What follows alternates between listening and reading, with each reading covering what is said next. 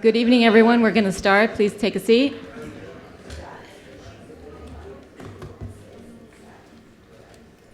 Okay, we are missing the Vice Mayor.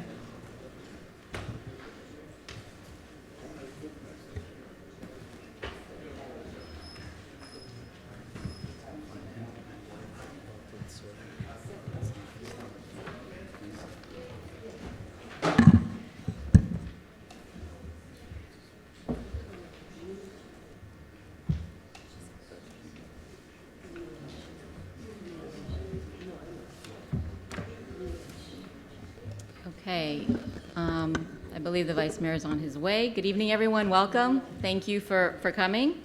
Calling the meeting to order. Roll call, please, Mauricio. Commissioner Lama, Here. Commissioner Stuyvesant, Here. Vice Mayor Joseph is on his way. Commissioner Vizcarra, Here. Mayor Svechin, Here. we have a quorum. Great. Thank you. We'll start with the Pledge of Allegiance. Peter, will you lead us in the Pledge of Allegiance? The anthem, Mayor. Huh? The anthem or the Pledge of Allegiance? We want to do the anthem? We'll do the anthem first. Yeah. Okay, let's do the anthem first. Yes, thank you.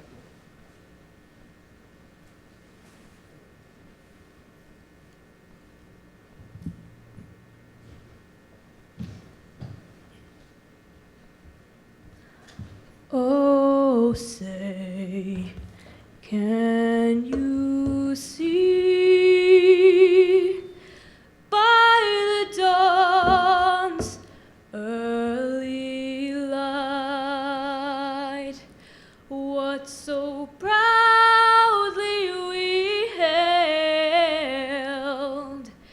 at the twilight's last gleaming, whose broad stripes and bright stars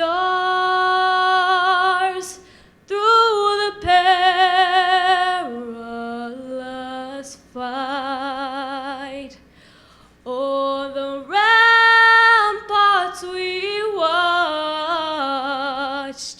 were so gallantly streaming, and the rocket's red glare, the bombs bursting in air, gave proof through the night that our flag was still there. Oh, say does that star-spangled banner yet wave o'er the land of the free and the home of the brave.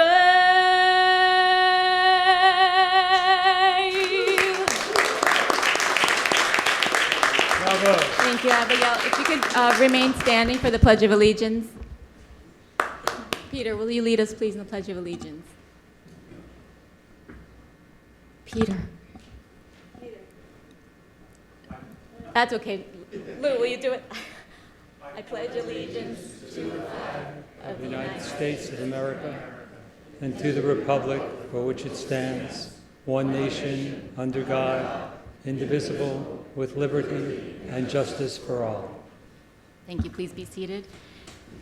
We have the we have very, very talented students. Thank you, Vice Mayor, for inviting Abigail. Thank you. Rabbi, the invocation, please. Thank you.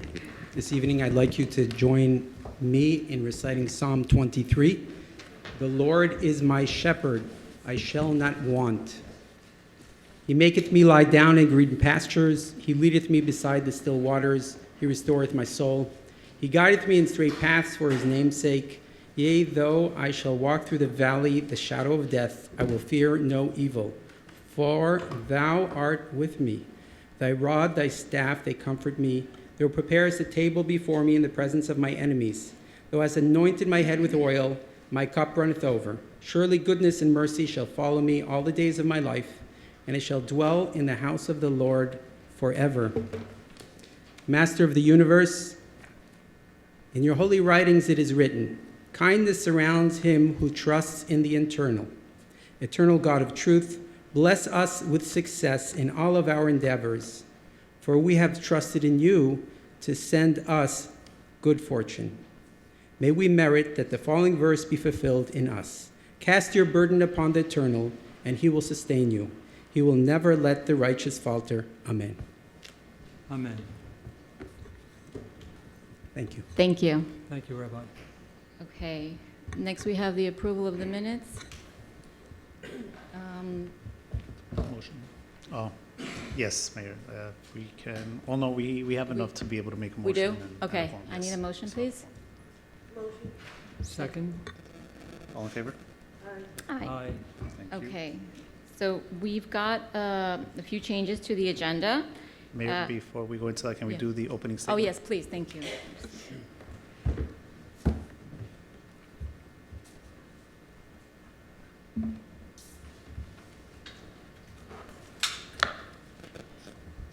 Ladies and gentlemen, welcome and thank you for being here tonight.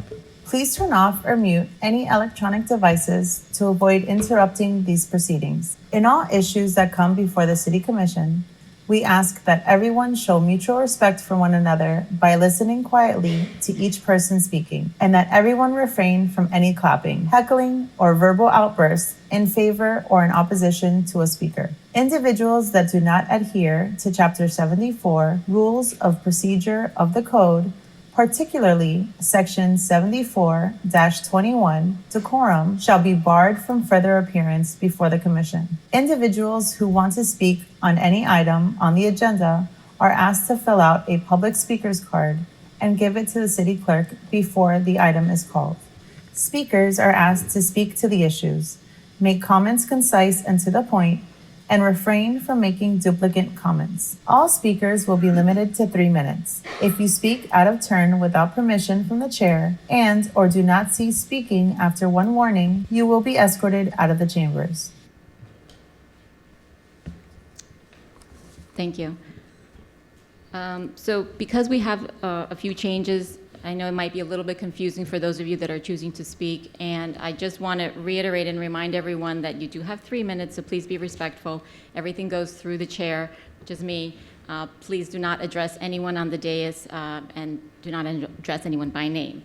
So the following items will be heard in Section 5, one that's actually not here. We're recognizing one of our residents, Molly. That will be first. Yes. Then we're adding 10A and 10B is combined. 11A will be heard under 12, and 11B, No, Mayor, may I clarify? yeah, because I'm having it, Yeah. Okay. thank you. So the following items are going to be heard in section, or before the special presentations, item 10A, 10B, Oh, and that's right, 11A. okay. Thank And you. those 3 items are going to be combined. Okay. We are deferring 5B.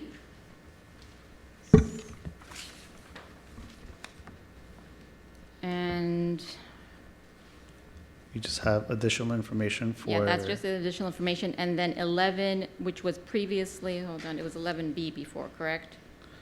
So 11B is being moved to discussion items. So if you were going to speak on 11B and you wrote 11B, that's fine, we'll still recognize you. And again, because there are some changes, if you meant to speak to something, I'm just going to remind you to please come up to the clerk, but it would be great if you can fill out the speaker card now. Okay, if I may, I want to defer also 5A and to add 5D, a special presentation from former Mayor Norman Edelkop about our historical budget and millage rate process. That'll be 5D. To what?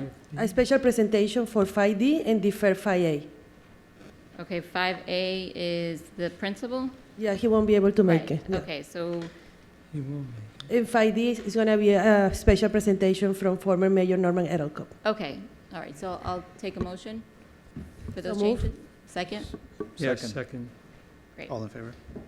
Aye. Aye. Aye. Oh, and also, we do have Commissioner Viscara on the phone. Yeah. So, Yes. She did request to, if you could just ask at the end of everyone having the discussion. I will, yes, absolutely. Could we just test that we can hear her? Thank you. Yes, okay, perfect. All right, Hope you're feeling better.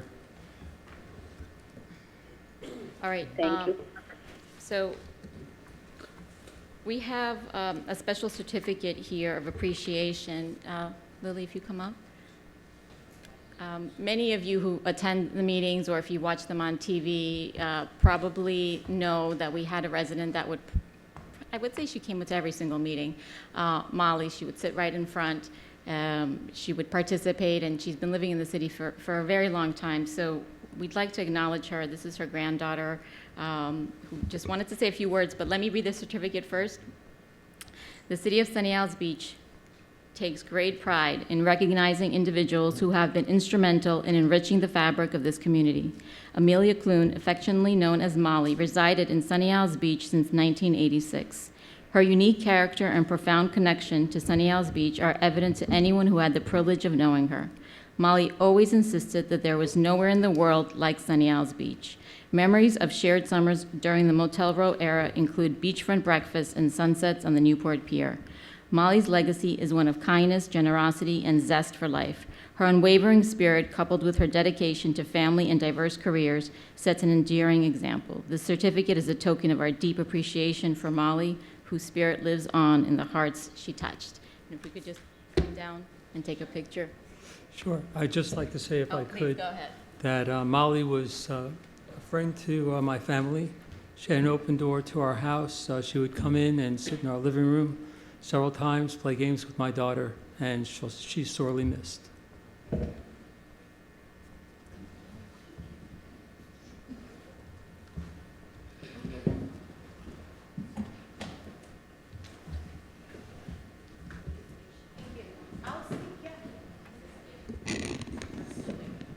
Thank you so much, Mayor Svechin, Mauricio, the rest of the city commissioners, and the great city of Sunny Isles Beach.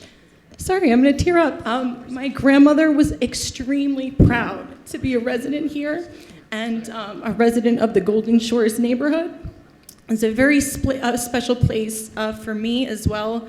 I had the pleasure of growing up in Sunny Isles and being around my grandmother, so this is a second home to me as well. So thank you so much for honoring her memory, and I hope that she touched your hearts the way that she's touched ours over all of these years. Thank you so very much.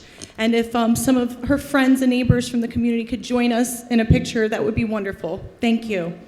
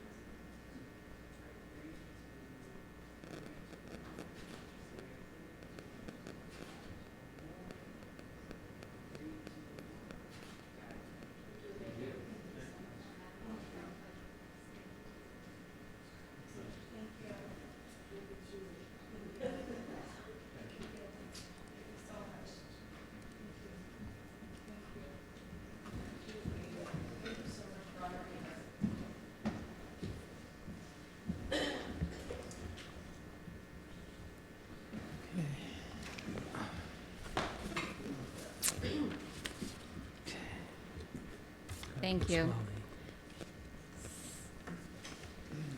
So we're at 5A, 5B, so our next item is 5C. Vice Mayor, this is your item. This is the Childhood Cancer. Cancer Awareness childhood Month. Childhood Yeah. Cancer Awareness Month.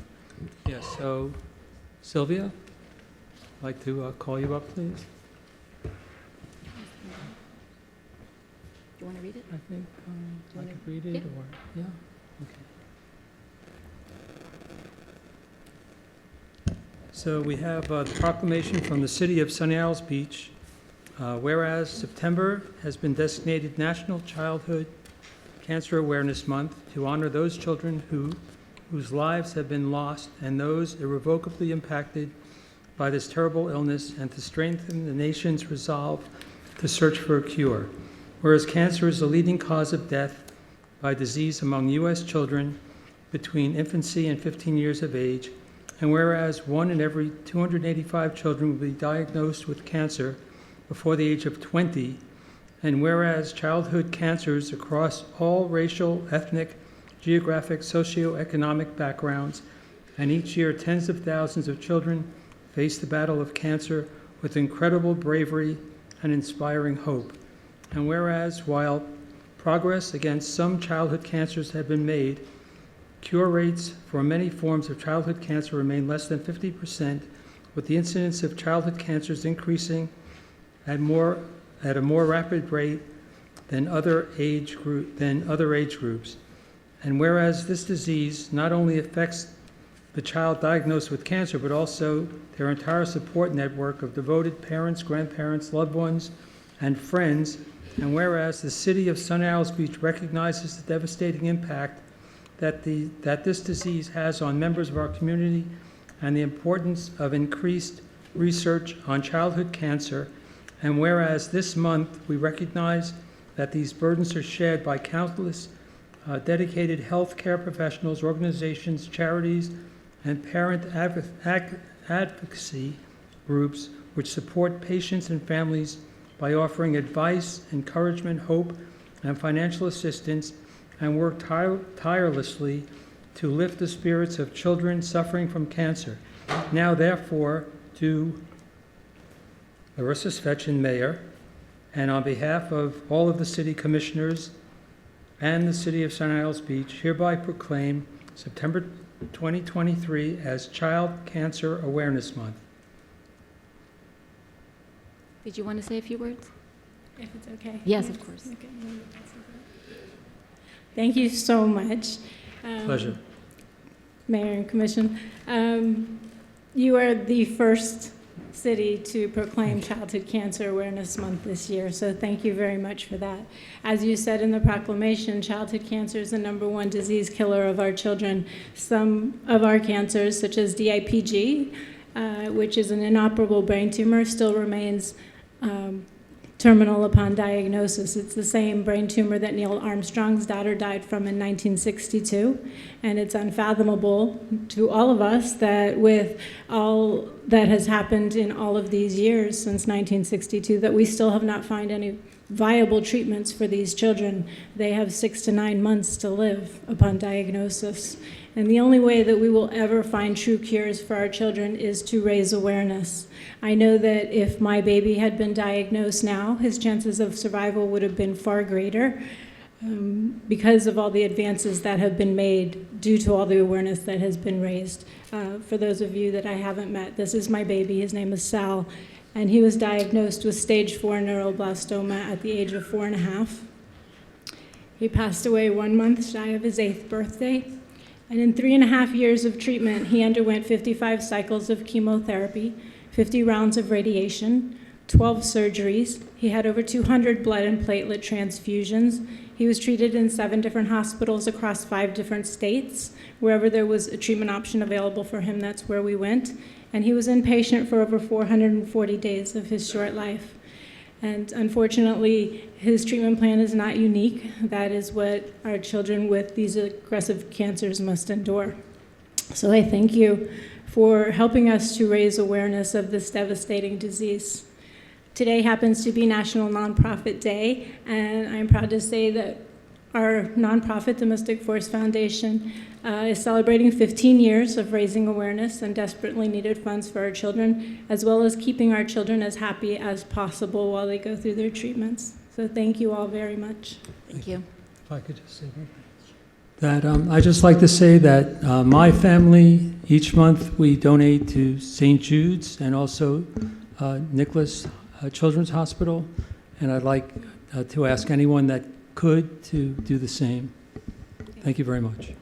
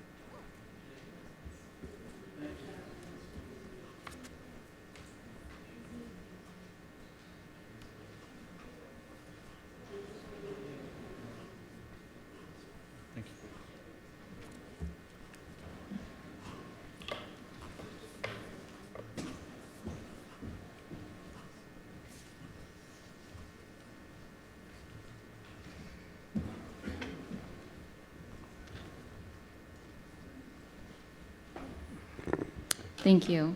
And Mauricio, I realized that we were supposed to hear the other items first, so I'll start with those. Sorry, Paul. Sorry, Paul. Okay, so we can call those items down, Mayor. Okay. So again, we're going to combine items 10A, 10B, and 11A. And I'll read the resolutions into the record. 10A is a resolution approving a payment to Bell South Telecommunications doing business as AT&T Southeast for the Golden Shores Utility Undergrounding Project. And 10B is approving a payment to Breezeline for that same project. And 11A is a discussion regarding the same project. Mayor, Vice Mayor, council members, our commission members, thank you for, I'm sorry, I'm taken back a little bit. Our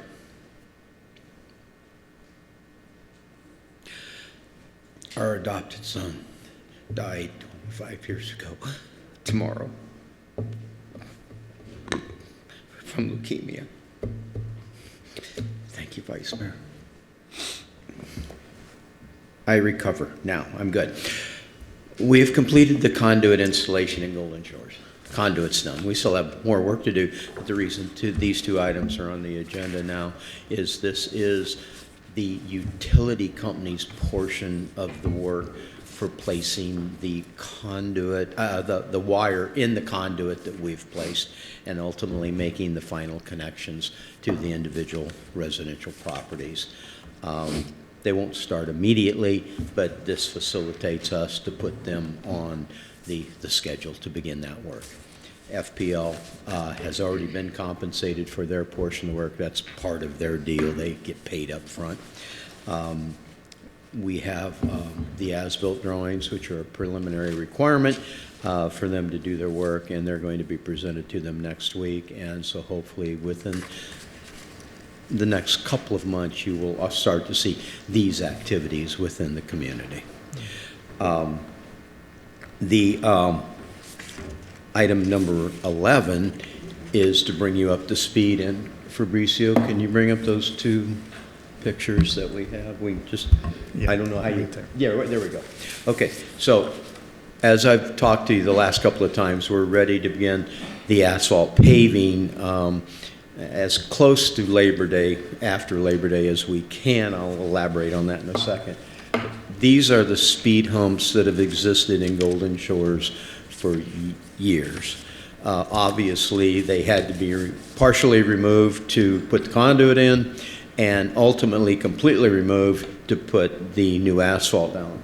So what we're presenting to you tonight is our engineering group, and you can bring up the next picture.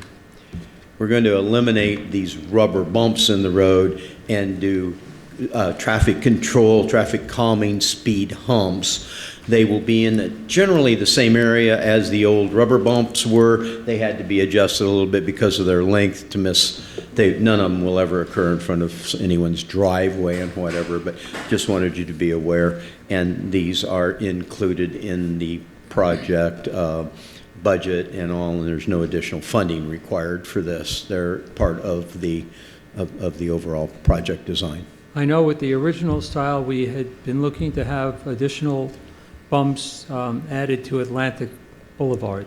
Vice Mayor, if we can just follow the protocol. Is that still the intent? Your questions need to go through the chair. Sorry, okay. So let him finish first, and then we'll have the questions. There are a few more of these speed humps included. They generally occur every other block intersection. On the bisecting streets, the east-west streets, there's only one. That's all there were with the old rubber ones. Atlantic and North Bay Drive, I don't have the exact number in my head, but there will be, it will bring the traffic to a calmer process. Okay? The next order of major business in Golden Shores is the urban trail, which we have talked about forever.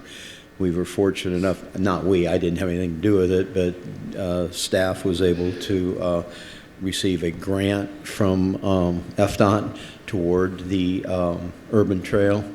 The good news is we get a nice chunk of money. The bad news is FDOT gets to stick their nose in our business because the connections to the ocean, the Collins sidewalk passes over right away. And our specification and their specifications don't exactly match. We had a good conference call with them on Tuesday, and I believe that we'll have this resolved and be able to begin the urban trail work. Even though it may not be at those connections, we can begin the linear portion of it that goes north-south from 191st to the Millennium Plaza commercial area. Great, thank you. Any questions? So before we take public comment, let's do the questions. Vice Mayor, did you have more questions? Go ahead. Actually, I'm disheartened with AT&T regarding their connection. I just like anyone in Golden Shores to know that AT&T, unless they have 100% connection agreement with the residents in Golden Shores, they will not be putting fiber to the houses. That's my understanding. Is that correct? That's correct. Their main bus lines will be fiber, but the interconnection from their control panels or their what they call pedestals will be a copper overlay, which is similar to what's there now, except underground, of course. Correct. Yeah, so that would severely limit our bandwidth, and we wouldn't have much of an improvement over what we have now. Breeze Line, do we know, Paul, what their intent is? I don't know what their ultimate final connection is. I know that when it was Atlantic Broadband, before Breeze Line acquired the company, they were a all-fiber approach. I will find out and report to you later on what their final connections are. I just frankly do not know. Right. Okay, and then also we have a third alternative that's a possibility with Hotwire, which I'm trying to, and I will be going around to houses in Golden Shores. If anyone is interested, I'll ask them to sign up so that we can give Hotwire some type of idea how many people in Golden Shores would be interested in their service. I believe that they would be the better alternative for us. I'm trying to figure out what their charge would be to each home. If we can piggyback Golden Beach, we might be able to get a better deal, but that's something for the city manager in the end to work on. Commissioner Stuyvesant, do you have any questions?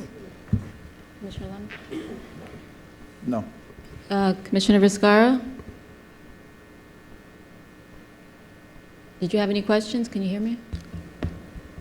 Commissioner, you may be muted.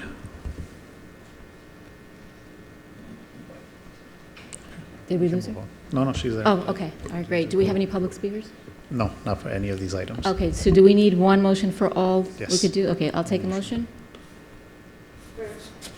Second? Second. All in favor? Aye. Aye. Great. Thank Thank you. Thank you, Paul. Okay. Okay. Now we go back to the regular order of the business. Next item is 6A, which is a zoning application. No, we added, we had a last minute addition, Commissioner. I am so sorry, yes, No, you're that's right. all right. And I neglected to recognize the Honorable Norman Adel Cup and Honorable Lou Thaler. Thank you for always coming to the meetings.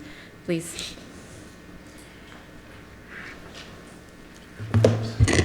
Good evening, Mayor and Commissioners. It's a pleasure to be here tonight and address you again on one of my favorite topics, of course, being the budget and the millage rate. Fabiola, Commissioner Stuyvesant, had asked me to maybe present a short summary of how the budget process actually works.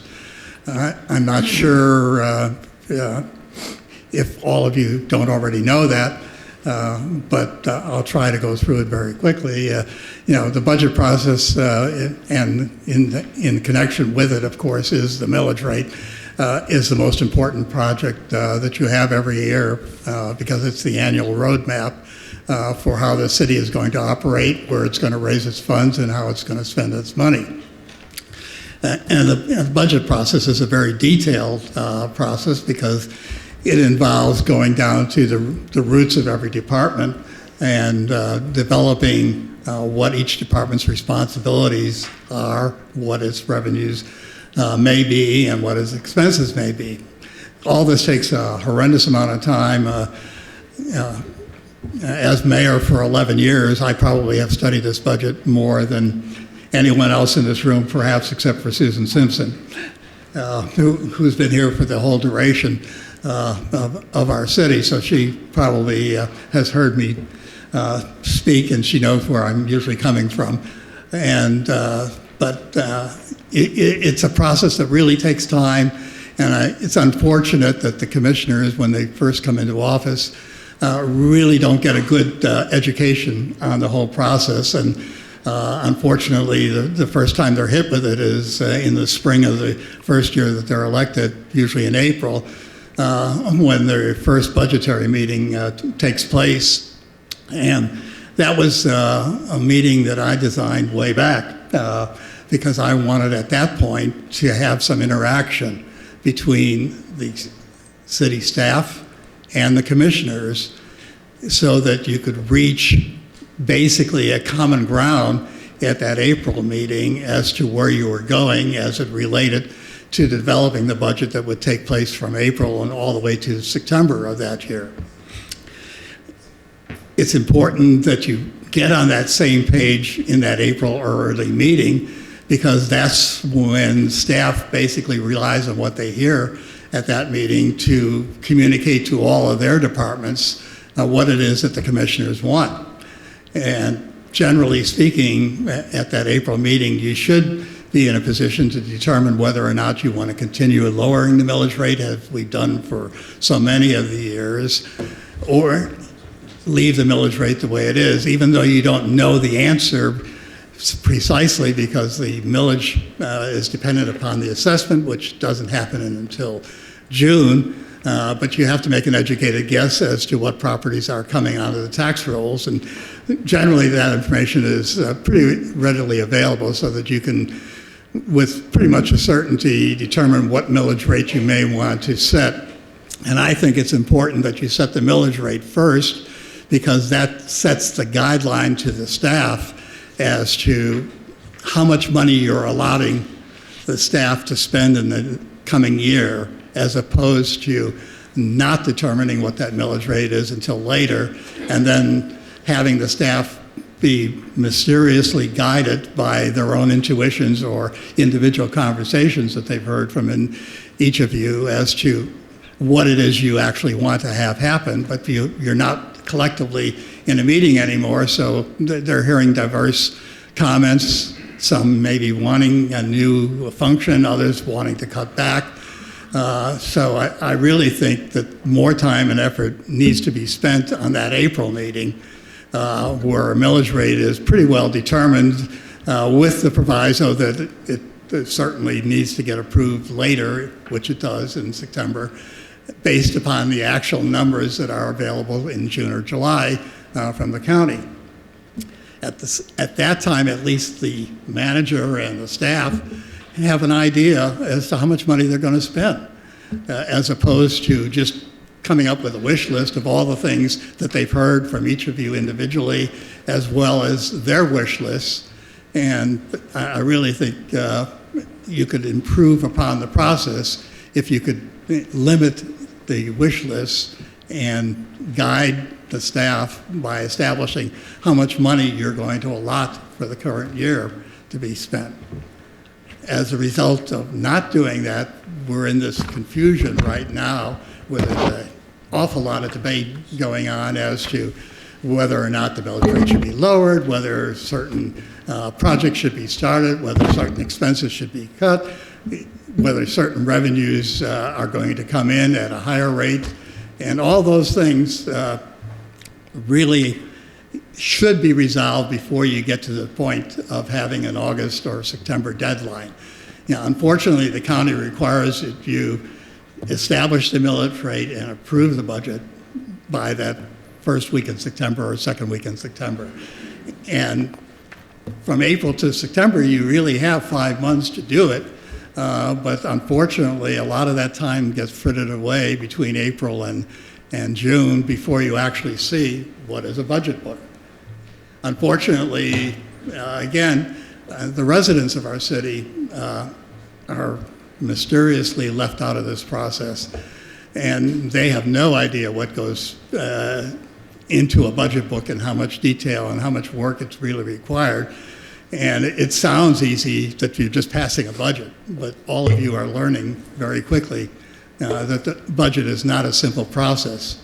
In fact, the budget is made up of various individual funds, and each of those funds have certain requirements. And the general fund is the operating fund that guides the expenditures for most of the city. But then you have special purpose funds where certain revenues are coming in, like the street maintenance fund, because you're getting money from the county, and the half-cent sales tax that's going into that particular fund. So it was established separately because that's where the revenue source is, and that's the amount of money you can spend out of that fund, unless you're going to appropriate funds from the general fund into that special fund. Building department fund is another integral fund of its own, and it has some really special requirements. And some of those requirements I'm not sure that the city is necessarily following, but in 2010, the state of Florida passed a statute that basically said that the building department fund can only receive as much money as it costs to provide the services from that fund. It provides for a few little outs for some reserves, but essentially it also limits the reserves that it can't exceed a certain amount of money. I think if you looked at your building fund here as it stands today, it's in violation of the state statute. The city has a couple of alternatives when something like that happens. It can either lower the revenue that it collects from the building department or increase the building department expenses to offset the extra revenue that's in. But that's really an area where you as the commission and the city manager and the city attorney really need to sit down and figure out exactly what is going on with the building fund, because it has reserves today, somewhere in the $8 to $9 million level, and there's no allowance for that kind of money to be there unless you can come up with various expenses that eats into that money, or the better alternative, which people don't necessarily like to admit, is that you could refund that money back to the people that actually paid the fees for building. I'm sorry to interrupt you. But I don't want to get Wait, into no, too no, much I'm not. detail. No, I'm not stopping you. Just in the audience, the echo here. We can hear all your conversations. So please refrain from conversations because it's very hard to follow, Mr. Edelcup, when you're speaking. We can hear everything. Right. So please, if you need to have a conversation, step outside, please. Go ahead. Right. So, you know, in that area, I just have a cautionary thing that I really wish that the city manager, city attorney would look into that particular one and report back to you fellas and decide exactly that we are not in violation of the state statute. I only put this out because the city of Miami is currently being sued by people that have paid into their building department fund for $75 million of excess fees that were collected. And I really don't want to see that happen here in Sunny Isles Beach. As one of the founders of the city, and like I said, I was mayor here for 11 years, the city has never had a problem like that, and I would hope that it doesn't have a problem like that. And the answer isn't to find new expenses to charge to the building department. I mean, that's one of the reasons why I think your budget shows that you want to build special offices for the building department because that soaks up some of those extra funds. I would also look into the fact of what the allocations are into the building department that are coming out of the general fund, because I think you would find that the accounting there is not necessarily what I would consider the best practices for CPAs to be doing. I'll just use one example, and it's not to hurt Susan Simpson, but 100% of her salary is charged to the building department, even though she doesn't spend 100% of her time in the building department. That's in the budget. That's in your expenditure book. That's not allowed by the state. The state says you can allocate people's expenses, but that would mean that Susan would have to spend 100% of her time in the building department. So that's just an example. I don't want to get too far off the beaten path here. So the building department and the other special funds are the stormwater funds, because there you're collecting certain fees for stormwater maintenance, which is mainly, again, a segregated fund. And then lastly, well, you also have the Art and Public Places Fund. Again, that's generally funded by the developers who are building buildings and allocating into art and public places. And then finally, you have the Capital Projects Fund. Capital Projects Fund usually gets most of its money from, in normal cities, from the general fund, because every year the general fund generally allocates a certain amount of money towards a ongoing project of capital expenditures, and the Capital Expenditures Fund generally looks at a 5-year window and says how much money and how many projects do we want to work on over the next 5 years, and how are we going to fund it over the 5 years. That is another area where you need to look into what you currently have in your particular budget proposal for this year, because I think you're allocating too much money out of the general fund into the capital improvement funds, even though you're not going to be able to spend all those monies in the current year, and therefore you could be allocating some of that money in future years, and therefore allow perhaps a lowering of the millage rate. Also, I think it's not the best practice to advertise in the budget book and in the capital projects fund that, for instance, as an example, that you're going to spend $10 million to buy a piece of land. I mean, that is not the way you negotiate if you want to buy a piece of land. You don't tell the prospective sellers how much money you have to spend. You look to maybe play poker a little better than disclosing, I'm setting aside $10 million to buy a piece of land. And you don't even know when you're going to buy it or from whom you're going to buy it. So why put it in the general fund, out of the general fund and into the capital fund? Another aspect of that, if you dig deeper, is that when you take money out of the general fund, you no longer have the ability in the general fund to earn interest income on that money that you've transferred to the capital projects fund. And now that money that's sitting in the capital projects fund is earning that interest. But now it's dedicated only to the capital projects fund. It can't be used for anything else. Again, one of the provisos generally is if you transfer money out of the general fund to the capital projects fund, you can't reverse that. Once you put it over there, it stays in the capital projects fund. It doesn't come back to the general fund. And again, like I said, you're transferring maybe $40 or $50 million over the next couple of years into a capital projects fund that may not be spent over the next 5 to 10 years, and you're losing, at today's interest rate, 5% on that money that could normally go back into the general fund, which again would give you reason why you could lower the millage rate in the general fund. One of the, in summation, because I don't want to go forever on this thing. So in summation, I would say it's really the responsibility of the commissioner and the mayor to safeguard the assets of the residents of our city. And that includes homesteaded residents as well as people that have invested. It's the city manager's job to be able to spend that money, but you have to reach a balance, because it's not that he doesn't have the same mission you have. You have the mission to protect and make sure that you're actually spending our money, your tax money appropriately and wisely. It's his mission, after you've given him that money, as to how to spend that and get the job done. He shouldn't be in the position of telling you what the millage rate should be. Again, it's his budget, and he has the right to suggest a millage rate, but you have the right to determine what it actually is, because you have the final right.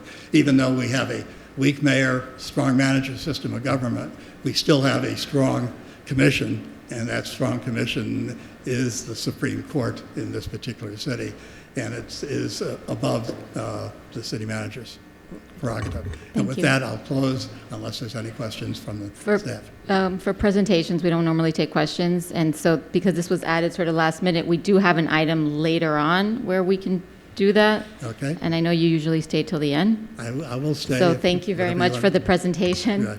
My heart is still with this city. It always will be. I know that. Thank you. Thank you. So again, let me just remind anyone in the audience, if you want to speak on any item, please make sure to fill out a public speaker card. And I'll make sure to say that a few times, since we did have a few last minute changes. Okay. Zoning? Yes, so the next item is zoning, which is an application request by Adam and SNS Group LLC for a conditional use of a veterinary clinic. And I'm so sorry, Mayor, I didn't print out the zoning introductory statement for you. So if you don't mind if I read it very quickly. You can read it. Thank you. 1 second.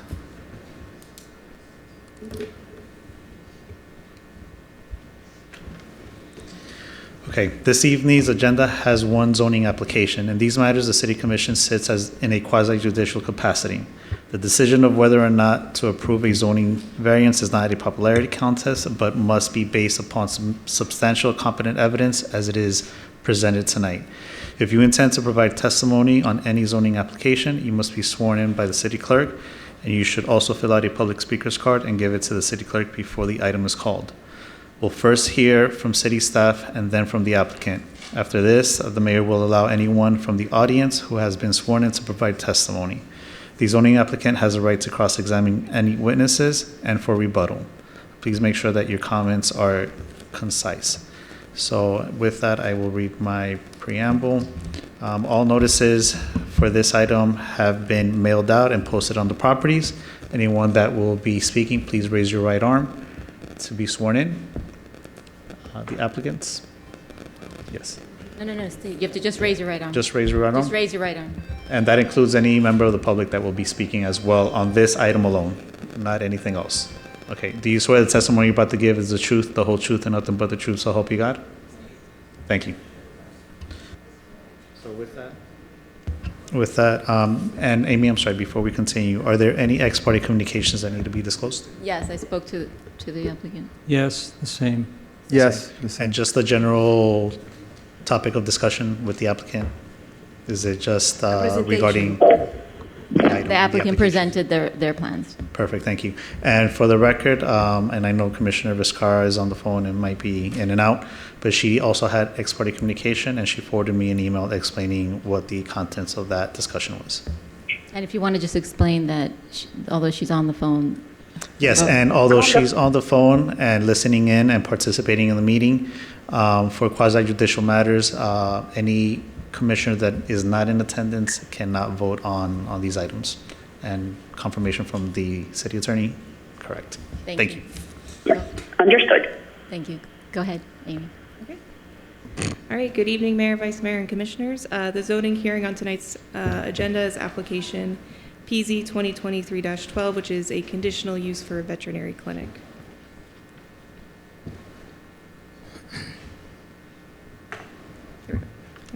The subject property is located at 18600 Collins Avenue.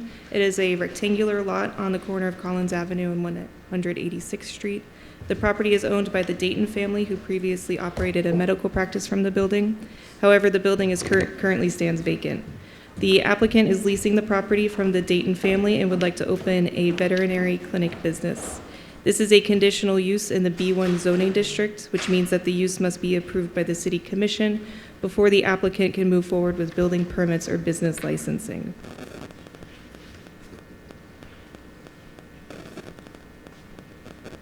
Oops. Okay. Here's the proposed site plan for the veterinary clinic. The applicant proposes remodeling the interior of the existing structure only and is not proposing any alterations to the exterior site or is not proposing any new building additions. The property currently has 22 parking spaces, and based on their proposed use of veterinary clinic and the size of the existing structure, 13 parking spaces are required. And finally, here's what the building looks like today. Staff finds that the requested conditional use is consistent with the city's comprehensive plan and land development regulations, and I'm available if you have any questions. Thank you. Thank you.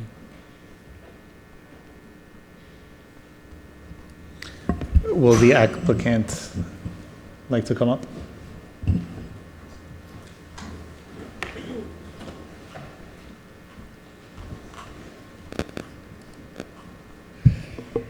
Good evening, Mayor, Vice Mayor, Commissioners. I'm Warren. Good evening, ladies and gentlemen. I'm glad to have meeting with you. My name is Soroka Sergey. I honor. Excuse me, maybe you want to raise the mic or stand closer, yes. I honor company Adamant SNS Group. My team and I hard work a lot of time this project. We will open a veterinary clinic in city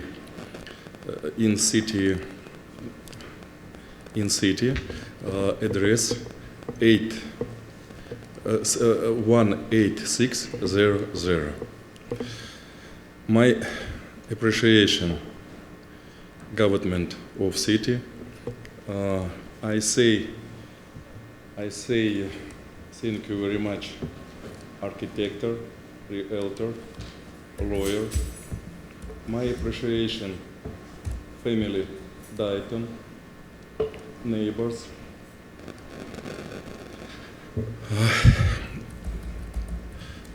Sadly, my English not good. I present to you my assistant Natalia Plautina. Thank you very much. Thank you, Sergey. Thank you.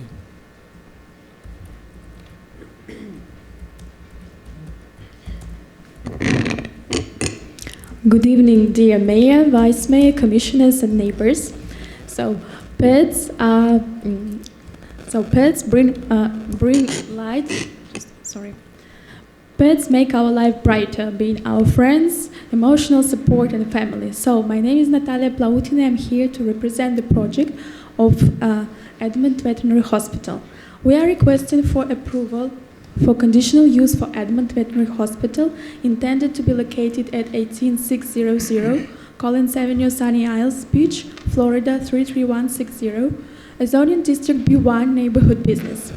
So, veterinary hospital use is neither expressly allowed nor prohibited under B1 zoning, so we are hopeful that this use may be permitted under City of Sunny Isles Beach Code of Ordinances, Chapter 265, Article 7, as well as Chapter 265, Paragraph 36, Section C5, as confirmed by the Planning Department. We'd like to inform you that our clinic will provide comprehensive services such as diagnostic and therapeutic treatment, surgical services, anesthesia, perioperative services, diagnostic and laboratory services, dentistry, individualized flea control programs, dietary counseling, behavioral counseling, bathing and grooming, pet, store, and pharmacy. As for the hours of operation, the clinic will be open from 9 a.m. till 9 p.m. daily, 7 days a week. As for the staff and members, a licensed veterinarian is going to manage the clinic, and the clinic will be staffed with highly qualified specialists such as veterinarians, assistants, technicians, nurses, and other administrative staff trained in animal care.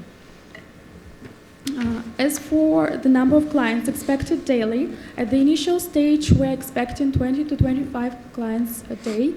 After the full launch of the clinic, it will be not more than 50 due to the policy of our clinic to provide highly qualified service and individual approach to each of our customers. What is important that the clinic will not offer boarding services at the facility, and the only animals that will stay in the clinic overnight or during after hours will be those who are in the recovery process or in the perioperative process. So this approach will let us create a safe and controlled environment which will contribute to fast recovery and eliminate any potential complications. As for the parking concern, it must be said that the existing parking lot accommodates 22 vehicles, which is sufficient enough because the expected amount of clients a day at the beginning is about 2 to 5, and the approximate time each client is going to spend in the clinic is 30 minutes up to 1 hour, so it will generate rather fast traffic at the parking spaces. But also, with the launch of the clinic, we are going to rent extra municipal parking spaces for all the staff members, as well as Valley Company, which will regulate the issues with the parking of the guests. We will also hire a towing company to tow away all the unauthorized vehicles of those who don't intend to visit the clinic. And more than that, we are going to provide and offer pickup and drop-off services to minimize the number of people entering the facility. What is more, the clinic use is appointment-driven, so that means that it will not have dramatic traffic peak times. It will have rather a slow, steady, low-rate flow. The traffic of people and cars at the clinic will be nearly identical, if not reduced, with the one generated by the medical clinic that had existed in the same building for decades. It is important to say that the business will be established in the existing building, which is located in a parking lot, in the center of the parking lot, which is separated by setbacks from the property lines and other buildings, and which can be seen at the property survey. So the components that separate the building, the interior of the building and the exterior of the building, are solid concrete blocks, so they insulate the building from the odors and noises perfectly, so it will not cause any problem. And the establishment and operation of the clinic will not endanger public health and comfort and safety anyway. Actually, the residents of the city will benefit from it because there are no veterinary clinics in the area, And though most of the residents have at least one pet who they consider to be part of their family and they should be taken care of, and currently, actually, the residents have the difficulty in accessing veterinary care due to the limited number of the facilities available within the reasonable distance. So it results in delayed treatment and compromised animal welfare. So our clinic will be a solution to this problem, as it will provide easy and quick access to vital preventive care and medical treatment. So with the local veterinary clinic, the pet owners will be more inclined to seek regular visits, which will result in healthier pets and reduced number of preventable diseases and a reduction in transmittable zoonotic diseases to humans, which is really important.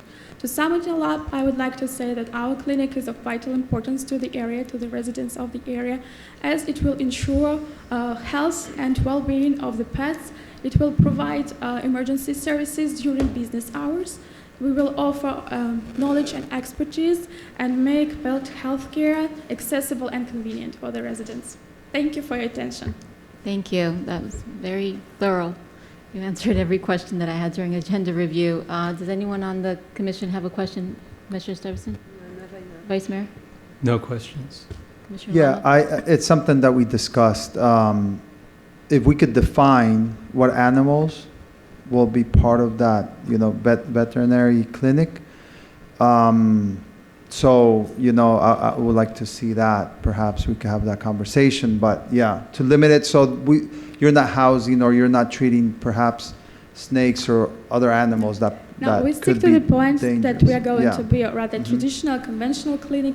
Okay. So just the common animals, the common pets like cats, dogs, and no dangerous or poisonous snakes, no reptiles. I think no. Yeah, that's my only question and concern. Great, thank you. If we could do something. Do we have any public speakers? We do. The first one is Thank you. Martin Visit. Dayton. Martin Dayton.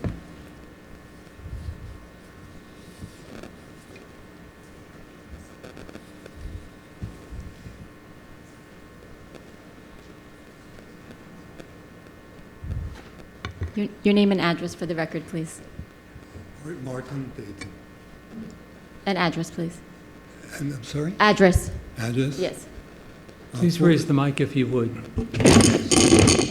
473 Golden Beach Drive, Golden Beach. Is my home address. Thank you. 18600 Collins had been my life's address for the past 49 years, where I served the community as a physician. When I opened first in 1973, there were no physicians in the area, and now there are several physicians. Presently, we have no veterinary clinics in the Sunny Isles, and the clinic that is being proposed is a gem of a clinic, and would certainly do me proud to follow me from my practice for the past 49 years. So I'm in favor of the clinic. I thank you for listening. Thank you. Thank you. Do we have any other speakers? The next one is Eli McCullum.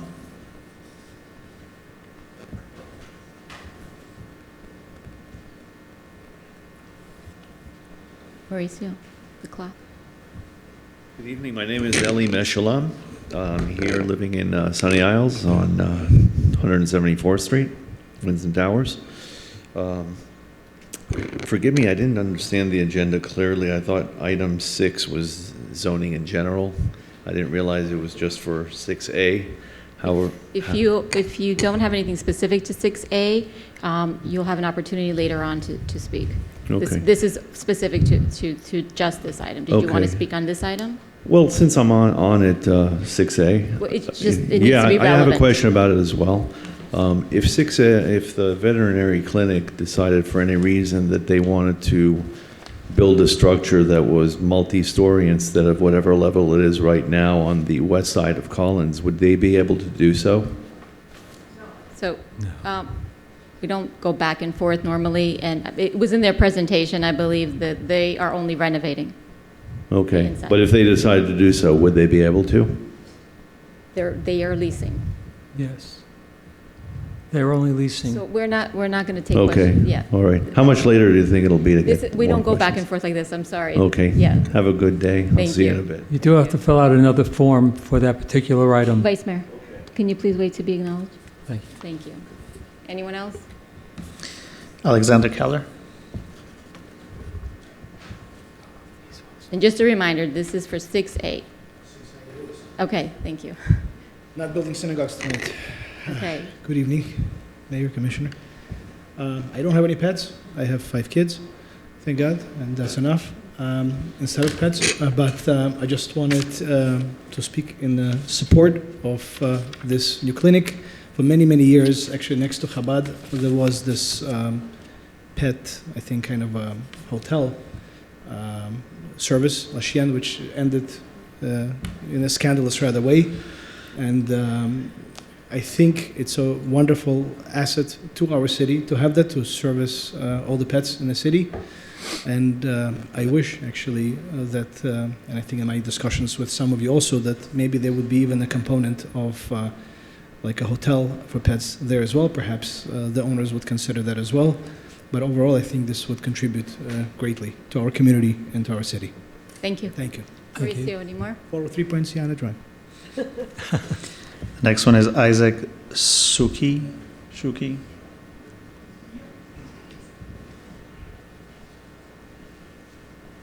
Name and address for the record. Isaac Shuki. Live in Sunny Isle for over 40 years.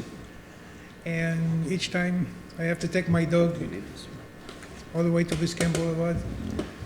So I hope you guys can approve the facilities so it'll be easy and something nice for the neighborhood. Thank you. Thank you. Thank you. That's it for the public speakings. All right, so if there are no questions from the commission, I'll take a motion. Motion. Second. Second. This is voice call. Roll call. Roll call. Commissioner Lama? Yes.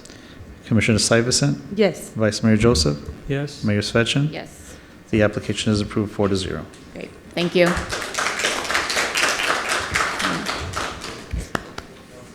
Just a reminder, we don't clap, so we have trying to keep decorum here. This could be a long meeting, so, okay.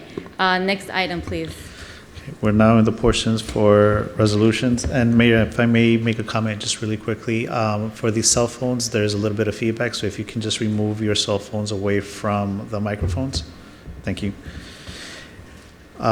So we've already heard 10A and 10B. We're now 10C is a resolution adopting a dune master plan. Yes, I have Okay. one question, please.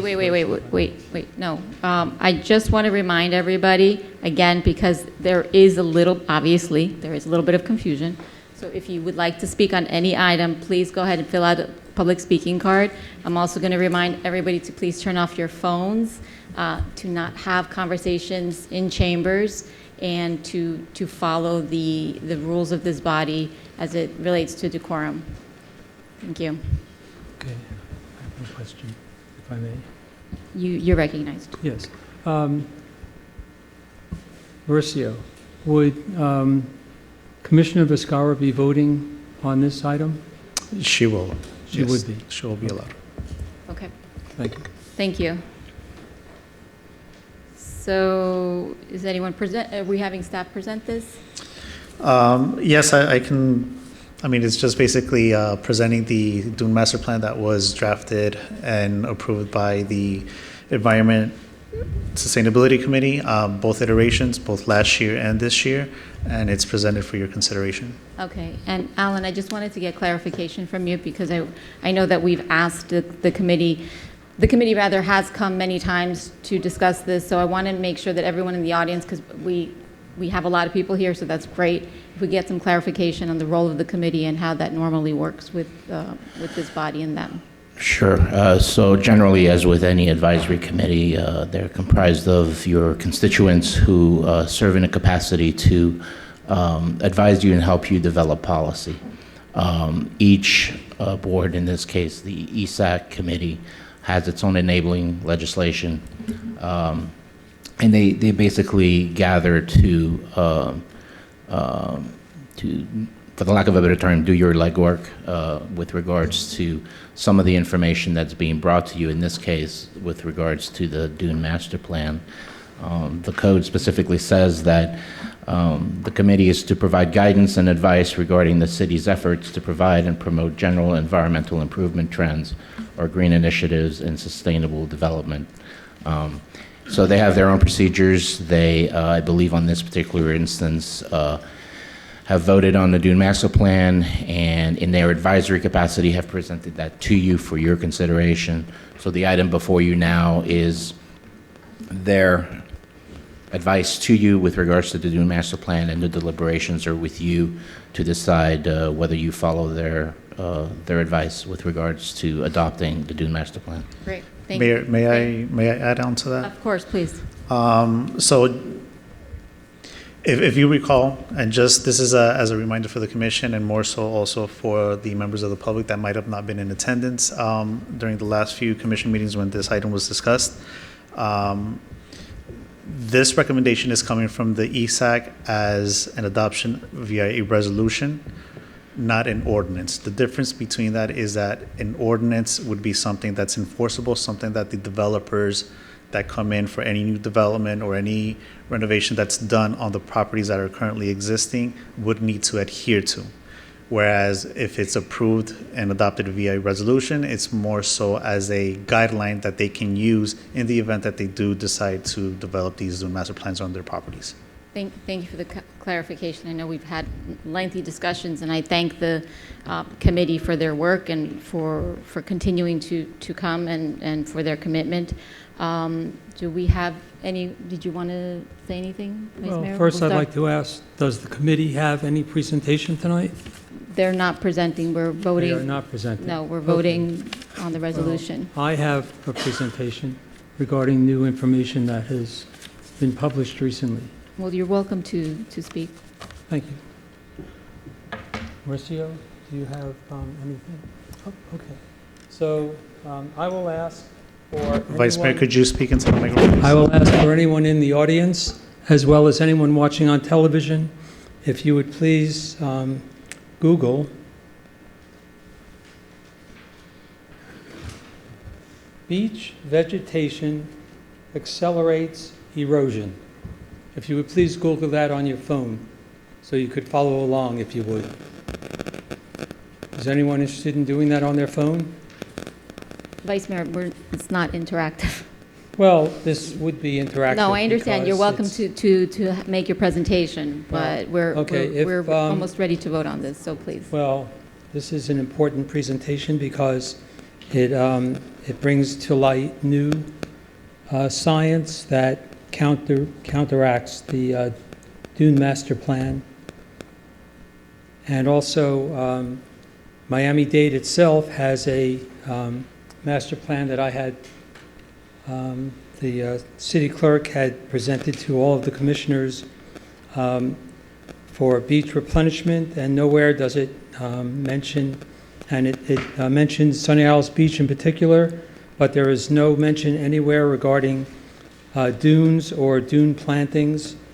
So Miami-Dade and the Army Corps of Engineers, in their wisdom, did not see it necessary to mention dune plantings or dunes themselves, whether vegetated dunes or non-vegetated dunes, as a safeguard to our beaches.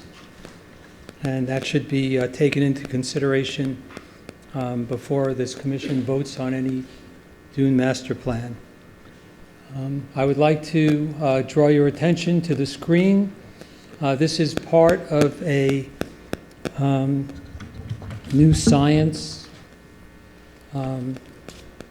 presentation that was published on June 24th of 2023 in Science Advances, basically stating, and if you, like I said, if you go to your phone and you Google, does vegetation accelerate coastal dune erosion during extreme events, and then you will see all of the answers as to why this dune master plan regarding CO plantings and all is absolutely not necessary.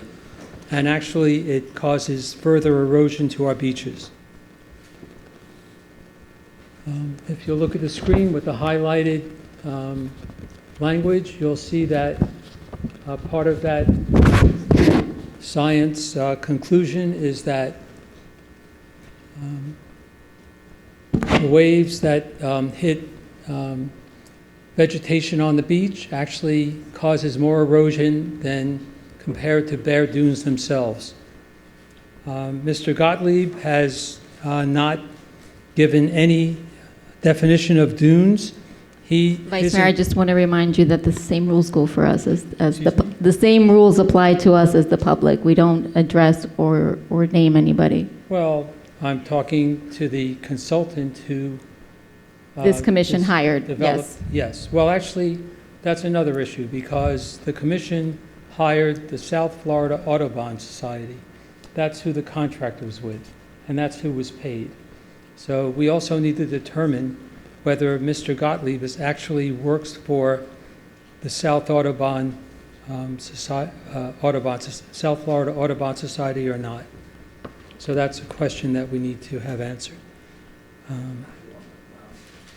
So in any event, the conclusions of this Science Advances report by a professor from Texas A&M and other professors at Delaware University states that vegetation on the beaches leads to further erosion than if you have just bare dunes.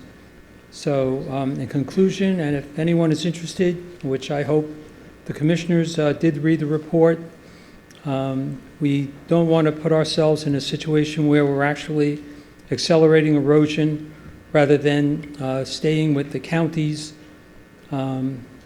wisdom in not requiring beach plantings or dunes on our beaches. Thank you. Thank you. With that, I'll take a motion. Oh, we do? Yes, we do. I apologize, sorry. Ms. Kathy Schultz. Name and address, please, for the record. Hello. Katharina Schultz, 16445 Collins Avenue, Unit 1425.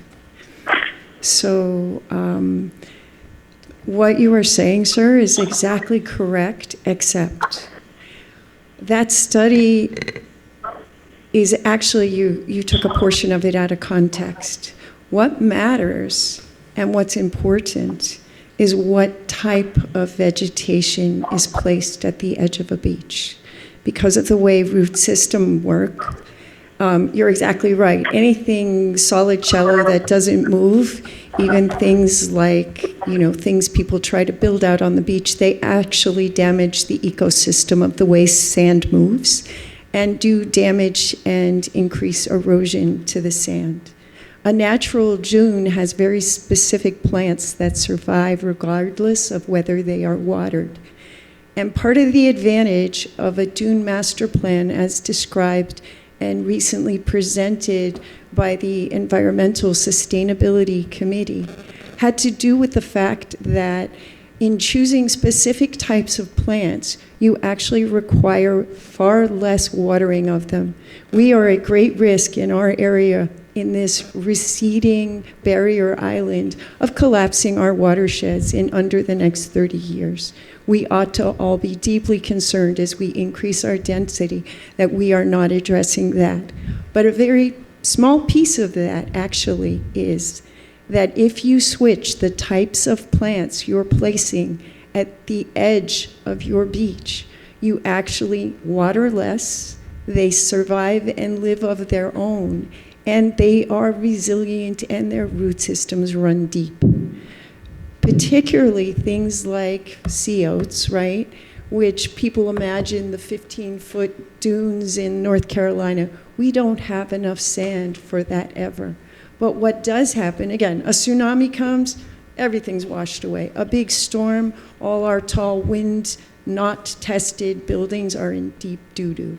But in the interim, to have good, resilient sea grapes, sea oats, and natural plants that we don't need to water regularly and that grow and hold the edges and allow the movement of the sand and stop water and debris from coming up in normal storm surge.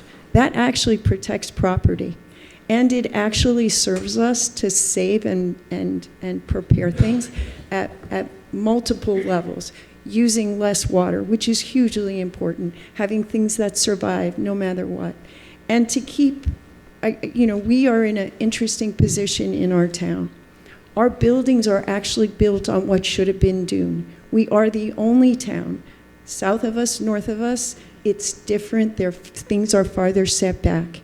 And I learned a lot about it, courtesy of Mayor Edelcup, back in 2004, when we spent probably like 7 months talking to the state, talking to federal people, and finding out what's possible to do or not do on our beach, when last time we wanted to create a dune walk. And actually the exact thing you're saying, that things that are solid in place on the edge of a sand, that are not appropriate plantings that are naturally by nature's way there, actually damage our sand. So I see my time is just about up, but hopefully that brought a little clarity. The resolution's intent is not to force anybody to do anything. But for those who come to build in our space, if they're not sure what they want, they can choose from things that could be beautiful and good for us and less water requiring. And with that, hopefully, that helps a little. Thank you. Thank you. Thank you. Do we have any other public speakers? Yes. No, we're not, we can't speak from, if you can fill out a card, absolutely, but this is why we're going to stick to the rules. Any more? Yes, Mayor. The next two speakers are Felix Kisner and Jody Joseph. However, Mr. City Attorney, could you expound on the sunshine issue? Yeah. As we've had before, and I've had to caution before, you really can only have one, since this meeting hasn't been noticed as an ESAC meeting, you can't have more, you can't have two or more of the same members of this committee speaking on an item, because that would create a sunshine issue. It hasn't been properly noticed. So if there's going to be a representative speaking on behalf of the committee, they can do so, but you can have one representative of the committee. You can't have multiple. Okay, so with that being said, we have the chair here. May I ask you to please assign, no, don't come up. We don't want another presentation. We've done this a lot, and for the point of we're doing the work of the city here, so we're not going to repeat everything. Can you designate somebody to speak, whether that be? Yeah, if I may, can he speak as a resident? No, because it's part of the problem that you have is it's twofold. One, it's very hard to put on and take off a hat as a committee member. Once you serve as a committee member, it's just like you as an elected official. It's kind of hard to step out of that role. You're an elected official. The other aspect that comes into it too is the chance that you get into the business of the committee, the deliberations, disagreements with, agreement with. You get into conversations about what occurred within the committee or what is within their role. That again just supports the fact that you're essentially having a bit of a quasi ESAC meeting here that hasn't been noticed. So that would be a sunshine violation. Okay. So I want to remind everyone, the reason that I had asked the city attorney to clarify the purpose of this committee is because the committee has been appointed by this body. So it's meant to present to us, and we either approve it or not. We are not debating with the committee. The committee is represented as a whole. They voted on this. They are presenting it to us. So please don't speak from the audience. Ma'am, I'm asking you to not speak from the audience. So I'm asking the chair. I need you to are you designating Mr. Kisner? Thank you. Okay. My name is Felix Kisner. I live at 215 174th Street, apartment 1904. Honorable Mayor, Honorable Vice Mayor, members of the Commission, we have been presented this new information. We looked at it. Thank you. Appreciate any new science that arises is extremely important to us, and definitely went into the consideration of us as a committee supporting the master dune plan. One of the things it says in the study, we did not have a field value for Texas plants, which was addressed before. It says right there in the study. For every study that you look at, you have to look at counter studies. In fact, from what I understand, is the core army of engineers will not replenish your beach soon unless you have a dune master plan. That's not true. They are. We're not debating. We're not debating. There's a discussion about that right now. It's not as of yet. However, even though the study, But you just said it was. we have, they're considering that discussion. So we have to look for in the future as well, not just right now. Also, when we're talking about the study, observation study, there needs to be a lot more study. Obviously, there's a lot more studies involved with all the positive things involved with the dune plan. This one study, it brought up an issue that the core army of engineers should consider this study. Whether they're going to consider it or not is another question. So bottom line is, dunes work with proper plans, with proper field plans, with certain depths, and that's what we're focusing on. Overwhelming. You have somebody who says vaccines don't work, but then you have 1,000 other studies that says that vaccines do work. So you always have to balance these two issues. This is one study versus many studies. That's all. That's my point. Thank you very much. Thank you. I'm sorry. Do we have any more speakers? Yes. Hi. No, Mayor, not for this item. All right. Hi. So,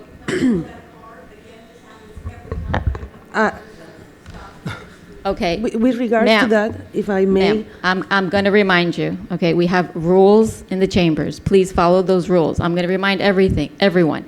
If you are not recognized by the chair, you may not speak. If I have to repeat that in every item, I will. Do not hand it in. You have to hand it Please, in. Mr. City Attorney, one last time.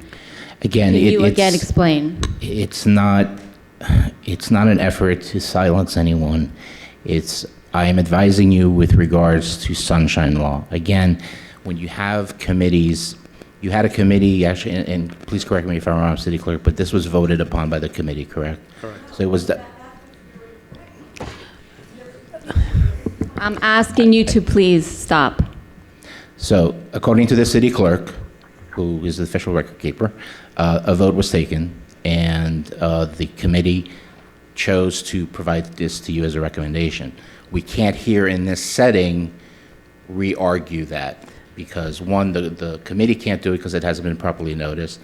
You can certainly debate the ideas that are brought up or the issues or counter issues that are brought up within you as a body, but we can't have the committee reassessing or redoing or doing it's been voted upon and that's the recommendation to you. That's the only thing that's before you. All right, thank you. If Thank I you, may- sir. if I may, Yes, you may.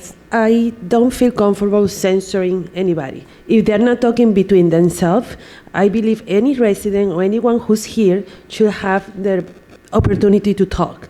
If they are not talking about between themselves and breaking sunshine, then that means that people is not going to want to participate in the committees if they're going to come here and then they cannot speak. If I can explain further. Please, So, please explain. Under Florida law, if, again, two or more, right, exactly. Well, what happens in this situation is you have point, counterpoint.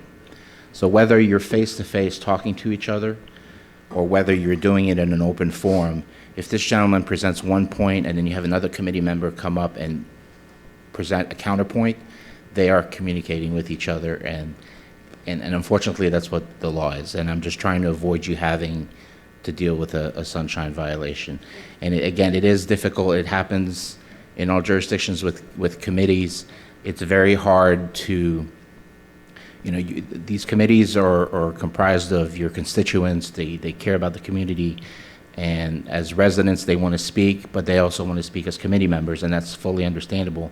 But you get into these conflicts in these forums where it's hard to be both, and that's where I say it's hard to take the hat off and on, because you do get those conflicts. And then here, on top of that, is there seems to be a disagreement within the committee, and if that's aired out here through multiple people, that's even more of an issue for Sunshine. Thank you. And I want to thank the committee members, and I want to remind everyone that when you do join the committee, you do agree to follow the same rules that we follow up here. And I know that it's challenging, and we appreciate that you've come again. But our job right now is to vote on this resolution. So thank you, Felix. I'll take a we're not debating this anymore. We have one item. We have one item. There was information that was given that is not correct, and I need to be able to counter it. We've had, Vice Mayor, we're not rehashing this. No, that we have a resolution. That was just no, we have a resolution in front of us that affects the vote, and I need to be able to counter it with information that I have. Is there anyone on the commission that feels like they need more information? I actually had a question and a comment. Okay, so you would like to hear what Vice Mayor says? I just want to ask a question. Go ahead. And I apologize for my voice, but in the previous discussions, I believe it was in the last meeting. Here's my question: does pursuing the dunes eliminate considering a beach walk, given that it's so narrow, et cetera, et cetera? Are we inadvertently eliminating the possibility of a beach walk by doing this, or can the two coexist given how narrow our beach is? Thank you for that question. We've gone through this, but I'm going to please ask the deputy manager to address that because I think that there is clearly confusion as to the difference between a resolution and an ordinance. So this resolution is proposing a recommended plant palette for dunes that either already exist or will be installed based on what the Army Corps of Engineers is already going to require, or DEP, the State of Florida Department of Environmental Protection. So as Amy may be able to elaborate, or Clay, with every building site plan, every permit for any building new coming in on our beach, there is a requirement. They have to get DEP approval, just like we did when we built Sampson Oceanfront Park.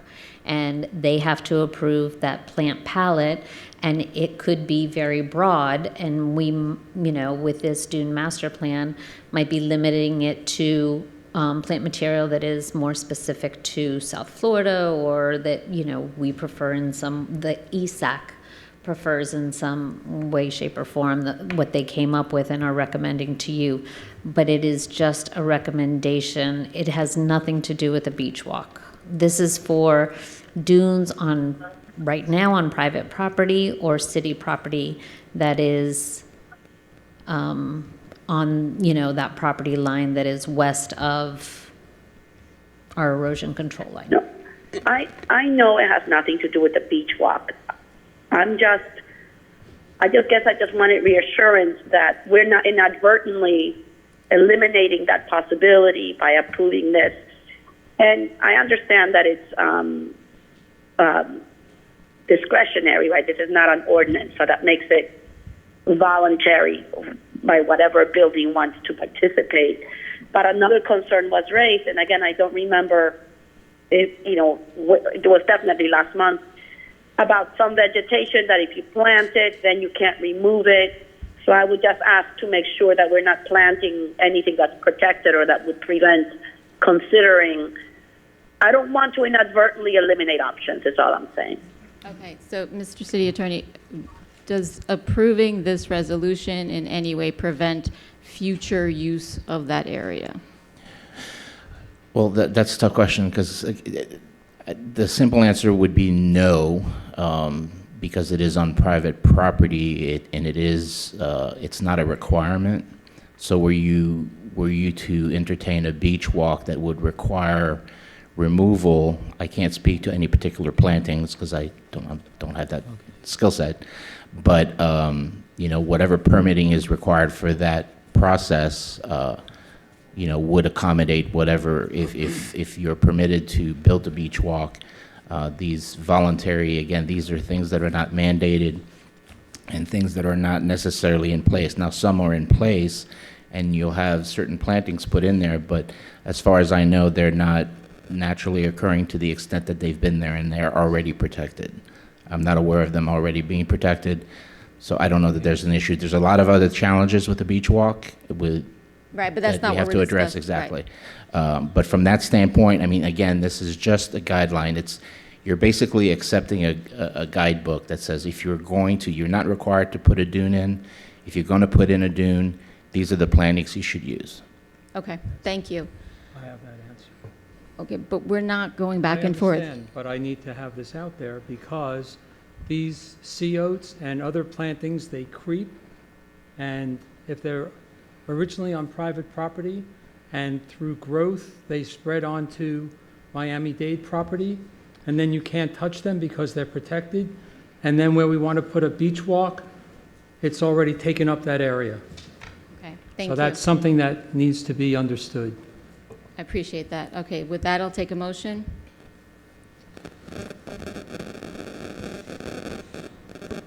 Can I have some comments? Can I say some comments? Sure. Yeah.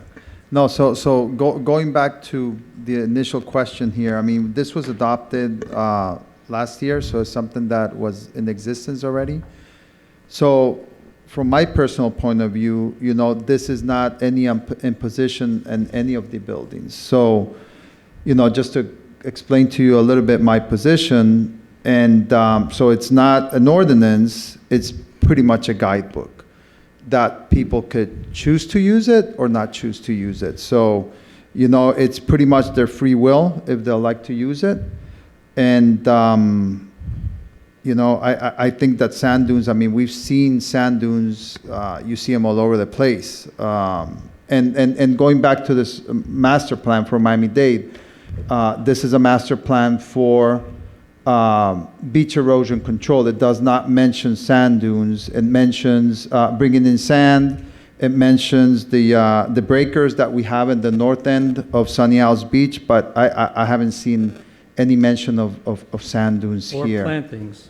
No, Because but I there mean, was- I don't think Not- that is. You're not the- recognized, Vice Mayor. Yeah, I think this is something else, you know, it does not mention sand dunes, and I don't think that was the intent of this. This is just Yeah. specifically beach erosion mitigation. Yeah.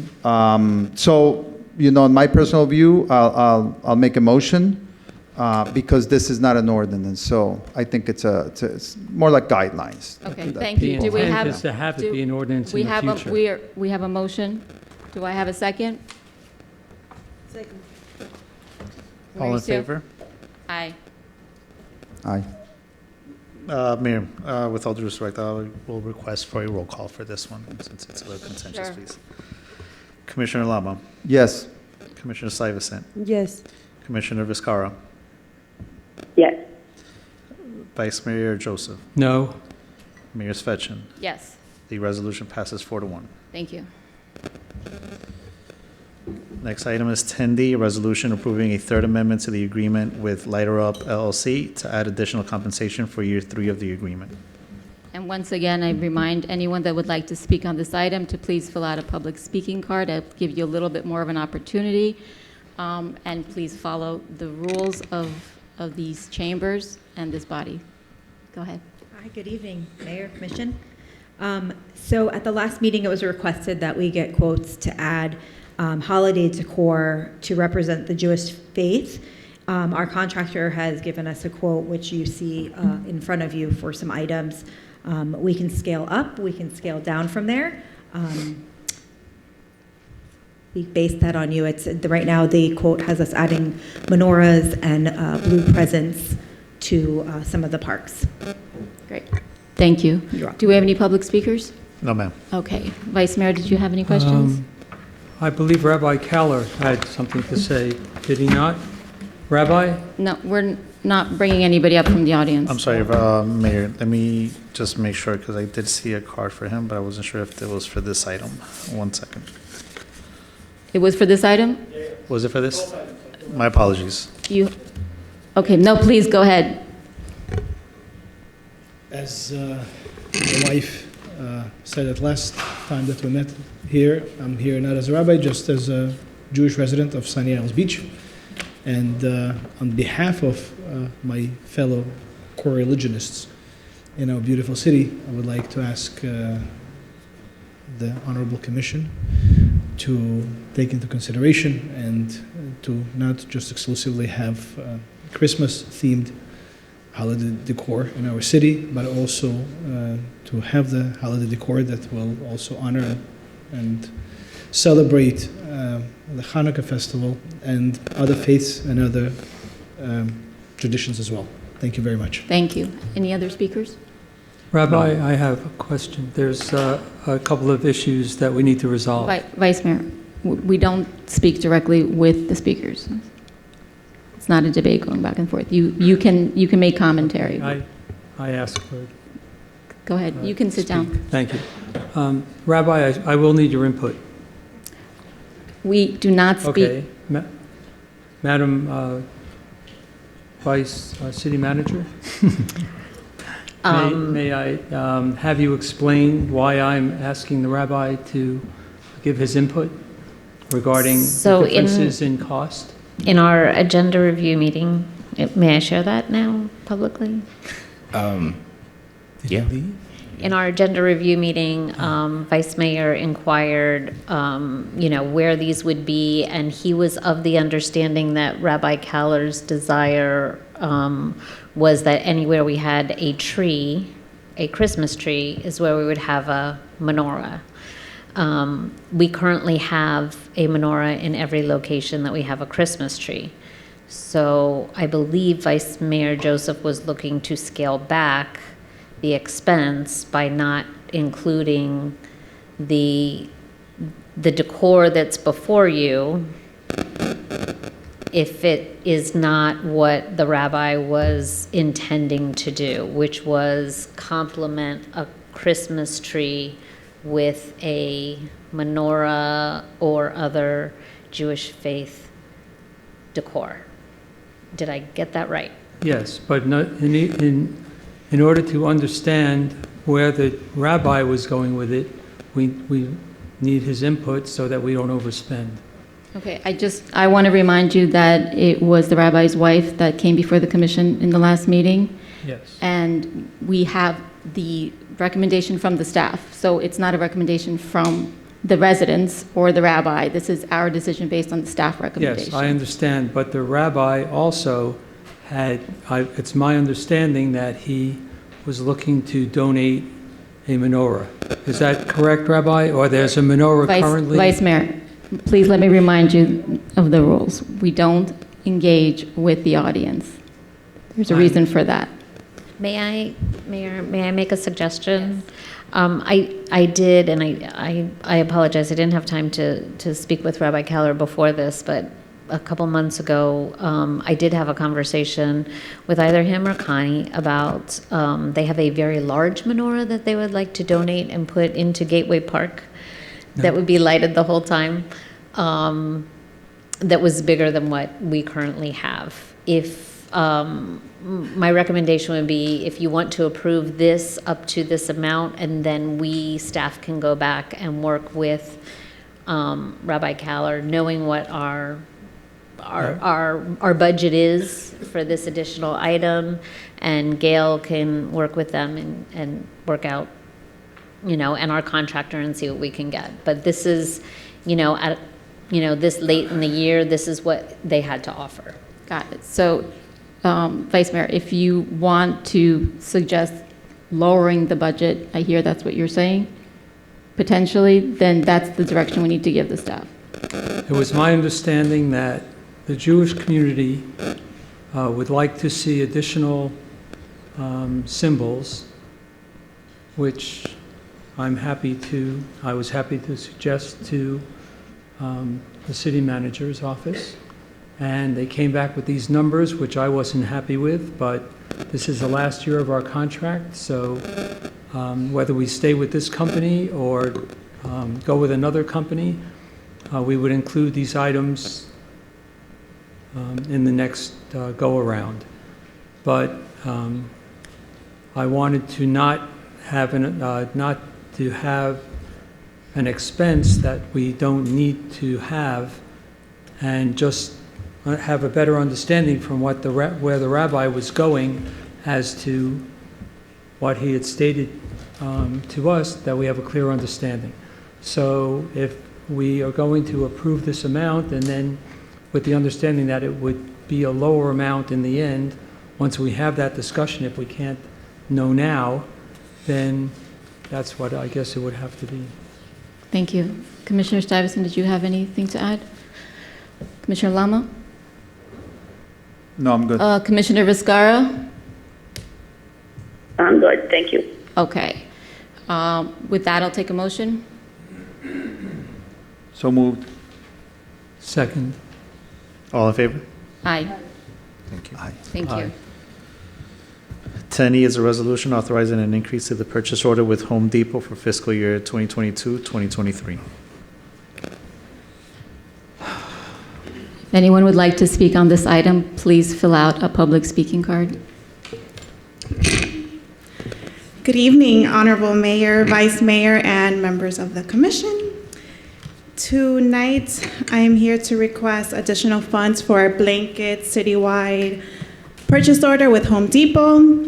On September 15, 2022, the City Commission approved a reso in the amount of $110,000.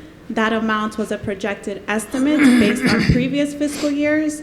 And now, as the end of the fiscal year is approaching, we realize that we do not have enough funds to cover purchases with Home Depot for the month of August and September for the remainder of this current fiscal year.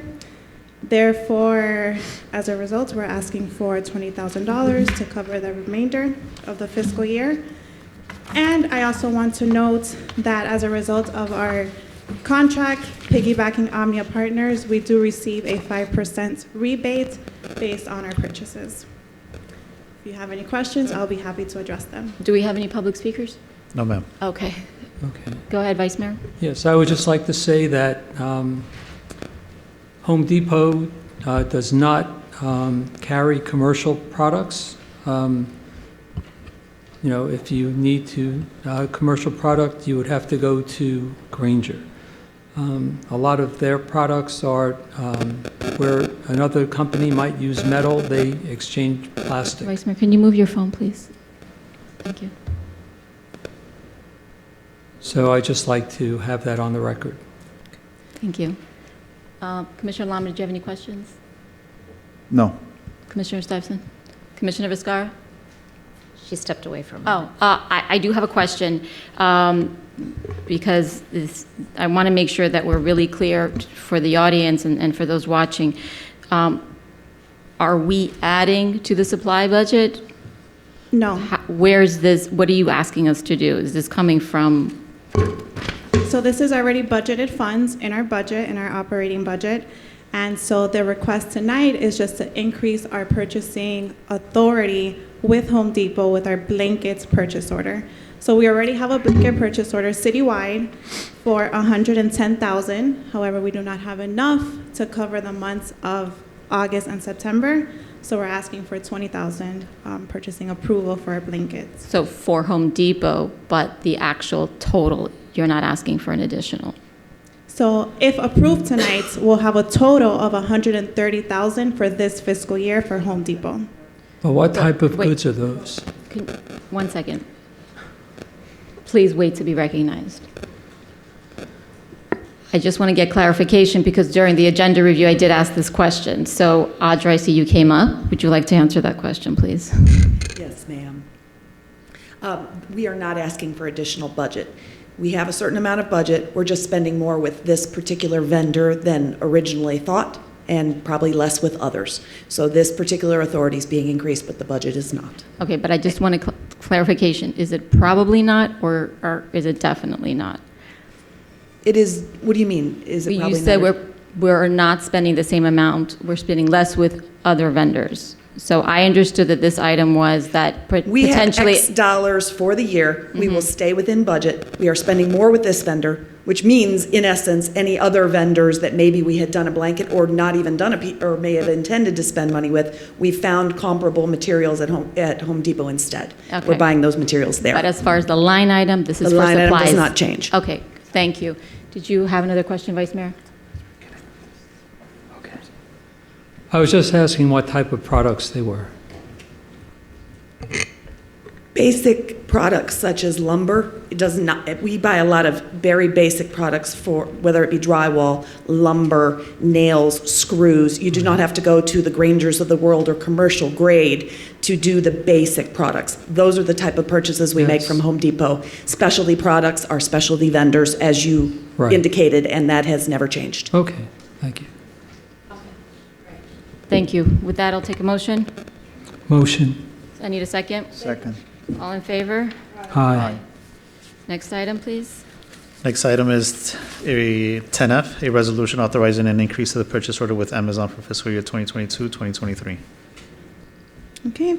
Again, very similar to the Home Depot item, we are not increasing the actual budget. We're just requesting spend authority approval for our blanket purchase order with Amazon in the amount of $24,000. If this item is approved, the PO total will be $124,000 for this fiscal year. Okay. I'm going to remind everybody, if you would like to speak, you need to fill out a card. So I'm not going to be answering questions from the floor, with all due respect. Genesis, for next time, for me personally and possibly for the audience, if there was a little bit more information as to exactly where this is coming from, because there is some confusion, obviously, as to if there is a blanket purchase order, then why does it matter how much we're spending with Amazon or Home Depot or any of these? Why wouldn't it just cover them? Can you explain how that works, please? Yes, absolutely. So based on our chapter, Purchasing Code of Ordinance, Chapter 62, Purchasing Limitations, purchases in excess of $50,000 and over must come to commission for approval. Therefore, originally, our purchase order was over $50,000, so in 2022, it came to you for approval for a set amount. Now that we're going over this amount, even if it's by a penny per our code, it has to come back to commission for approval. So now that we're asking for more money, we're asking for $24,000. Per our purchasing code, it has to come before you. But again, it's not budget related, it's our purchasing code related. Okay. I think it would just be helpful also if it was showing where it's coming from. So if it's now we're spending with Amazon, does that mean that we're not spending that money with, I don't know, Kmart, whatever? Yes. Okay. Yes. And you actually bring up a good point, because now that we're spending with Amazon higher, now we're not spending as much with Staples, for instance. And I'll give you an example, if I may. Recently, our paper purchases with Staples, the amount of the case went up. And because of that, we quoted around Office Depot, Amazon, and actually Amazon was more competitive. So that's just an example how our spend with one vendor goes down and may go up with another. Thank you. Commissioner Stuyvesant, do you have any questions? Vice Mayor? No. Commissioner Lama? No. Commissioner Viscar back? Commissioner Viscar, do you have a question? I'm good. Did we have any public speakers? No, ma'am. Okay, then I'll take a motion. Motion. I need a second. All in favor? Aye. Aye. Next item, please. 10G is a resolution authorizing an increase in spending authority with Great Bar to purchase electrical, lighting, and data communication supplies. Good evening, Mayor, Vice Mayor, Commissioners, and City staff. Well, today we are seeking for the authorization for the increase and the spending authority with Great Bar to purchase more light poles and luminaires. This is due to unexpected accidents that we've been having in the past months, damaging the poles, and since it's a safety issue, we need to replace them ASAP.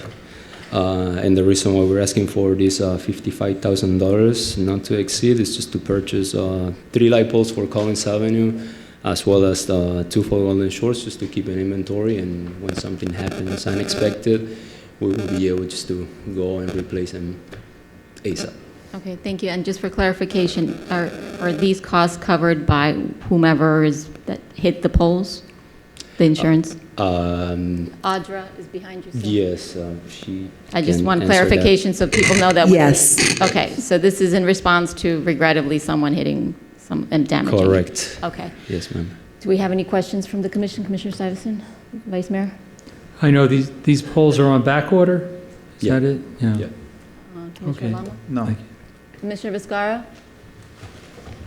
Do we have any public? No questions. Thank you. Do we have any public speakers? No, ma'am. Thank you. I'll take a motion. Motion. Second.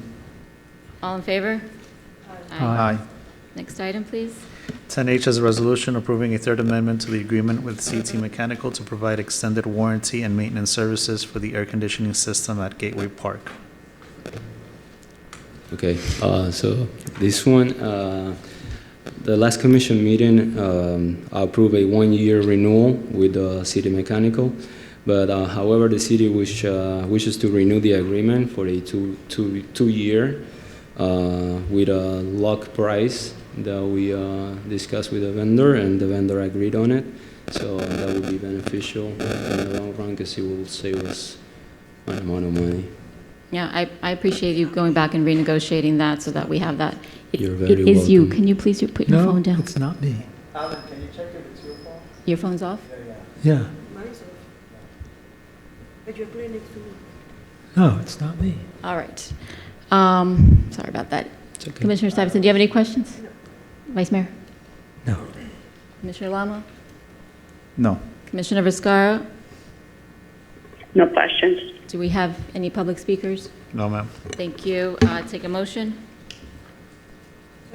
Second. Second. All in favor? Aye. Aye. Thank you. Thank you. The next items we're going to be combining, Mayor, 10I and 10J. 10I is a resolution approving a second amendment to the agreement with Kronos SHR for time and attendance software, and 10J is a resolution approving a second amendment to the agreement with Kronos Incorporated for staff scheduling software.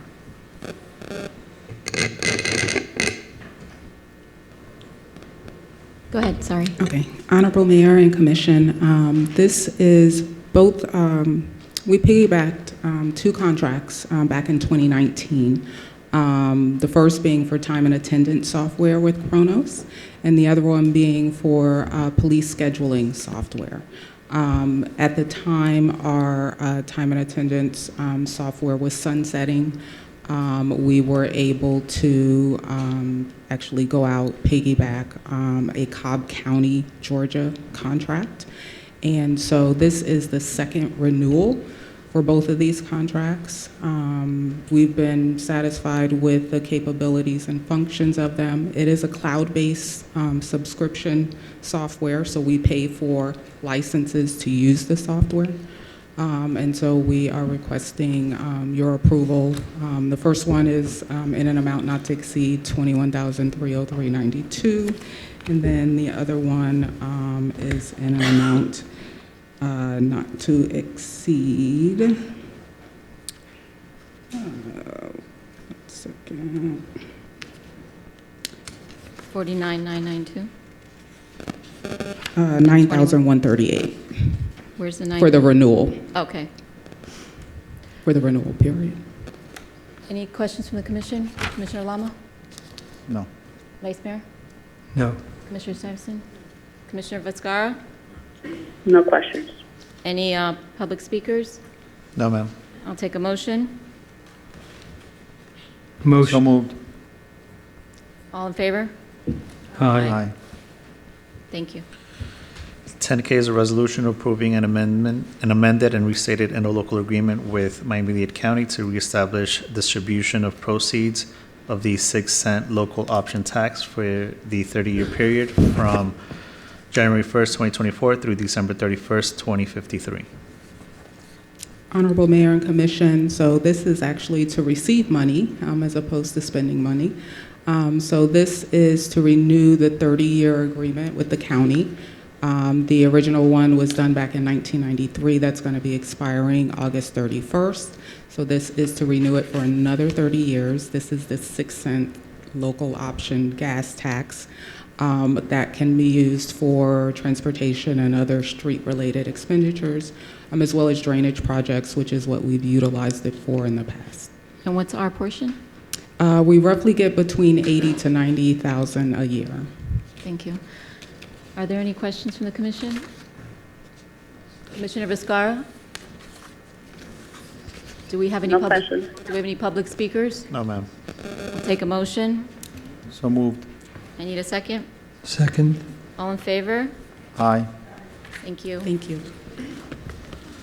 Friendly reminder, everyone, to please fill out a public speaker card if you would like to speak on an item. You may change your mind later, but go ahead and fill that out now, just in case if you wanted to speak. Next item, please. We're going to be combining the next two items as well. 10L is a resolution authorizing the expenditure of forfeiture funds from the Department of Justice Federal Forfeiture Account to purchase boat lifts for the Marine Patrol Station at Bella Vista Park. And 10M is a resolution awarding request for proposal number 2307012 and entering into an agreement with Contour Marine Incorporated for the turnkey design and installation of boat lifts at Bella Vista Park. Good evening, Honorable Mayor and Commission. The Police Department has expanded the service offered to the community by utilizing forfeiture funds to purchase 2 Marine Patrol vessels to patrol Sunny Isles Beach waterways. There is a need to acquire boat lifts for the vessels at the new dock space located at Bella Vista Park to properly store the vessels. A vendor was awarded the bid for a turnkey design and installation of boat lifts in response to RFP 23-07-01. A portion of the proposal is able to be funded by Department of Justice forfeiture funds. The Police Department is requesting approval to spend $39,000 of the aforementioned DOJ funds to purchase the 2 boat lifts, which is a portion of the awarded bid. Thank you. Sure. Vice Mayor, do you have any questions? Regarding 10M, which is next. This one I'm fine. They're combined. We combined them, Yeah, Vice you Mayor. can Okay, ask. so I have an experience with Contour Marine. I just want to be sure that all of the hardware will be 316 stainless steel, and that the contractor that he uses to build the dock will be under his contract and not an additional subcontractor. I think that that's something would be directed to the deputy manager. Yes, Mayor. Or manager, sorry. Yes. I have spoken with the city engineer and relayed your concerns to him in detail. Okay, thank you. Commissioner Stuyvesant? Commissioner Lama? No questions. Commissioner Viscara? Do we have any public speakers? Yes, we do. Okay. Ari Steiger?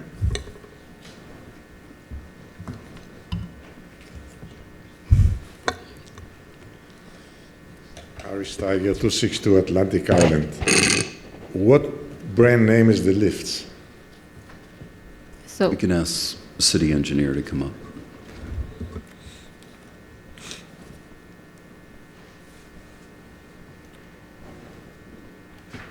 How many tons is it? How many? It's actually the next item, if you'd like to wait. We combined them, Rick. So, okay. Good evening, Mayor, Vice Mayor, Commissioners, and staff. We're putting in 16,000-pound lifts. The manufacturer is called Deco. They're out of the Tampa area. And Where are they? Contour Marine's the contractor doing the install. I just want to remind everyone, we do not take questions from the audience. We have a So company if- in Fort Lauderdale. It's called Neptune Marine. Okay, I think it's the I'm on. best. It is the best company in both. Ari, I need you to address us. There's a company in Fort Lauderdale that's called Neptune Marine, which everybody in the commercial industry is using. A 16,000-pound lift is $12,000. I don't understand where it's coming to $39,000 for 2 lifts. Second, Contour Marine, I had bad experience with them. They are liars. They're not reputable vendors. They were supposed to do a seawall in my property on Atlantic Island. They got $20,000 deposit. They cast the panels. It was on the floor for like 6-7 months. They never came to install it. Next thing I know, the panels were gone. I spoke to Tom, which is the owner of Contour Marine, and he never responded to my answers. So be cautious. Don't give him any money because he might disappear with the money. Thank you. Do we have any other speakers, Mauricio? No, ma'am. All right.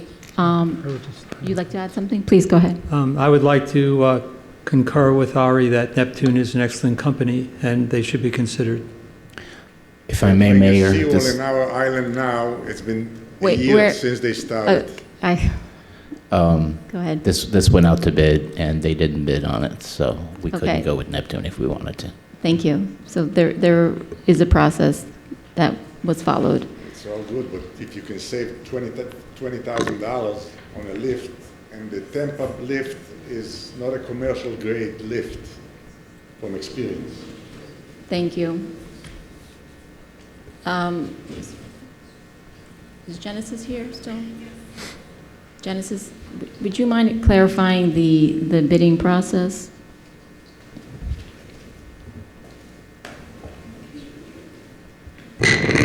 So as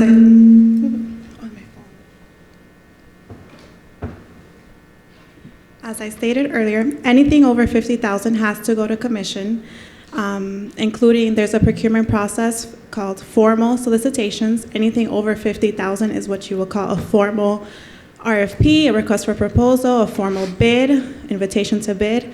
And our RFPs and our invitation to bids are posted on demandstar.com. And it's one of the most popular platforms for procurement bids across South Florida government agencies. And we upload our solicitations there, and any vendors who are registered to receive. All of our solicitations are based on commodities. So in this case, when we posted it on DemandStar, we have boat lifts, anything sea-related, mechanics, construction, and any vendors that are registered under these commodity codes will automatically receive a notification that there's an RFP and that they get invited to the procurement process. Okay, and how many companies were included in this? Do you remember? I had it in the memo. It's written in the memo how many plant holders received the RFP. I have a question. Please go ahead. So when you go out for procurement, do you, or whoever, do you do any research as to what might be the best product before you even look to put it out for bid? So I am in charge of the procurement process, but the actual technical specifications come from the city engineer, or if we hire a consultant, I receive the technical specifications from them. Okay, thank you. Thank you. If I may add, this Please. was the only bidder. We received one bid. So even if we get, I believe that if we got one bid, we usually put it back out. Is that different for this? That is not always the case. If it comes in comparable to what we expected it to be, we would not go back out to bid. In the cases in which we had one, it was much greater than what we anticipated and thought that it wasn't right. And then we would go back out to bid, but we're not required to, right, Genesis? So, One second, let Genesis answer.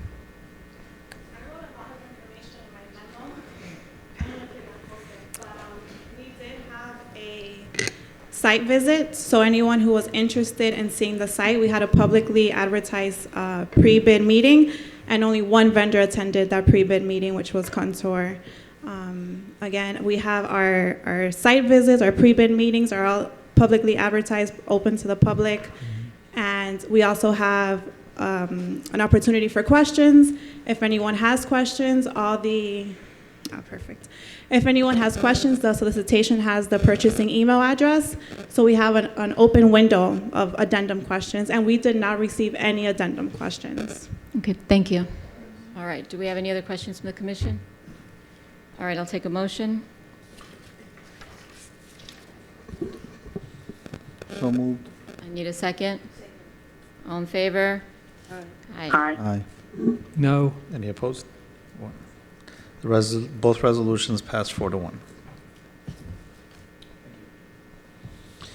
Next item is 10N, a resolution amending and restating resolution number 2023-3503, awarding invitation to bid number 230202 and approving an agreement with Slayman Construction LLC for the construction of the meditation garden located within Town Center Park. Mayor, if I may take this one? Please.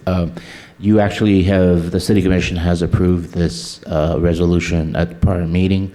This is an amended and restated resolution. We're fixing some technical errors. Your resolution had different numbers than the actual contract as well as the memorandum, so it's more of a cleanup item. so that all the numbers are reflected correctly in all three documents. Okay, thank you. Do we have any public speakers? No, ma'am. Okay, do we have any questions from the commission on this? Commissioner Stuyvesant? No. Vice Mayor? Yes, so what is the correct number now? So originally, the number that was in your prior resolution was $745,990, but there was a contingency amount which is a 10% for $74,599 that wasn't in the resolution. As you're aware, the contingency is there just in case. It may not be spent, or it could, but that was not reflected in the resolution, and there was kind of silly, but I think there was a 51-cent variation between the contract and the resolution, so we fixed that as well. Okay, and how was this found? Actually, the memo, I think on the night of, we saw that the memo had a slightly different number, but it had to be fixed after the fact. We had to go back to the contract, so it was after the fact, so that's why it's coming before you again. Got it, thank you. So now we're up to what number? 910? That I don't know. Okay. So I just want everyone to know that by the time this project is finished, there'll probably be $1,300,000 for a meditation garden that we don't need, where you can go and read a book under shade across the street at Sampson Park. This is an absurd expense that should never have been agreed to. It was by a prior commission that had no foresight, and I am absolutely against it. Okay, can we just remember what we're voting on, Vice Mayor? This is a cleanup for the resolution that's already been voted on. I voted no originally. No, I'll vote I no understand again. that. I just want to make it clear to the public. Do we have any public speakers, Mauricio? No, ma'am. Any more questions from the commission? Okay, I'll take a motion. So moved. I need a second. Second. All in favor? No. Aye. Aye. Next item. Resolution passes 4-1. Next item is 10-0, a resolution terminating the state-funded agreement with the Florida Department of Transportation, providing for a grant funding for the proposed pedestrian bridge at 174th Street. Again, a reminder, if anyone wants to speak on this item, please fill out a card. Good evening, Mayor, Vice Mayor, Commissioners, and staff. This item is basically just allows us to cancel our agreement with the state that we have for a grant in the amount of $425,000 that we were going to use to build the pedestrian park overpass at 174th to Sampson Park that has since been shelved. So we're canceling the grant. Thank you. Similar to what we did for the LAP project out front here. Mauricio, do we have any public speakers? No, ma'am. Any questions from the commission? I have Vice a Mayor? question. Yes. So we're canceling the grant, but can that grant be used if we were looking to expand the sidewalk in that area? No. It's only for the overpass? Yes. Okay. So do we know that for sure? Yes. Okay. Thank you. Anyone else? I'll take a motion. So moved. I need a second. Second. All in favor? Aye. Aye. Next Thank you. item, please. Thank you. 10P is a resolution approving a cooperation agreement with and the participation in Miami-Dade County's entitlement jurisdiction for purposes of the Community Development Block Grant, Emergency Shelter Grant, and the Home Investment Partnerships Programs for fiscal years 2024 through 2026. Honorable Mayor, Vice Mayor, Commission, this is a co-op agreement with Miami-Dade County to give us the ability to apply for grants that would be offered through the CDBG program, Community Development Block Grant Program. Great. Do we have any public speakers? No, ma'am. Do we have any questions from the commission? No? No. I'll take a motion. Motion. I need a second. All in favor? Aye. Aye. Next item, please. 10Q is a resolution approving a sublease agreement between the City of Sunny Isles Beach and American Federated Title Corporation and PRA Hospitality. Deputy Manager?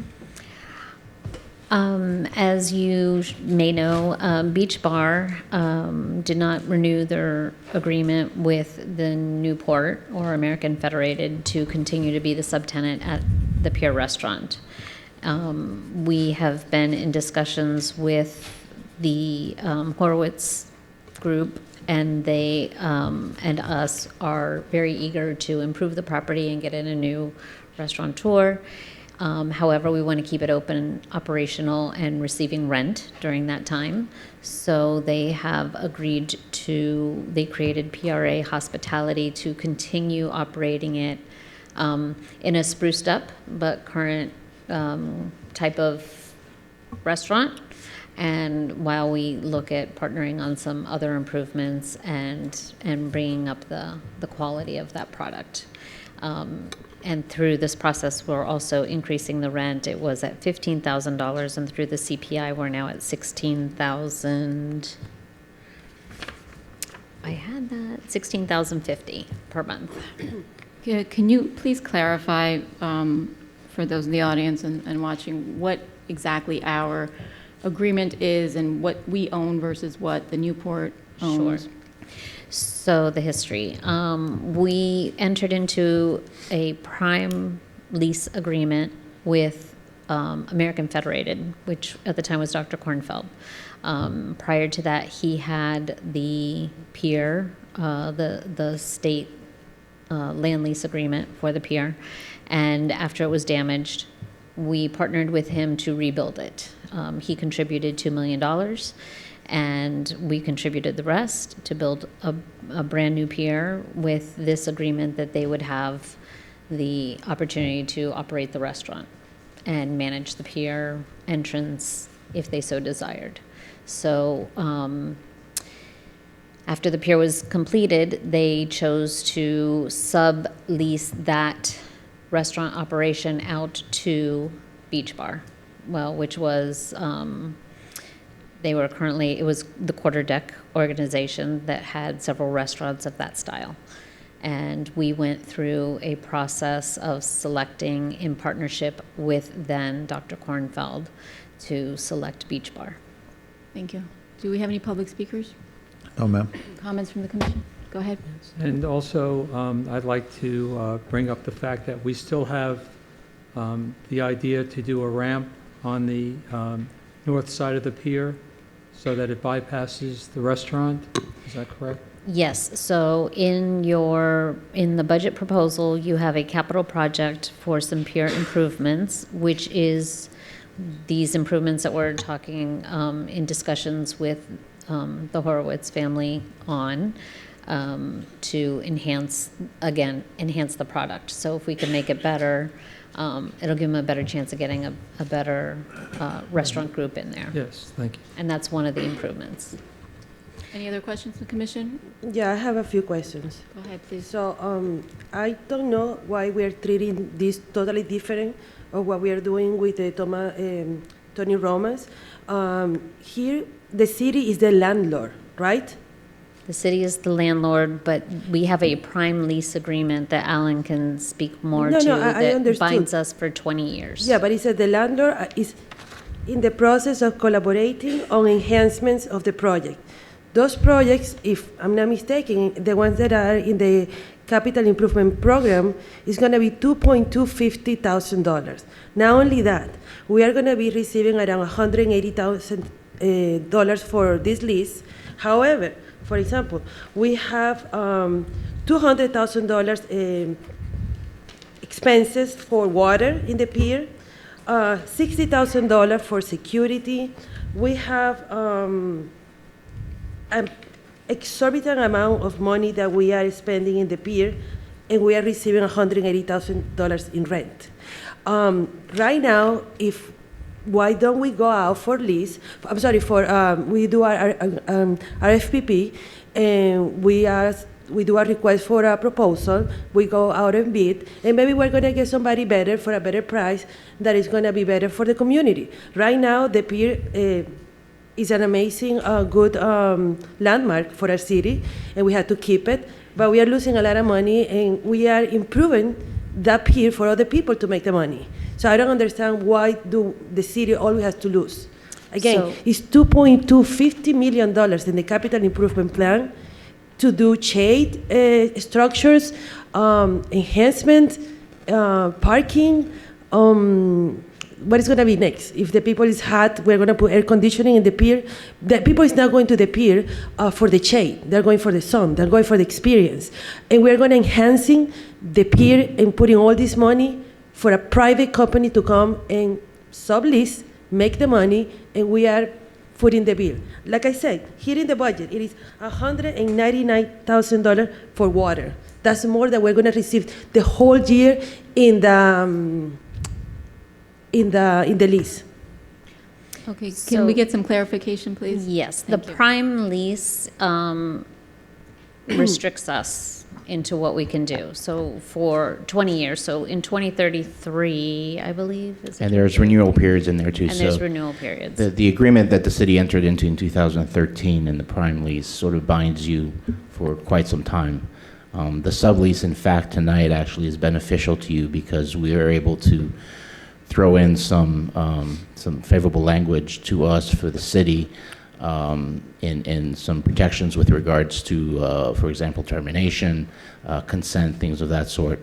But technically, if you do not approve the sublease, the American Federated is able to operate the restaurant through the prime lease. So they don't even need the sublease. They have to go through the prime lease. So you can't go out there and get someone else. You're locked in. There's also a management agreement. There's been amendments, obviously, to the prime lease, to the sublease, but you have a management agreement with them also from 2013. So you would have to fully renegotiate those agreements in order to either increase rent or just do better. There's just, unfortunately, that's what was locked in 2013, and it was only related to the CPI increases. So the initial rent was $10,000. Through the first amendments, I believe in 2017, went to $15,000, and then we've done a CPI adjustment for the $1,650 that we have now. But you're getting actually a little bit more out of the sublease than you are out of the prime. But if for some reason there's not an approval, not to say that you have to, but if there is no approval of the sublease, they can operate the restaurant and continue through the prime lease.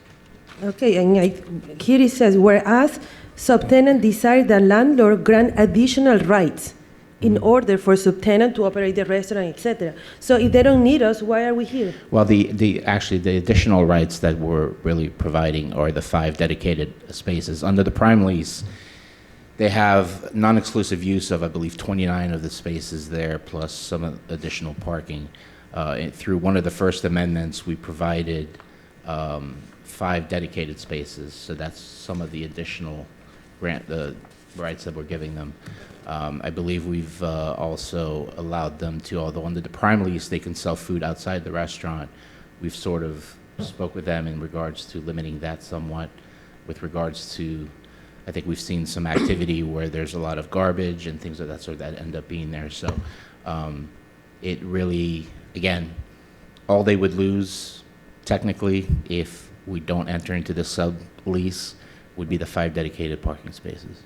And also in the page 8, it says, and we just received this today, so I didn't have it before. I was working on it all day. Yeah, I'm sorry. Yeah, otherwise I would have more questions. But in the obligation of landlord, it says to maintain the insurance required. Mm-hmm. We have to maintain the insurance required. We have to remain responsible for the cleaning, repair, and maintenance of the pier, exclusive of restaurant building, as well as the structural component of the pier and restaurant building. I mean, we have so many responsibilities and so little, if any, nothing. We are not getting anything out of this. So if we don't need to approve this, I don't even know why we're here. Well, I'm sorry. Just to clarify, because I think we're going to keep going round and round. If, and Commissioner Stevenson makes a good point, we did receive this late, so it's a little hard to have the conversation, and I know you were working on it, so this isn't commentary on that. But if we did not approve this, would we still be responsible for all these additional costs? You are through the other agreements. Okay, that's the clarification I wanted. Yeah. So a lot of what's in the sublease is a restatement of what's in your prime lease and in your management agreement. So you're not, and actually it was the city's choice to maintain it for many years. Now, it may be the city's choice to stop maintaining it and, you know, renegotiate the management agreement and so on and so forth. So those are things that the intent of this was really as a stopgap, because from what they're telling us, they have about 70 employees right now that can't work because the restaurant's closed. and the restaurant's not operating. So they want, in order for them to get licensure, they can't use beach bars licenses. So in order for them to get licensure to even get started up again, they need a sublease, so which is why we're going through the exercise. And so the intent of this is a stopgap to get them going so they can keep those people employed and get started. And then the goal is to, in conjunction with, if you approve it in the budget, with some of the money you were going to spend on the shade structures, if that does get approved, then in conjunction with them, the goal is to bring in a better class of restaurant, just to just enhance the whole area. But that's something you're going to vote on later on. This is more of a stopgap to get them operating. But if I may, if it was only for a temporary, if we approve this, it's until 2028. It's for 5 years. Right. So if they want something temporary, not to lose the employees or whatever, it could be 3 months, 5 months, 6 months. So right now, almost everything in here is not good for us, for the city, as the landlord. So I completely against this sublease agreement. If anything, we can defer this item. But if we're going to be renegotiating, we should be renegotiating that is beneficial for us. But and point well taken. However, this is a sublease, truly a sublease between the sublessor, which is American Federated, and PRA Hospitality. We're sort of, even though we're the landlord, we're sort of on the sidelines. Our main contract is the prime lease with American Federated. That's what controls our relationship. Here, we're sort of, again, in the back seat, conferring some rights upon ourselves for consent, some oversight.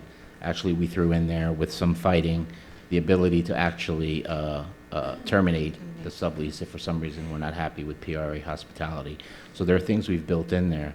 But this is truly an agreement between them that we're consenting to and we're partly a part of. But your relationship and what our responsibilities are under here are really under your prime, and these are restated in here. And Commissioner, if I may, Please, I? go ahead. If the commission approves the budget for the capital project to make some improvements, at that time, we would have some ability to renegotiate the prime lease, perhaps, to get us a more favorable revenue. Yes, because without any renegotiating of the prime lease, we are locked into the prime lease for the 20 years plus renewals. The termination clause or opportunity from the prime lease are virtually non-existent. They have to default for us to get out of that original prime lease. So when is there an opportunity to renegotiate? Is it when we are ready to give them more, or? Basically, yes. If we're going to enter into some type of Additional public-private partnership, because if we're going to invest, in that capital item, that benefits if we're them. going to invest in that, they too were going to invest in that. And then we would come to the table, negotiate something, and bring it back to you. And then hopefully at that time, we could renegotiate the prime lease. I'm going to guess, though former Mayor Edelcup is here and could answer it better, I believe the prime lease was so favorable towards American Federated because they gave us $2 million right off the bat. So that's my guess. I was at $2 million, right? Is that what I said? $2 million. So that's why the prime lease is more favorable to them than to us 10 years later. Right. Go ahead.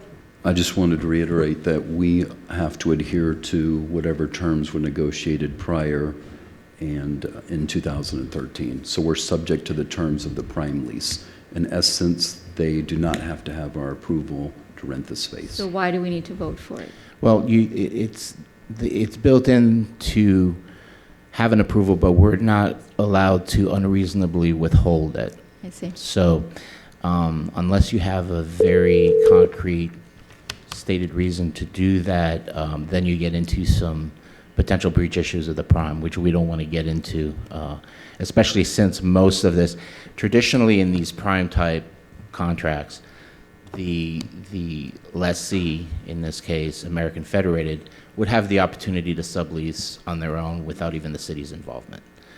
Here it just was set up a little differently because there were some rights conferred a little bit beyond the prime lease. But the prime lease, again, is what really controls, and we don't want to be in a position where we unreasonably withhold our consent to the sublease where we're a party, but we're really, again, on the sidelines. It's more of a relationship between American Federated and PRA Hospitality. So we need to be careful there as well. Can this be approved with a caveat that we will make an attempt to renegotiate this? Or no? Or does it not, it's not attached to that? Not so directly, but we did insist on language in there that recognized the fact that we are working together to try to ameliorate the property into something that's better. So publicly, they would have to walk that back if they decided to renege on that. But it's really a part, you can't really exact that commitment to renegotiate based on something they're already entitled to under the prime. Right, okay. Also, it makes reference to Exhibit C, which is going to be like a showing the dining area, etc. We don't have that exhibit here. So, That's on the prime lease. yeah, exactly, but I never seen it, that's what I'm saying. So I would actually like to make a motion to defer this item, pending more information, if anybody wants to second that. I would second it. The only thing that I'll say, and I'm not saying this, I'm saying what's been represented to us, is if they have to wait technically another, because all the permitting that that's ready to go is under PRA Hospitality. If this doesn't get approved and you need to get operated, they're going to have to switch back to American Federated. They're probably going to travel. I don't want to speak for them, but I believe that's what I heard from their attorneys and from them, that they're just going to go ahead and proceed under the prime lease and go forward with it because they just can't wait any longer. And then again, we don't want to get into that position where they can articulate that we unreasonably withheld our consent. What does that mean if they can articulate that? What does that mean for us? Do we lose that revenue? We don't lose the revenue, but you don't want to be in breach of your prime lease. Okay. So what happens if we're in breach of the prime lease? Well, I don't know that they would go there. I'm just saying from a technical standpoint, we have an opportunity to cure, but again, we would need to articulate a good reason, or I shouldn't say good, a substantive reason why and again, perfectly valid that you need more time, and I understand that because I don't like doing these things on the fly either. I'm only representing what they've told me. So I just want you to be aware that you can defer it for sure, but that was just their representation to us, that if they just couldn't wait any longer. And if they have to, they may just operate under the prime. I just want you to be aware of that. Okay. And make it 5 years. If they come for 3 months, and then we have the time. But right now it's all or nothing.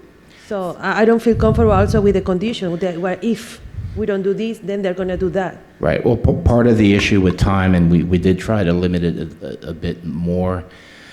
It gets complicated for them when you get licensed, or like for 3 months you couldn't do, because by the time they get in for licensure, they'd be almost out of a sublease in order to get their food licenses and alcohol, the alcohol licenses and so forth.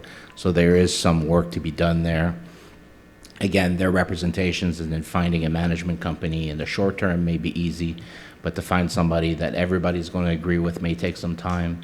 So they wanted to build in some time rather than come back every year and just renew the same sublease. They wanted a little bit more time in order to do that. Again, I don't want to speak for them. I'm just telling you what they represented to us. But that was the reasoning why we went to the 5-year.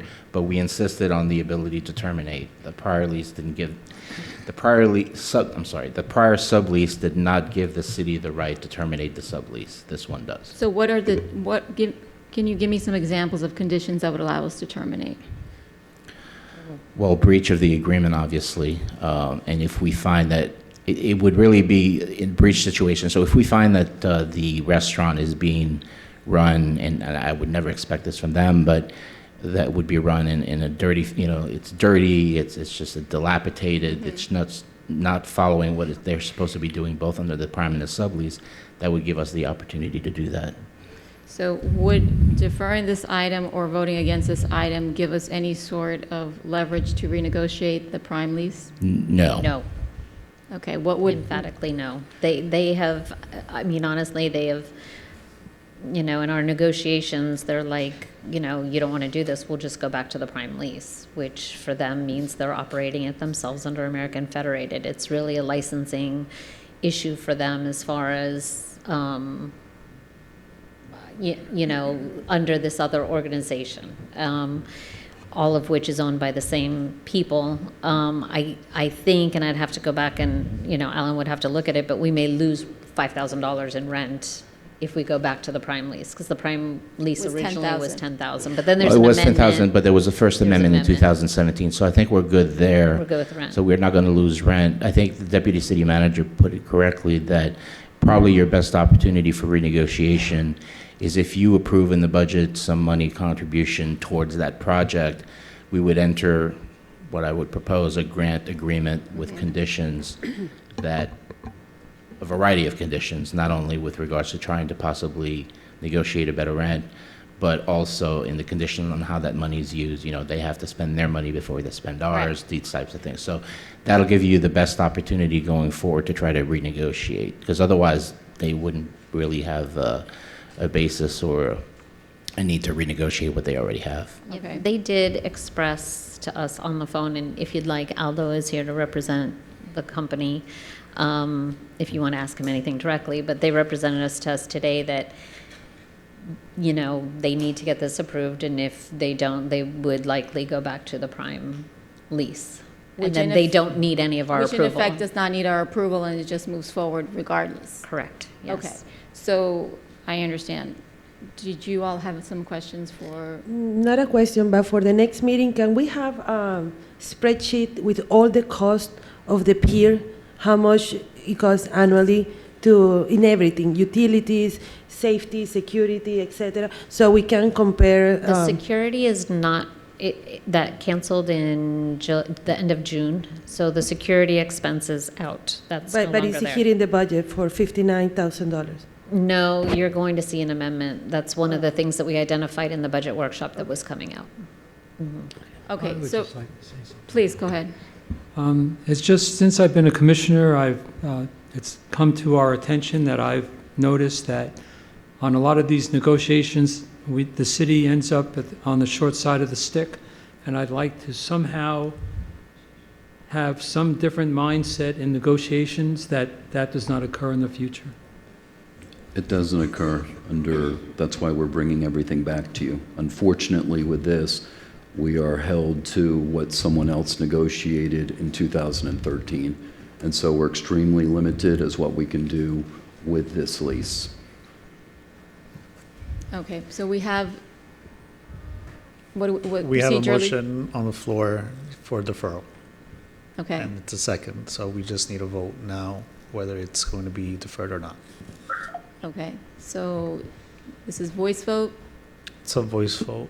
Hold on, I have some questions. Go ahead. So what is the benefit if we defer this, or if we just let the family that has the prime lease rent it out themselves? Well, the benefit to you is if you defer is you have an opportunity to read the document more thoroughly. I can give you copies of the prime lease, the management agreement, and all the variety of amendments that sort of have, give you a better picture as to what the deal is today. So certainly that's to your benefit. From their standpoint, though, again, as they've communicated to us, to them it's almost not a deal killer, but they're desperate to get started, and they can't get started until they get the licensing from the state, from the county, a variety of other entities, and that in and of itself is a long process, and they need to start that yesterday, and they need a sublease in order to do that, unless they switch back to American Federated, which again, I presume there's some legwork they've already done with PRA Hospitality. They're going to have to backtrack and retro everything for American Federated. So the only benefit you would have to defer here, again, I can't speak for you because I didn't make the motion, but presumably would give you more time to read these documents. To read these documents, but there's no changes, basically. We're pretty much stuck with this prime lease, Yeah, correct? we've been negotiating pretty hard. We've tried to put in as much as we can, but again, with the prime lease, in place, our hands are tied. Okay. And what is the benefit of us, signing this sublease agreement? Would it give us some sort of, let's say, oversight over, that whoever they rent it out to? I mean, I'm just trying to understand, both options, right? Right. If it goes back to them and they go back to the prime lease versus us going ahead with the sublease agreement. Well, we've built. Does it give us some, let's say, oversight over them or a little more involvement that would probably prevent them from doing something that we could dislike? Overall, the prime lease does recognize consent from our standpoint, but the sublease, I believe, we've drafted in a way to, again, one of the things is the termination, which is not in the previous one, as well as our ability to consent and verbally recognizes the intent of the parties much better than is stated in the prime lease, because that was done in 2013 and there were no plans in place, at least as we're contemplated today. So we added in some language of that to publicly recognize in this document what the intent of the parties are, and that in fact, the language that we added today clarified the fact that they're going to go with right now with the management company, I believe Davidson, which runs their hotel, as an immediate measure to get things going, but that the party's intent is that they don't need a sublease for Davidson, but anyone else coming in after, which is the intent is to bring in somebody else, they're going to need a new sublease. So we are at least in here, it is stated in here that once they do this stopgap, get back started, and then they find someone else, they have to enter another sublease rather than just go through the process. So the sublease gives us a little bit more control. A little bit more. We have more of a say. Right. Okay. Mayor? All right, understood. If I may, Aldo is here and he's sending me messages that, come on up and share what you would like to. Please, thank you. Mayor, Commissioners, Aldo Ndarica, representative of the Hurwitz family, the Newport Hotel, and PRA Hospitality.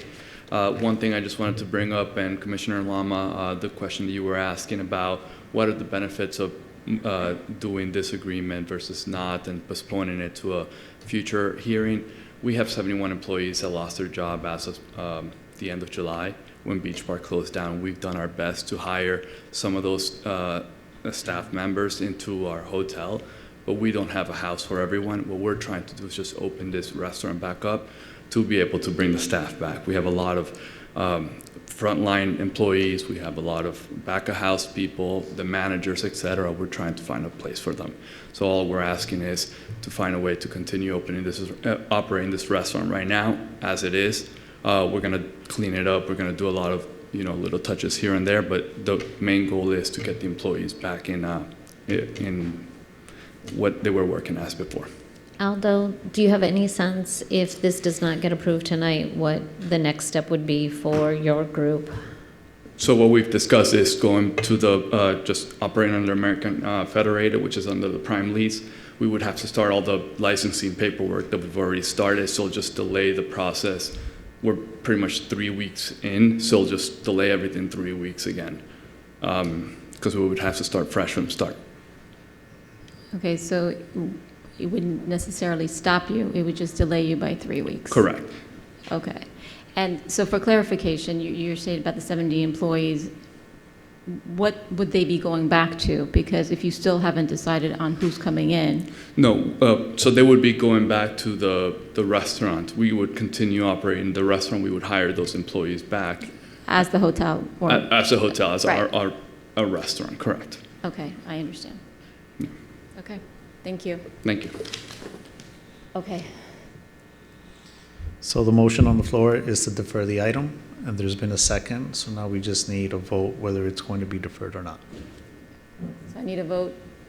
Yes. Yes. Commissioner Lama. No. Commissioner Vizcarra? Vizcarra. No. Mayor Svedja. No. The resolution passes 3-2. Don't we still have to vote on it? I'm so sorry. I'm so sorry. My apologies. The resolution is deferred. So, It's not deferred. yes, the motion was to defer the item. Yes, now we need a So it was motion second. to, So the motion, We don't have a motion for this one yet. we need a motion it for was this to item. deferred. Yeah, the motion was to right. defer. But that failed. I'm sorry, Three I'm noes. confused now. Okay. You got 3 no's. 3 noes to deferred. You got 3 noes to defer. Yes, so defer. now I need a motion So to approve. I'm so sorry, yes. Yeah, Okay. and just before we vote, right now, it is 3 weeks or 5 years. That's what we're voting on.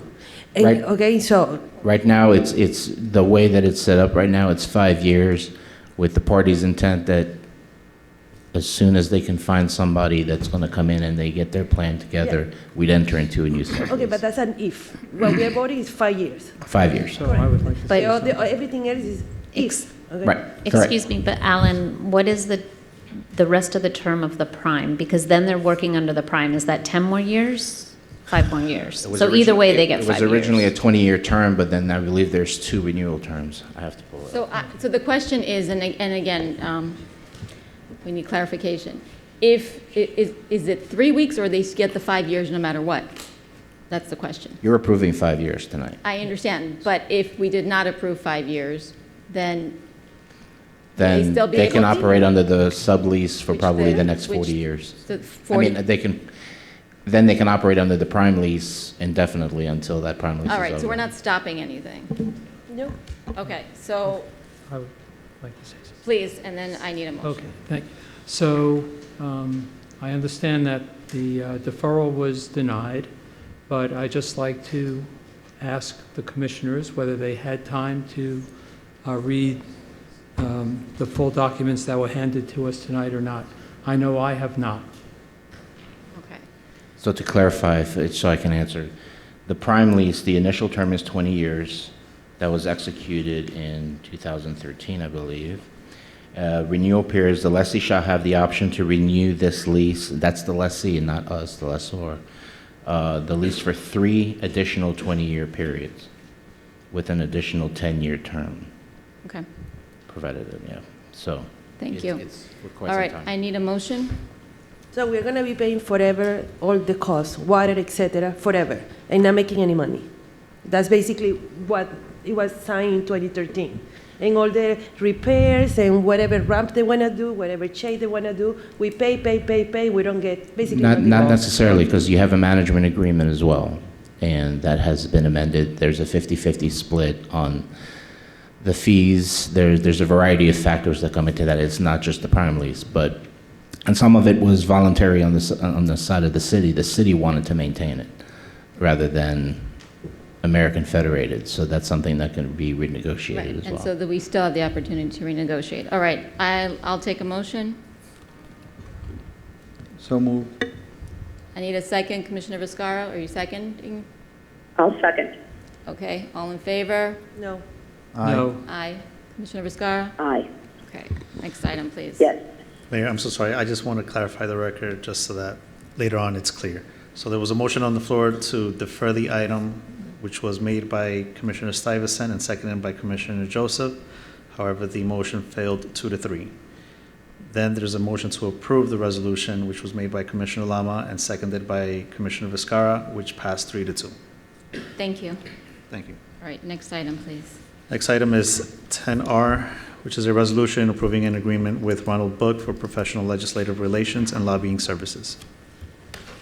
Mayor, Vice Mayor, members of the commission, this is our annual renewal with Ron Book to provide lobbying services for the city. Okay, is there any, are there any speakers? No, no speakers, Mayor. Okay, anyone on the dais have any questions? No, I just have a comment. I mean, he's been charging us the same amount, right, for a couple of years already? Okay, and he's been able to get us some grants and some money, so that's good. Anybody? Okay. Any more questions? Jerry? No? Anyone else? So I'll take a motion. So moved. Second? Second? I'll second. You can't second Okay. as the presiding officer. I'll second. Okay, all in favor? Aye. Aye. Aye. Aye. The resolution passes 4-0 as the mayor is not in the building. 10S is a resolution approving a charitable contribution to the Southeast Social Citizens, a 501c3 charitable organization. Okay, do we have any public speakers? This is a report of Commissioner Stuyvesant. Okay. It's part of our discussion of last month, to give the $10,000 that we've been giving annually to the organization.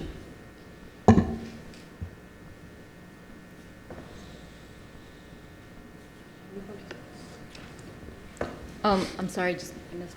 Okay, we're on 10S. Okay. All right, so this is the change that was made, correct?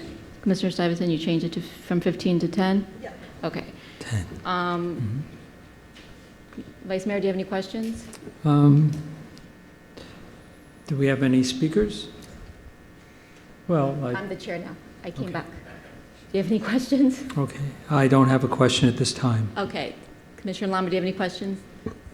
Yeah, I'd like to, going back to last month, I thought that we had discussed coming up with some sort of parameters and some sort of, guidelines as far as donations made by the city. So I don't see that. And for that reason, I think that we should sit down and come up with those guidelines for donations.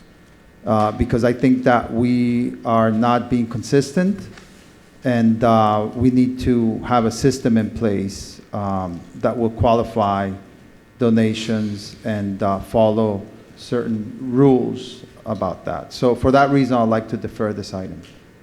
Are you making a motion? Can I just get Commissioner Viscara first before you do that? Yeah. Commissioner Viscara, did you have any questions of Commissioner Stuyvesant about this item? I had comments also, not questions. Okay. Would you like to make those comments now? Sure. Okay. Okay, so to Commissioner Lama's point about criteria, so I gave that some thought. I was not clear on whether we were expecting to be given criteria or if we were going to make that part of the next fiscal year, but I came up with like my own rules, right, so that I can be consistent. And my number one is that it needs to meet a municipal need, that it must be, number two is that it must be a nonprofit. Number three, that it cannot be for something that the city is already doing. Number four, that we do not donate to the same organization 2 years in a row because you don't want to create a dependency issue. And number five, that it's generally applicable. And so applying these criteria, which I will refer to in the other discussion, and I was clear about this last month as well, I would be a no. I don't want to own the problem of funding this a group that is competing for with the senior programming that we already have. We are meeting that need now, where we have Gateway, we have a facility. I would welcome those members to join. If we're going to throw money at senior programming, I think we should put that in Gateway and in our own field trips, etc., nicer meals, whatever it is. We can put that money towards our programming rather than compete with ourselves with regards to senior programming. And I don't think we should be funding the same organizations year to year. So okay. I'm a no, but right. I'll listen to deferment if you so desire. All right. I'd like to hear if there's public comment first, and then. Okay. Dennis Sabula.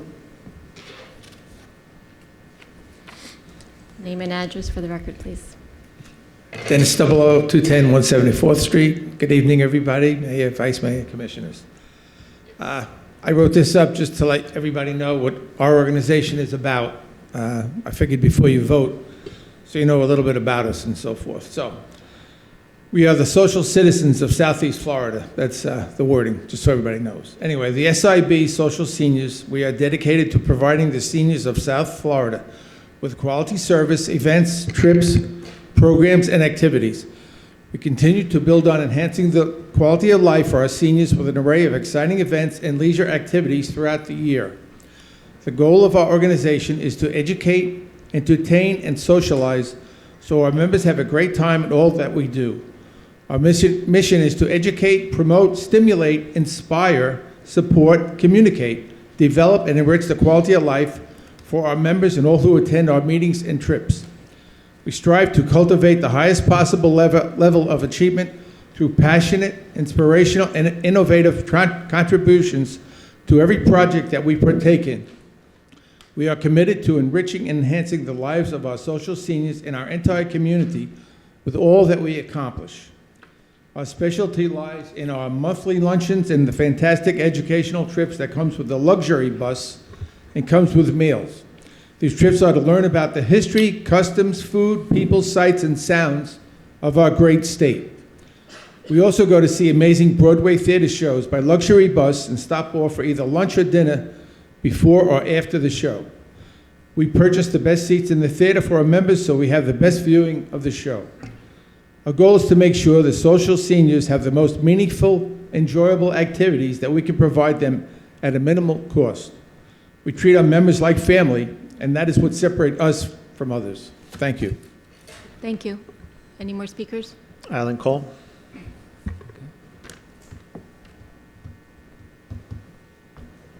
Alan Call, 210 174th Street, apartment 2311. Yeah, I've been a resident here 31 years now, and I've been involved with all the senior groups. Currently, the seniors that the city does, and also I'm a board member with Norman's group, this group, and we complement each other. We vastly complement each other, and by many means, we're not doing enough for seniors. We need to do more for seniors. It's vital that seniors get involved, both through this private nonprofit 501c, and we encourage the other groups. In fact, we've used our own Caesar that we use for our history tours, which recently we took Bea Brickell, the great-granddaughter of Mary Brickell, on a tour on a private bus, and you know, the cities, the places we went to, they were ecstatic. They were like, wow, you're from Sunny Isles Beach. And that's another issue. A majority of the members, a vast majority of the members are from Sunny Isles Beach. We don't limit it to age or to location where you live, but I think we only have 4 people from North Miami Beach, a handful from Aventura, but it's primarily a Sunny Isles Beach. And we're proud to wave that flag, and we're going to continue whether we get the city's support or not. But we have been here, I've been here 30 years. I plan on being here possibly another 30 years. And obviously the mayor and other vice mayor and other commissioners that have all been involved with these city groups. Now, we have changed the name at times, but primarily the group goes back farther than 12 years. It's been, you know, before Sunny Isles was a city. We waved the flag for Sunny Isles. So I thank you for your support, and we look forward in working together. Thank you. Any more speakers? No, ma'am. Okay. I'd like to add something after. Go ahead, Vice Mayor, first, and then back to. Okay, so my interest is getting the most services to the most residents in the city and the best services. So I would like to ask the Assistant City Manager, Susan, we have a trip now planned for Epcot. How many residents do you know of that are currently registered in that trip? They're there today. Gail could give us a more accurate answer to that. Gail, if you can come up, please.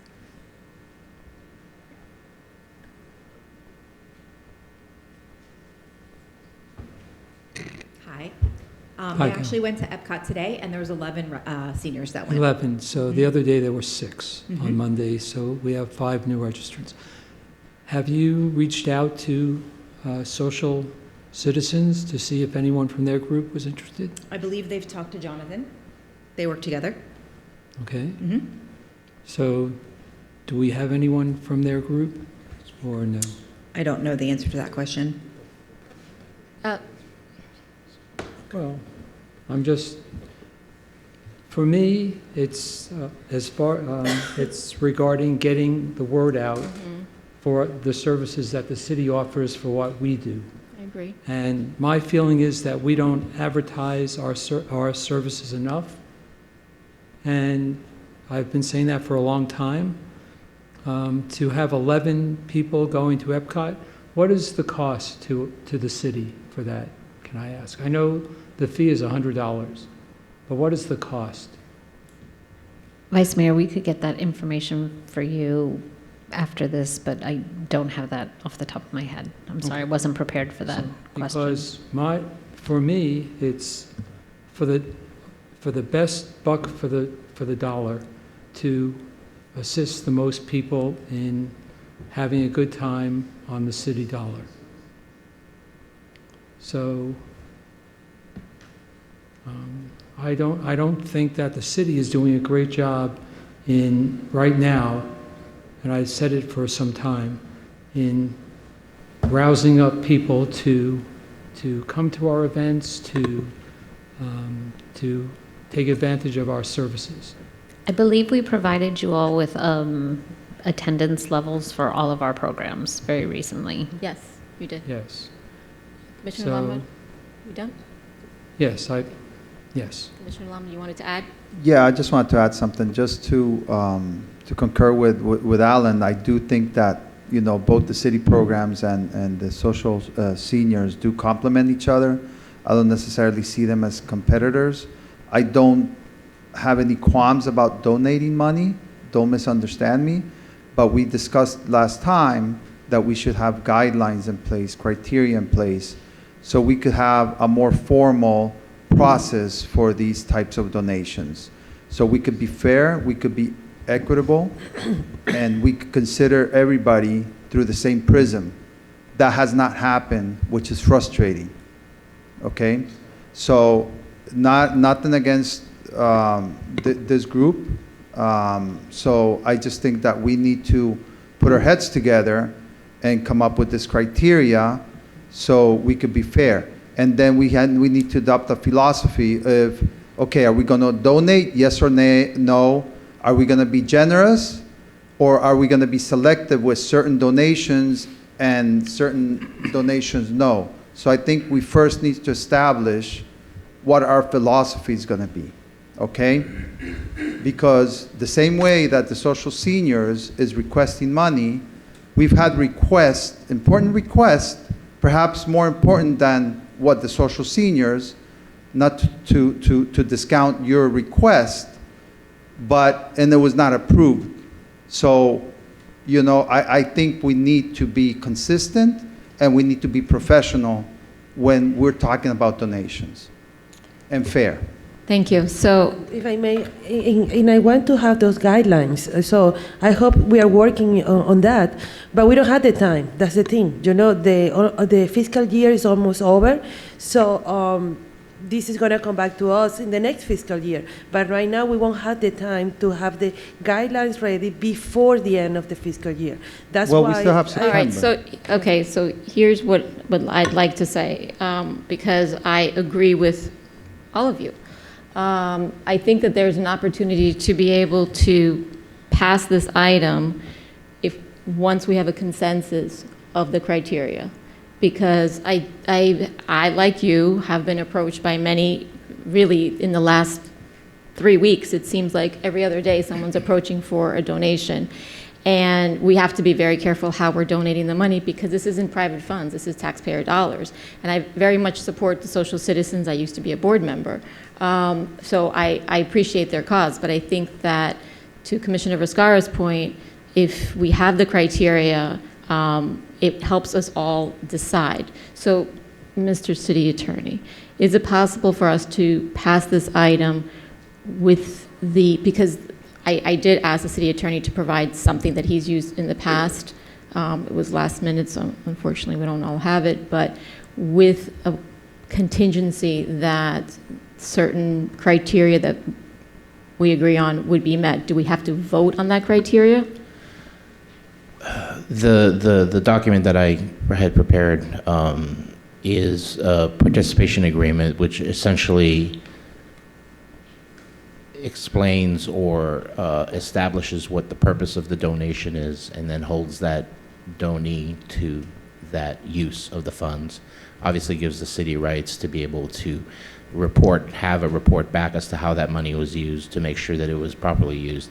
The criteria, however, should come from the city commission, and I think what we talked about last time was that we didn't have enough time to, because based on the amount of funds left, we didn't have time to open it up for selection process, because obviously the demand is always going to be greater than what you can provide. So I think that was, if I recall correctly, we didn't have enough time for the end of this fiscal year, but that was the plan for the next fiscal year for criteria to be brought forth so that it could be applied the same for everyone. And then potentially I would recommend doing a grant participation agreement where you can and you can set a threshold. You know, if it's a $50 donation, you don't necessarily have to do that, but maybe for anything over $1,000, you have an agreement with them that just says, hey, this is why we're giving you the money, this is what you've told us you're gonna do with it, and that holds them true to that. But from a criteria standpoint, we would need that from the city commission as to what you want that to be. Okay, I wanted to hear from the city manager as to your thoughts on this, because I understand that there is the problem of the fiscal year ending, so. The fiscal year is ending, and because of our discussions and donations in the past, we're now being inundated with requests for monies. And so what I have shared with some of you is that the city is not a charity. So we're responsible for administering the funds. We're talking about cutting the budget, and yet we're consistently discussing donating money. So I think what I need from you is direction on two things. One, if you want to have a donation line item in the budget for the next fiscal year, and if so, how much do you want that to be? And then if that's the case, and if that's the consensus of the group, then we would bring back to you some sort of guidelines that would have things that we've discussed with the city attorney, like criteria, 501c3 status, and then the ability to claw back the donation money if it's not used in adherence to whatever guidelines you all have established. So at this point, last year you had budgeted $60,000 for donations, of which we've used some through this year. We have approximately $33,000 left. Next year, that line item has $50,000 budgeted. But based on our budget meetings and discussion, is that something you want to adhere to, or would you like it to be less, more? Those are things that we need the answer to before going forward. Yes, please. Yes, I have a question. So I'd like to know, we did donate last year, correct? Yes. Okay. So I would like to know, in the past year, the services that your organization has offered to residents in your group, and the actual trips that you've taken, and how many people participated on each trip. Is that fair to ask? So please, I would like to see that. If you don't have it prepared now, yes. So I think that this goes back to my point of establishing, now we didn't prepare for this, so establishing those sort of criteria. Can we do that at this meeting? Can we establish some sort of criteria for this specific request? You can, however, I would recommend that you apply it to every other organization equally. Yes, and I believe that would be Okay. the case. So what is your recommendation as far as doing that right now? Are we in agreement that we want to have some sort of criteria, or like Commissioner Lama, you said you were considering a deferral? And if Yes, I may I'd like just, to. oh, I'm sorry. Go ahead. Yeah, I mean, Just in addition to the criteria, you also need a selection process. And maybe that doesn't address this fiscal year as much as the next, but beyond just the criteria, at some point you have a set amount of money that you're going to set aside. So you're going to want a selection criteria to be able, selection criteria, but then also a selection process so that you can get, because that money, let's say you have 50,000 right now as a line item. If it's set up to get started October 1st, by November 1st, you're going to spend all that money. So you need a good process in place as well as the criteria. Okay. You already have, we have following terms and conditions that you have given us. I don't know if anybody's seen this, but this is the resolution with terms and conditions. 100% of the 10,000 shall be used for programs. The 10,000 shall be contributed in full within 30 days of approval. Social citizens shall provide residents of the city with some form of special pricing or discounts. 4, social citizens shall name the city as a financial sponsor in all social seniors materials. 5, social citizens shall make available to the city or its representative all required financial records associated with this resolution for a period of 3 years. So you already have conditions, like, Right. It seemed like you didn't look at it, though. I'm confused a little bit. No, it's not that, and I don't want to go back and forth, so Dennis. Okay, I'm just saying. I understand, but there please, are rules and I regulations. understand. Please sit down. You're not recognized right now.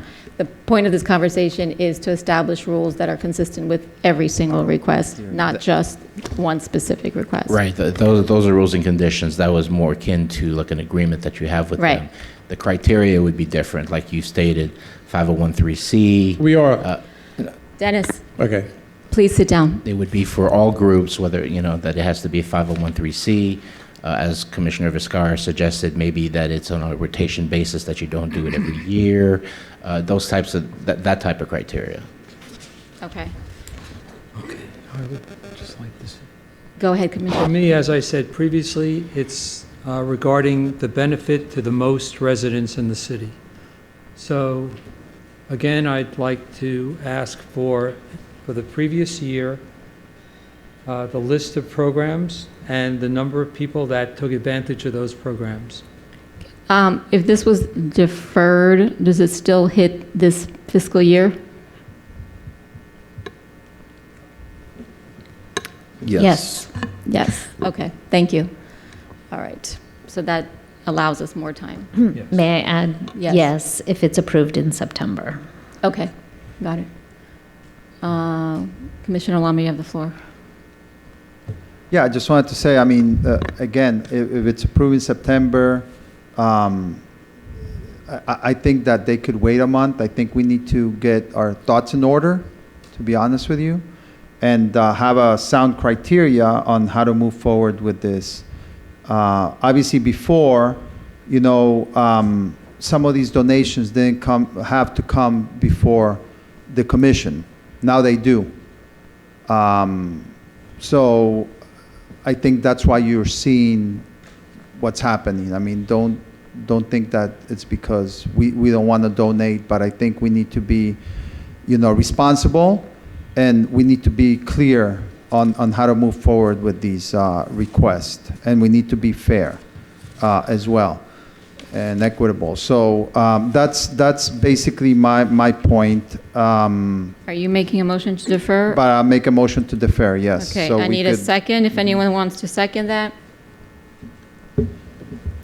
Commissioner Vizcarra, no? I'm not a second. You're not deferring, okay. Anyone else? Okay, so that fails? That fails. All right, so then I need a motion to approve as is. Motion to approve. I need a second. I would like to approve on a condition. It's as is, so how would that, we have a motion already on the floor. You have a motion to do it as is. I mean, I don't know what, I guess I you would can like hear the to, amendment. I It would hasn't like been to see seconded. what I so- had asked for.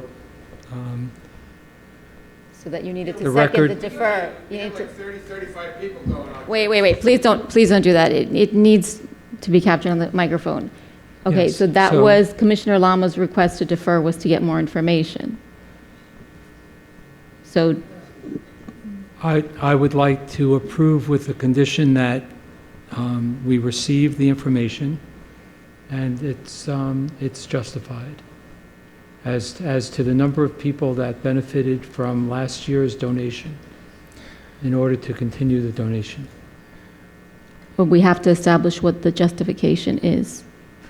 Well, that's what I'm waiting for. If it's not available today, then I'd like to make a conditional yes. We can't. Well, the yes would have to be Well- conditioned on receipt. Oh, wait. It's available, exactly. They can send it So- to me tonight. We have to have a whole charter bus to go on our trips to Okay. For procedural purposes, I need the city attorney to please clarify what we're voting on right now and if there are any contingencies that can be added, as the vice mayor has requested. Or if there's no damage deferring, then because you could still make it for the budget for September? Okay, we're not going to be negotiating I back and forth. understand that. You know, so if we don't have enough information, then we can reconsider the deferral. You would have to do a motion for reconsideration on deferral. And the condition, if you add a condition to the motion, it would be essentially to get the information, but as the justification, there's no criteria for that. How would you judge justification Okay, so after the this goes fact? back to the question we had last month. Is there an opportunity for next month to be able to establish some sort of justification? I'm asking the city manager. We can establish a criteria if that is the will of the commission that we could bring back to you, but you would have to approve the criteria. We would have to establish that along with the city attorney. Okay, so if the criteria was established, could those two items be voted on at the same time? Or does that require, one second, I'm asking a question from the city attorney. No, you could vote on the criteria prior to that, and then you could vote on this item. So the question is what I'm hearing from Commissioner Stuyvesant is so that you don't lose the opportunity to access the funds from this past fiscal year. Right. So if there is an opportunity to create criteria and still allot funds from this fiscal year, we can still do that, correct? As long as you do it at the next meeting, yes. Okay. And present the requested Commissioner information. Stuyvesant, you wanted to add If I something? may, Yes. I do hope, No, one second. Al. I do hope that everybody here in the dais take the same time and the same criteria to go line by line in the budget that you guys are taking right now. Because, for example, there are $21,000 for holiday lining consulting in the budget. $21,000. So I hope that we are going to go line by line, like we're doing right now, for $10,000. I would like to have that happen. Well, that's what we should be doing. Okay. But people need to open their books. Okay, we need to we're speaking one at a time, and we're not yelling from the floor. Commissioner Lama, go ahead. Yeah. No, I just want to clarify. I don't think the point is the 10,000. I think the point is having a process and a criteria, because we're getting requests, and to me personally, it seems like we approve something, shooting from the hip, without perhaps thinking about it or really being consistent, let's say. So I think we need to have a process in place. Again, I don't mind donating. We have money, okay? But it's a matter of establishing that criteria so we could be fair, okay? We know what happened a month ago or 2 months ago, and that really caught me by surprise. We say one thing for a certain situation, and then we do something else for another situation, and it's not right, okay? It is not right, okay? So you need to be honest with yourselves, and we need to establish a criteria, and we need to be fair. That's all I'm saying. Okay. Okay. And So to your procedural question, Mayor, so there's a motion on the floor. Yes, that's going to say. For it to be amended, the amendment would have to be accepted by the movant. So I believe those were two different people. So Vice Mayor wanted to make an amendment which would have to be accepted by Commissioner Stuyvesant. Correct. Okay. The motion is as it is. Okay. You don't want to hear his amendment? Okay, you say it again. So I would like to agree with the with having social citizens present to us information regarding the participation and their events. If they have it tonight, then it would allow me to vote tonight. So if I understand, you just want them to give you the information of what they do, but What whatever. they have done and the Exactly. number of people that they have benefited from their program. Correct, but. So that I could understand whether, for me, considering the benefit to the most people in the city, whether I would like to vote yes or not. Okay, so, That's a conditional thing, that is not a yes. that's right. So I just, look, I said this in I the need- beginning of the meeting, one second. I said this in the beginning of the meeting, and I'm going to say it now. For the purposes of the rules of this chamber, we're sticking to the rules. We are not having a conversation back and forth. That's correct. So I think that if you want to make a motion based on a number, then can the vice mayor give a number that is conditional or no? He can if the movement is agreeable to Acceptable. the amendment. Exactly, okay. I need to have more information. If I Okay. can have that information tonight, that would be wonderful. Just So this then week, I so there's purchased- no amendment to the original If I motion. may, Yes, go ahead, Commissioner Viscara. it just really sounds to me like the vice mayor needs a deferment. If he can't give an answer on what's before us and he needs more information, he needs more time to evaluate, which is fine. But then I think we need to put the deferment back on the table. I don't think you can have your cake and eat it too. Okay, so, Someone that prevailed on the motion to, so someone that voted to, defer.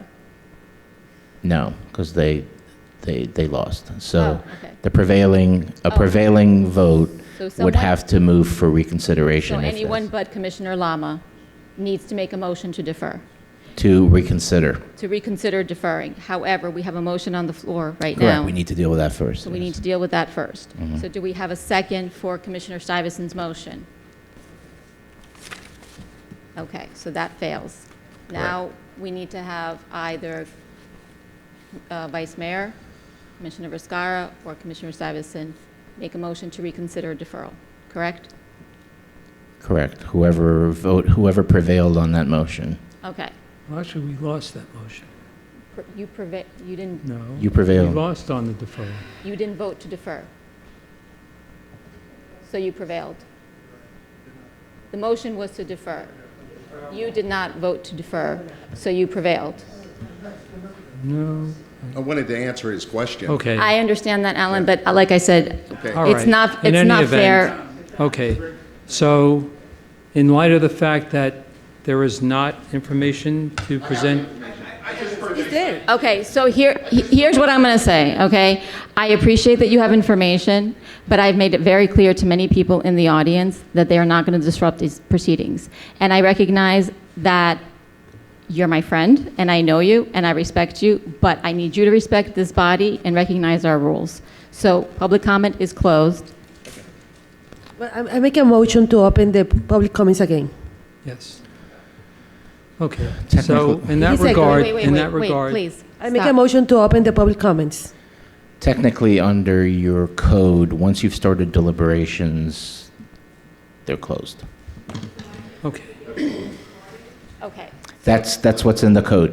I just want to clarify. Chapter 74. That there is still an opportunity for this organization, as well as, I believe there's 2 more organizations on the agenda who are also looking for donations, for them to all receive something if they meet the criteria. So right now, if somebody wants to reconsider this motion in the September meeting, I need a motion to consider the deferment. yes, so I will reopen the motion to defer.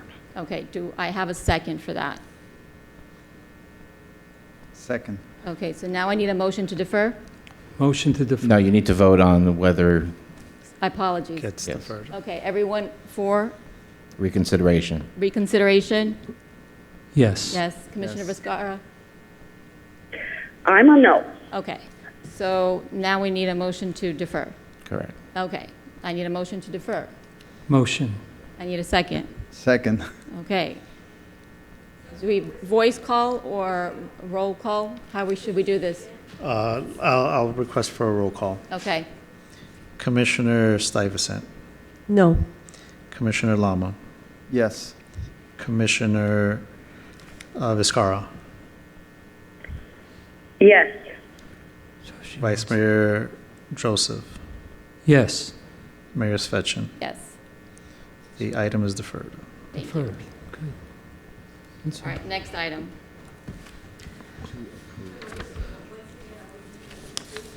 The public portion was closed already. I'm going to remind everyone that on the agenda, we have line items, and I know there was some confusion, so if you still have not put in a public speaking card, please do so for the remaining items. So the next item is an in-kind donation to the Visual Arts Studio, which was Deferred. my item, and I'm deferring that for the same reasons that I supported the deferral for the previous item. So next item is 11A. 11C, Mayor. 11C, sorry. And 11C is a motion to support I have the a- Miami. Do we need to vote to defer the 10T? It was already 10D? T. It was already voted on during the order of business. So it's a motion to support Miami-Dade County Recycling Program. This is at the request of Commissioner Stuyvesant, and it's, like I said, it's just to express the support for the county to continue its recycling program. Yeah, that's it basically. There is a push for certain commissioners in the county to stop the recycling process, and this is only to express support for the county to continue the recycling process. That's it. Those are the blue pails that we currently have, correct? So we're supporting their motion, or what are we supporting? I'm not clear as to what, just recycling in general? Yes, for them to continue the service, because there is a push to stop the service. And they're going to be voting September 7th in the next county commission. So basically, to express support for them to continue the service. They do our recycling right now, and we just want to let them know that we want them to continue the same service. And it's recycling that is not on the public property. You're talking about the houses? What's the Correct, recycling? yes. The blue pails. Yes. So the Golden Shores, Atlantic Isle, so Basically. that's done by the county? Yes. Okay, all right. But so- Go ahead. if I can say, Please. I don't believe that they really, I'd like to hear if there's anyone that could speak on that issue as to whether these items are really recycled or not. We are on discussion items. We are on motions. Oh, motions. So do we have any public speakers?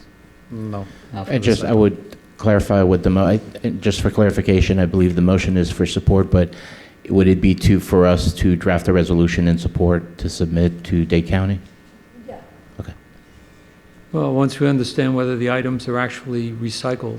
No, I was just procedurally trying to understand what the motion was. Okay. All right, well, I was hoping to see the actual ordinance that we're supporting. They don't have it yet. Whenever we have it, we will, because they don't have it ready. It's for September 7th, and I wasn't able to get it before today. Okay. Vice Mayor? So I think we should defer it then.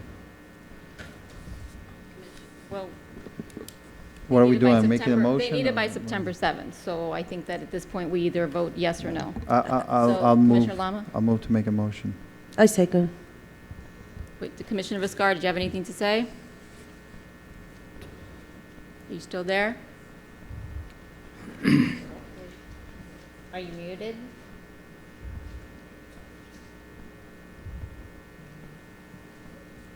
Okay. I'd like to say it's a program with a good intent, but I don't think anything is good is occurring from it. So I think a lot of the items are still going to the landfill. I'm Which is going to, unfortunate.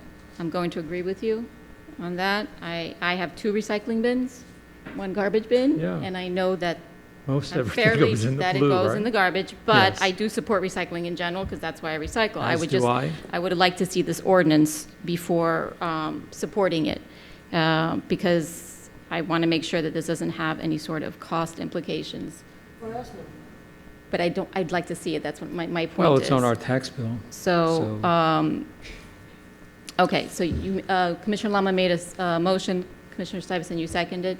I need a vote. Oh, yeah. Do you want a roll call? Sure. Request. Commissioner Stuyvesant. Yes. Commissioner Lama. Yes. Vice Mayor Joseph. Yes. Commissioner Viscara. It's a no vote. Yes, yes. Okay, thank you. Mayor Svechin. Yes, although I would like to see an ordinance. Correct. The motion passes 4-1. Okay, next item. And just to be clear, you want us to prepare a resolution in support, correct? It would be a resolution in support of the ordinance, but we'd need to see the ordinance. Yeah, I'd like to see the ordinance, is this waste management that is going through the items, or they're just kicking them into the green pails? I don't think the ordinance would say that. No, I know, but but just, that's the idea. Yes. Is to know whether anything Okay. is really being All right, recycled. next item is yours.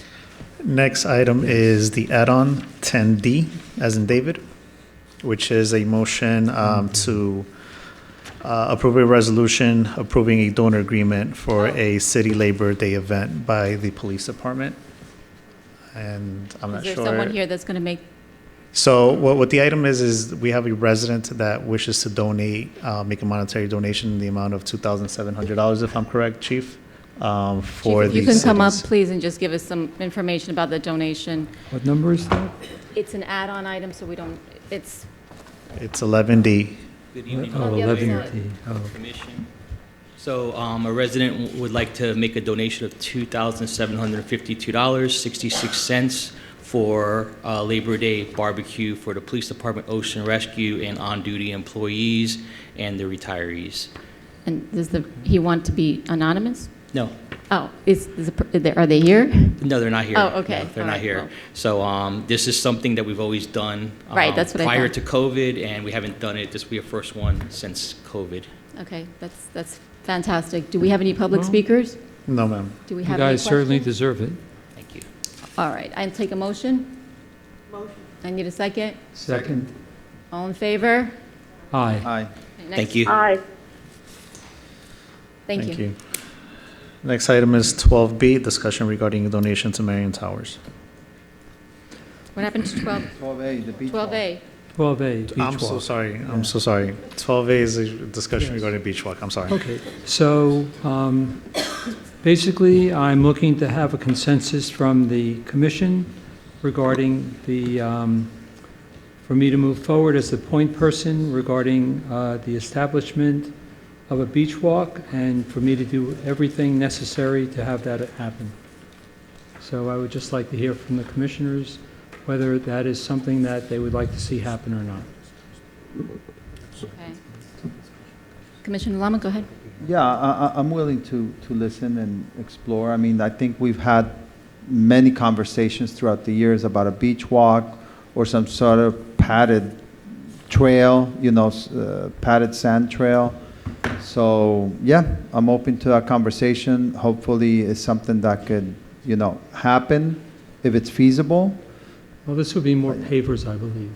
I'm sorry, what? I would be looking for something with pavers, similar to beach? Surfside. Yes, on the beach. Okay. That also the police department could drive on. A lot of their vehicles sink into the sand, and so it would have to be All right.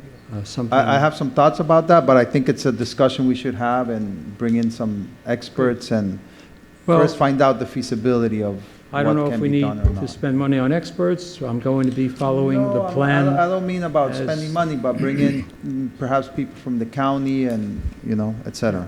Well, we're going to follow the template from Surfside once I get this going. So I believe we have, we have a lot going on our side.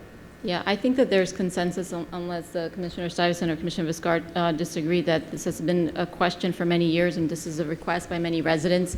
Deputy Manager, is this something that the staff is capable of doing without hiring a consultant?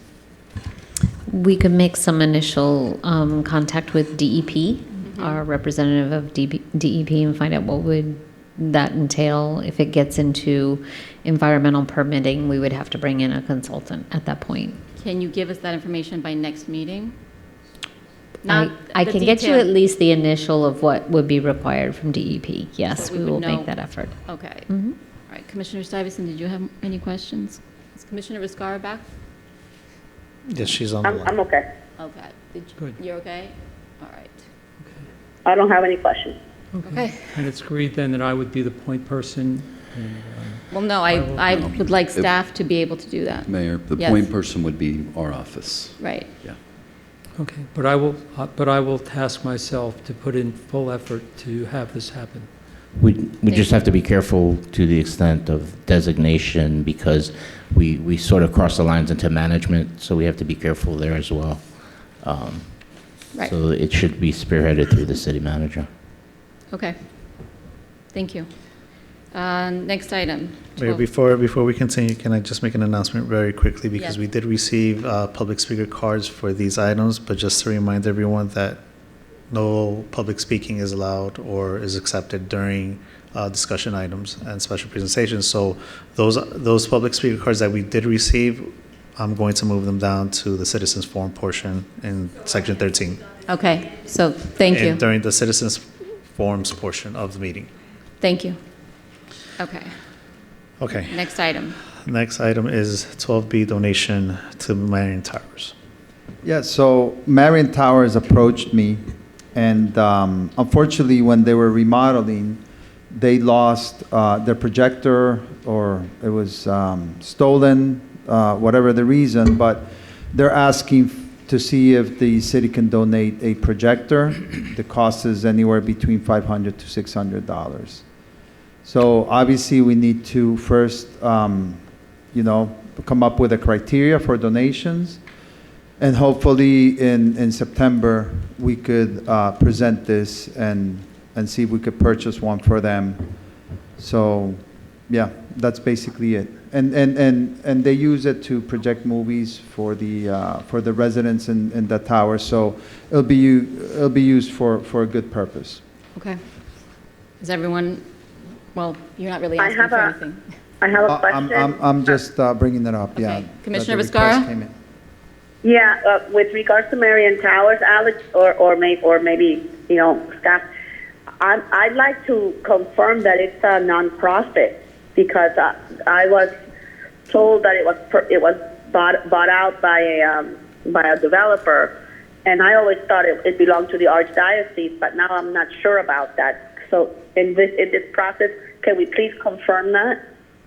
I will confirm that. But, from going on their website, it is still managed by the Catholic Housing Services. So I will confirm if it's a nonprofit. Yes. Okay. Yeah, and websites are not always up to date. I would just like to add that we have donated to them before. We actually put together the computer room for them. We donated computers. So I know that our IT department was able to get some donations from Microsoft back in the day, a few years ago. So, but anyhow, I will confirm that.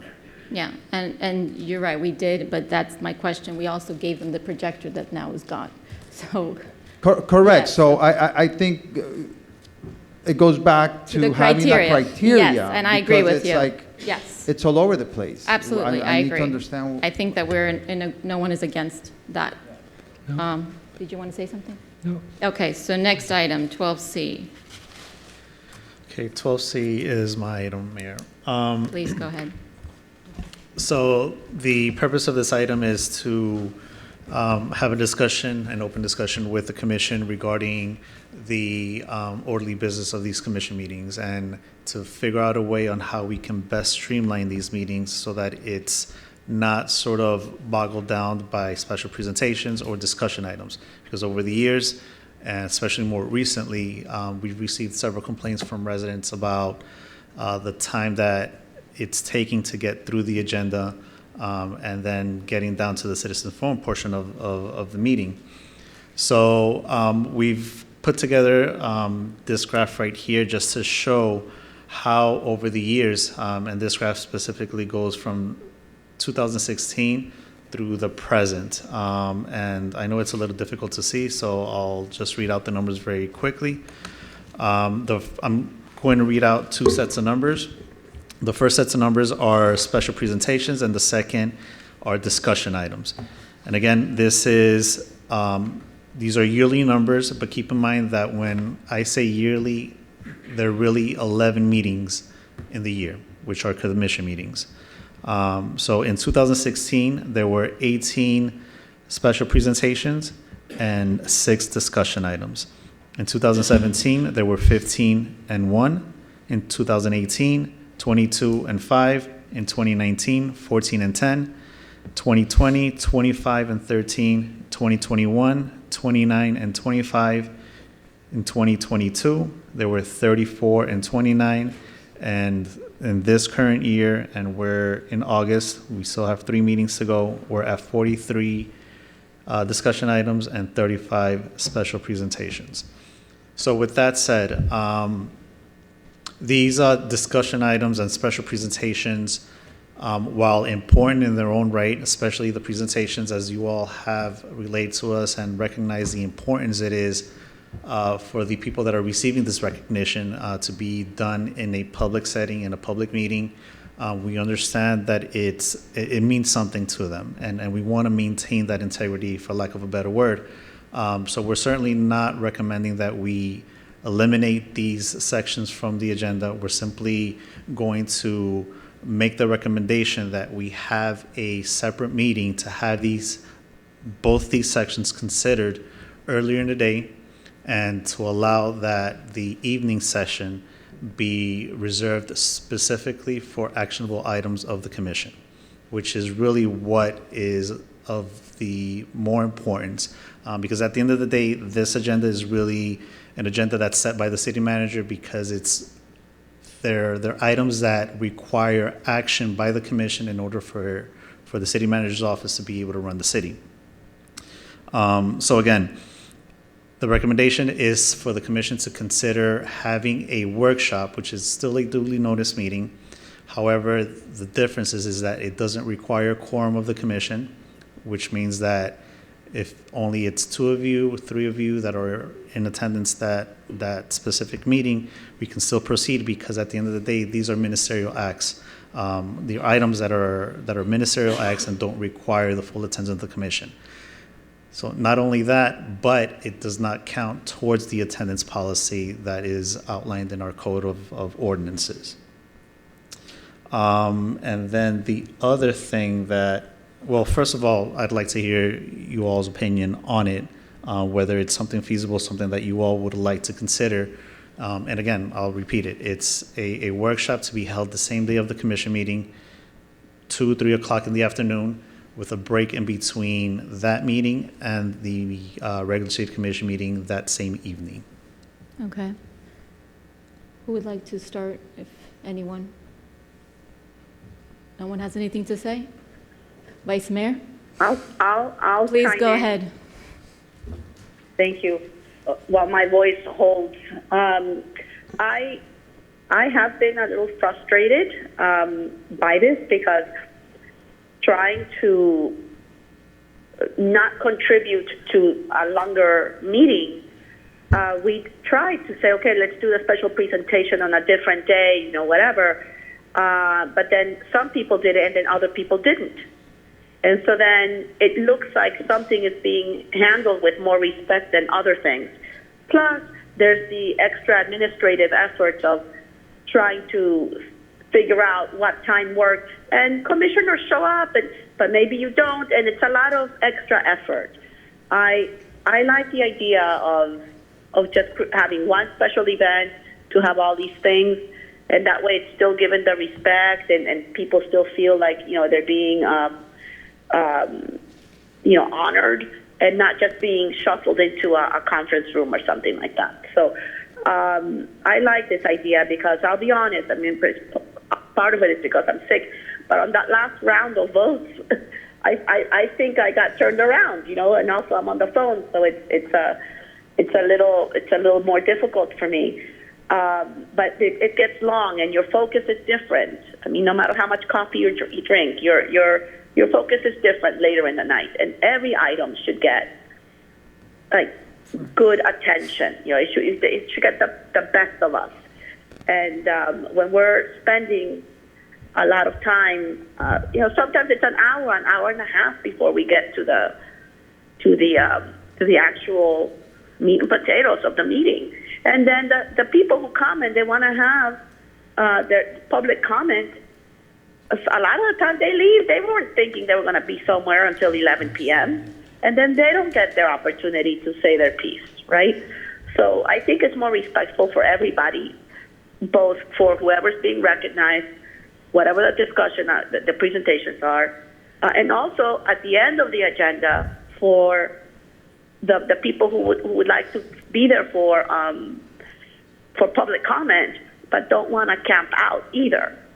And if we're not going to do something like this, then we have to consider a consent agenda. We're like I think the only dinosaur left still not doing a consent agenda. So we have to do something. And I'm open to ideas, but I don't think this is the most productive use of our time or the residents. And that's it for me. Thank you. No? Well, I've said so many times that I'm a commissioner in order to get work done for the city. I wouldn't care myself if we had 2 commission meetings a month in order to get work done, or to go as late as we have to in an evening and maybe move the citizen forum closer to the beginning so as not to have people who really have discussion items to wait till the end. But I also, taking into account what we did for Molly this evening, I would like to also suggest that we have some type of situation where maybe on our board we could list the names of residents that passed within the previous month in order just to honor them, just maybe to run their names if we could. I think that would be a great idea. Okay. Commissioner Lama? Yeah, I think 2 things, right? One, obviously we need to make this, the commission meetings work for the residents. We would like to see more engagement, more participation. Obviously, a lot of times we've been going longer and longer, and sometimes they don't get time to speak or they have to go home because it gets late, right? One thing that I would like to see, if we do have special presentations or proclamations, etc., and we've tried it before, is that, yeah, like Commissioner Vizcarra said, that some of us show up, some of us don't. We're in the conference room, and it looks kind of like bland. So I just want to make sure that we are here and we're giving them the proper recognition, and it looks very good and very, let's say, official. It just doesn't look like something that we're checking off something in the to-do list. So that's my point. And then as far as scheduling these things, yeah, if we could do it the same day, perhaps, you know, a couple of hours before, I think from my schedule perspective, it'll be good, and it'll probably be the same day. And not to speak for everybody else, but I think, you know, if we make it the same day, a couple hours before, I think it'll be better from an administrative and a scheduling point of view for everybody. You know, we have to come in at 4, you know, or at 5 and get that out of the way, and then we could do our commission meeting. Yeah. So I think I'm in agreement. We definitely are looking at the clock. It looks like we're going to hit 11 again. So I support doing a separate meeting because, like Commissioner Vizcarra said and others have said, at the end of this night you get very tired and you're no longer paying attention the way you should. And I think that it should be in chambers, not anywhere else. However, I'm not sure if I necessarily support the same day, because then you're running into the problem of staff then having to sit through all of that. So for me, I would feel more comfortable if we got a recommendation from the city clerk based on what he thinks, based on his time, because when people are sitting here, there's many that are making overtime, and this is costing us money. And so doing it during the day, perhaps in a different meeting, will be more efficient, or the same meeting, the same day rather. So, maybe looking at how long, if since you already did the numbers, if we're averaging between presentations and discussion items 2 hours, then I think it's possibly doable, but I think that that's something that you all would have to recommend to us, how much of that you can handle in one day. So I'd like to hear more from what your recommendation is, but I do support separating the presentations and the discussion items. Well, our recommendation is to have a separate meeting, try it out the same day, because at the end of the day, yes, it's another agenda that my office would have to prepare. However, it's a workshop agenda that would be primarily or exclusively be special presentations and discussion items, which don't require that much detail as a regular city commission meeting agenda does. So yes, that would be my recommendation. So let's have a workshop. And it's not something that needs to be set in stone. We can try it out for the next few months, at least for the next 3 months to finish out this year and see and revisit it at the beginning of next year. Okay. Does anyone object to that? No. I like that idea of starting early. Also, the commission meeting can start early, not at 6:30. We can move it also closer to the workshop time. I don't think, what does our charter say? It doesn't say nothing about the time, I think. After 5 There are time limitations in your code. Actually, I think it says 7. I'm Yeah, not it sure. does say 7. And then for certain quasi-judicial, you'd have to do it after a certain time, after 5. Yeah. So you have some limitations there. So you're better off with the city business aspect to do it after 5. But we could always amend the code if you want to have a more specific time. But right, and that's what I was going to clarify. To Commissioner Stuyvesant's point, although the time is set in our code, that can always be amended. However, what can't be changed are, like the city attorney said, the quasi-judicial items that do require them to be held after 5 o'clock.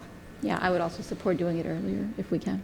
Okay. All right, so do you have what you need? Okay, so hold on, because now there were a second option presented.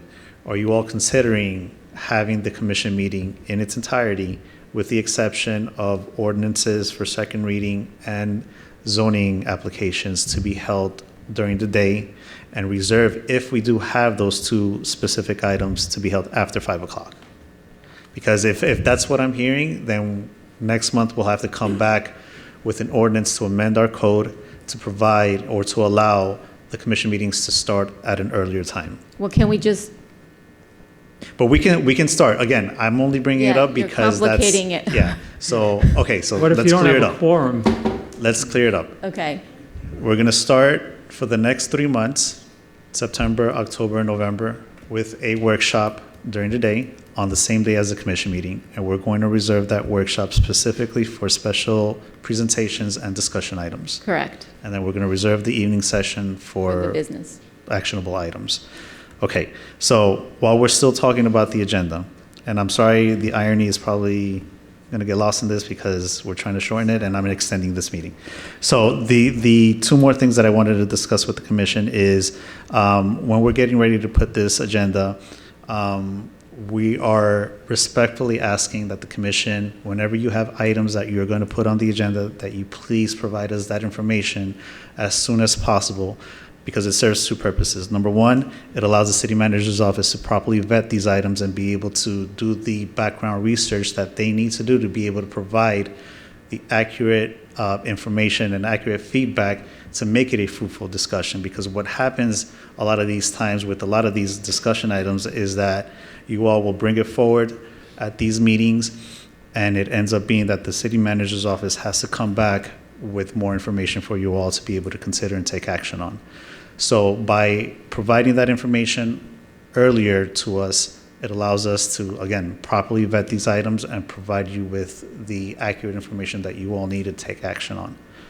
And then it also makes our jobs easier when it comes time to put the agenda together. We're not scrambling at the last minute or the day that we're printing these items to put everything together and lend itself to have inaccurate information out in the public.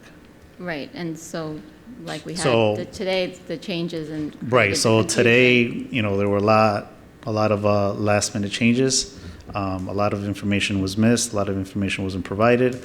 So all of this will help not only my office, but it will help the city manager's office, staff, and it will also be beneficial for the public to have this information in advance. So again, it's providing this information in order for us to be able to put it together. It doesn't have to be extensive, just enough for us to be able to put it together, provide us with the information for the memo, and that will allow also the city managers, like I said, be able to properly vet the items. What is your request? How many days before? I would like to have this at least a week in advance of printing. So it would be Friday. the 2 weeks before the actual commission meeting date. Okay, And I will request for it to be a resolution that I can bring forward next month. I think that will save a lot of time in the end. I support that, but I obviously, what does everyone else think, Vice Mayor? I agree with that. I would like to give it a try. Commissioner Lama? Same. Perfect, thank you. Commissioner Thank you. Stein? Thank you. And the last thing, Wait, Commissioner Viscara? oh, Commissioner Viscara, I'm sorry. Yeah, I mean, I think you're gonna hold us accountable, so that's good. Okay. Perfect, thank you. And then the last thing, along those lines of holding you all accountable as much as we can, there is a provision in our code, in section 7422E, where it provides for a time limit for discussion on items. There is a 30-minute limit that we should follow that would also allow for these meetings to flow a lot quicker. So I'd like you all to keep that in mind, that we do have that provision in there. Again, it's your meeting, Mayor, and you can deviate from it, if you so choose, depending on what the item is. But again, it's a strict 30 minutes, and it'll facilitate the meetings to be moving along a lot Okay. faster. Thank you. Thank you. If I may? Yes, please. So I was not aware of that 30-minute rule. And if, I guess, Mauricio, maybe you can give us like a 5-minute, if we're going over, if it's something, just to kind of say, hey, you guys are at 25, and maybe we decide to extend it, that's fine, but at least we're aware of it, because sometimes it just gets away from us. No, but I don't think we're going to start doing this unless we have to. I mean, because we then would have to vote to extend it. Is that correct? Correct. So, yeah, I don't think we'd be cut off. You wouldn't cut our I mics. wouldn't cut you off. If you all like, I can give I'm you all just subtle saying reminders to- that sometimes it just gets away from us. I That's all. I I'm agree. not saying cut me off. I'm just saying Yes, make me aware. I agree. And the only caveat is for zoning Right, that's hearings, different. there's no limit on the zoning hearings. Got it. And it doesn't include public comments Of on course any not. given items. Yes, okay. But it does apply to budget items. Applies to all other items. Okay. All right, so Mauricio, We're good. Thank you. we're good. Thank you very much. I appreciate you doing that. Okay, so the last item is my item. Yes. Okay, so this was originally, and I asked for, I apologize, this was on a different portion of the agenda, and then we determined that it should have been put into discussion. And since it is the last thing in the evening, the way that, in order for those people that had expected to speak on this, you can speak on this, but as part of the public forum. So I'm going to read directly from the memo, so that I don't really miss anything. So this is a discussion that was actually brought up by Commissioner Stuyvesant at the beginning. That was an add-on that I wasn't expecting, so it dovetails to that. The purpose of this discussion item is to give this body another opportunity to weigh in on the millage and budget. Budgets matter. I would like to get further clarification from my colleagues as to their stance on the tentative millage rate and budget, considering the many emails and calls we received from residents this last week or so, maybe a little bit more, Feedback is important. Each year, the budget is the most important document a local government will produce, and I think it's interesting how the former mayor had said a lot of this in the beginning, and he had not seen this. A government's budget reflects its vision, strategy, and priorities. Transparency helps build trust. Similarly, the process that this body communicates the budget in with the taxpayers and residents reflects how the body operates.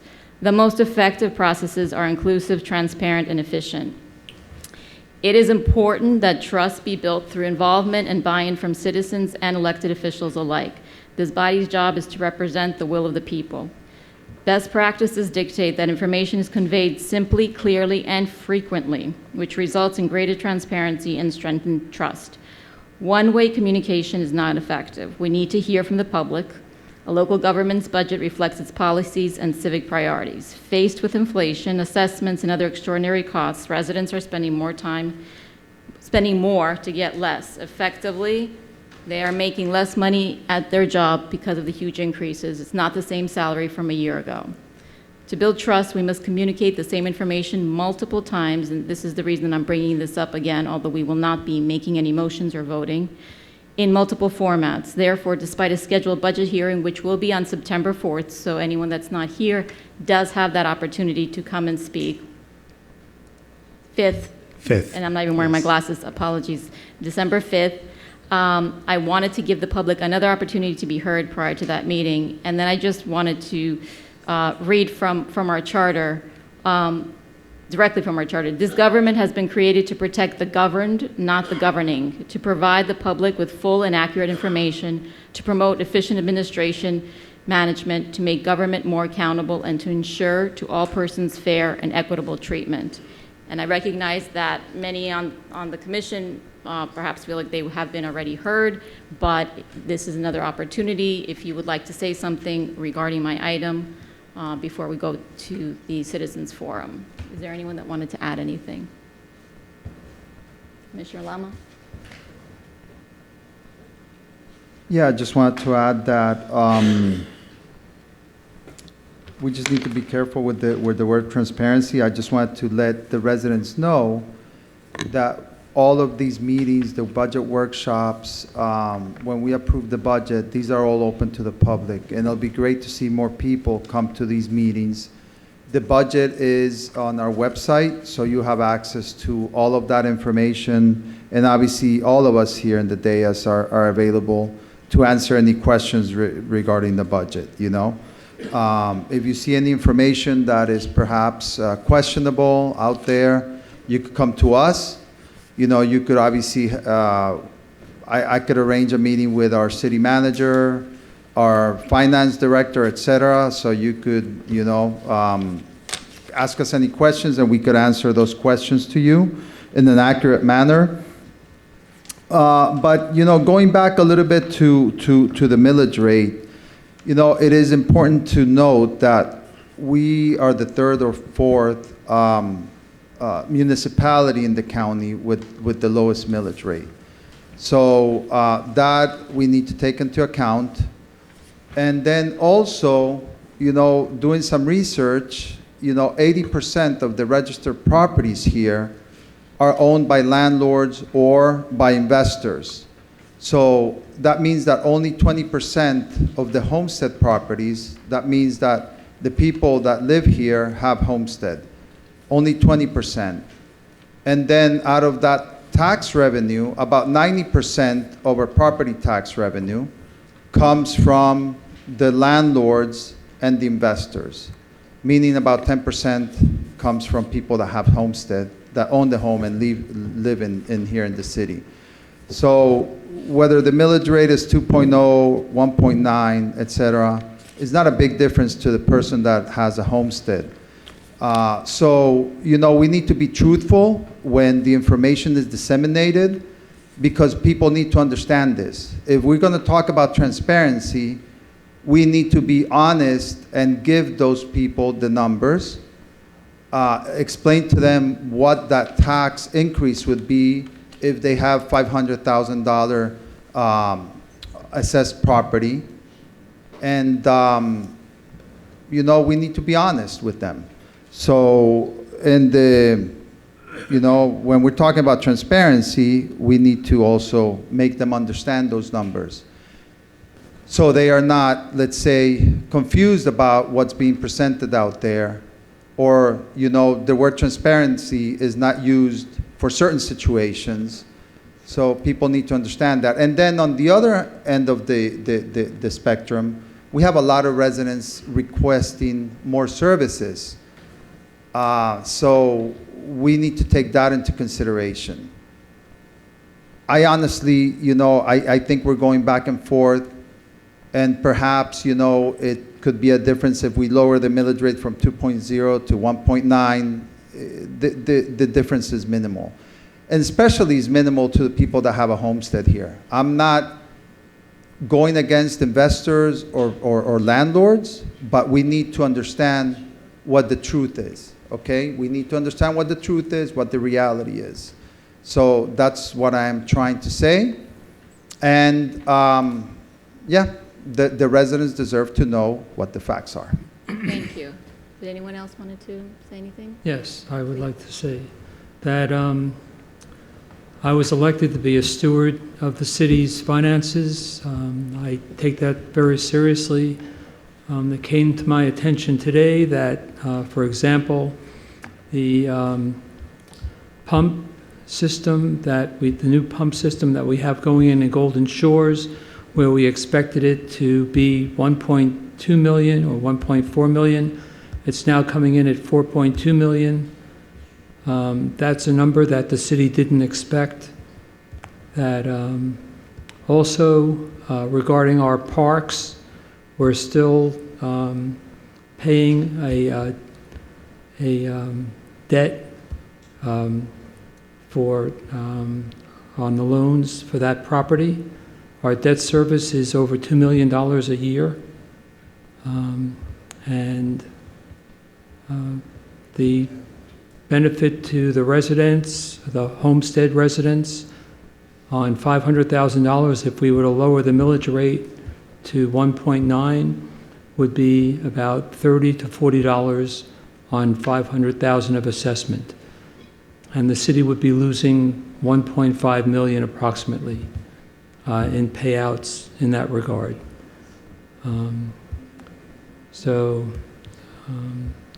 Yeah, I just wanted to hear, from you all again, because I wanted to, again, make it very clear how I feel. And for me, it's not just the money that they get back. It's the reality and the reality of how everyone, perception is reality. And if the residents feel that we are overspending or we're not considering their situations, then we lose that trust. And to your point about transparency, I don't mean that we're hiding anything. I mean that there is, in order to get to transparency, you have to provide as many opportunities as possible for residents to be included. And I think that we could do a better job next year. I think we've done a much better job this year, and I think we could do even a better job next year. But I recognize it's late. I'm not asking everyone to repeat what they've said in the past. If they've got anything else that they wanted to add, I would love to hear it. I'm sure the residents would love to hear it. Otherwise, I feel comfortable closing my item. Yeah. Commissioner Stuyvesant? I believe it must be lower, the millage rate. I went line by line in with the budget, and I invite everybody to do the same. And I don't think we are being responsible if we approve the budget the way it is. It is so much spending in things that we don't need to spend in this coming fiscal year. Overall, and I know the staff does an amazing job, and I'm not accusing anybody of anything. It's just that we need to be a little bit more responsible. The way I see it is that we are spending the money because we have it, not because we have to spend it. So like I said before, $20,000 for a lighting consultant, I would like to get more clarification on that. Or $200,000 for the water in the pier, plus other expenses that we're gonna hear next month. I would like to hear more clarification about that. So I would like the public actually to go also line by line and be able to participate in the process. But lowering the millage rate, for me, is a no-brainer. We should do it. The same thing that we should be moving forward to renting the space in Tony Roma's that will give us some revenue, and we will not have to be spending the money that we are if we approve this budget, that we are going to be spending in preparing that to be an office space, etc. So I do believe the millage rate must be lower, and that we have to reconsider the expenses in this budget. Thank you. I would like to say one more thing. Quick, please. Thank you. I'll make it quick. So I look forward to going over the budget in our September meeting. September 5th. September 5th. Having the ability to nix several things, along with my other commissioners, and also to be prepared for unexpected overages, and such as with the Golden Shores pumps. We still have the Center Island drainage that is out for bid. We don't know what that will come in at, but with inflation being the way it is, and with the digital dollar that's going to come in at any time, we don't know what this president has in mind for us, but we don't know what could happen as far as high inflation or the stock market going down quickly, and we have to be prepared.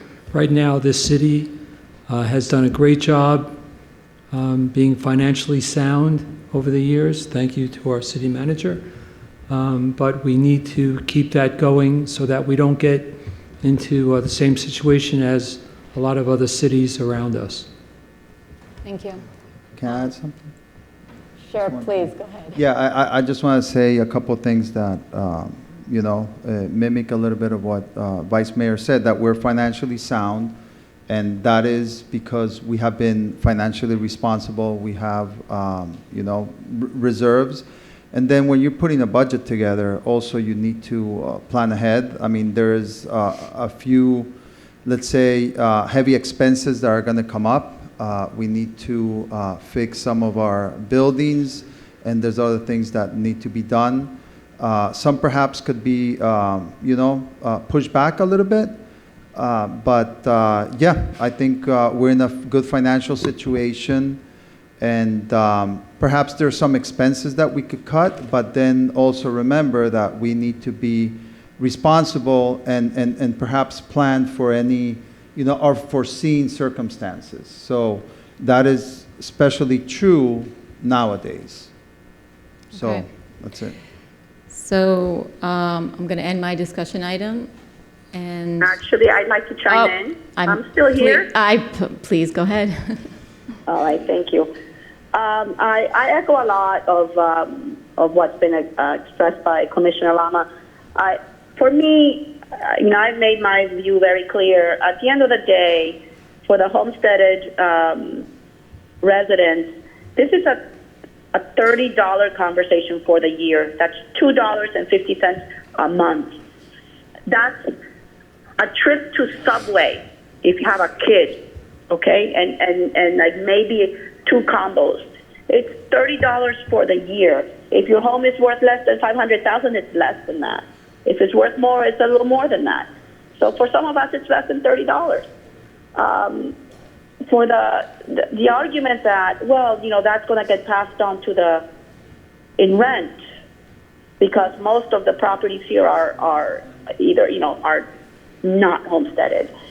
I would tell you that when I went to law school in the early 2000s, I rented out my apartment.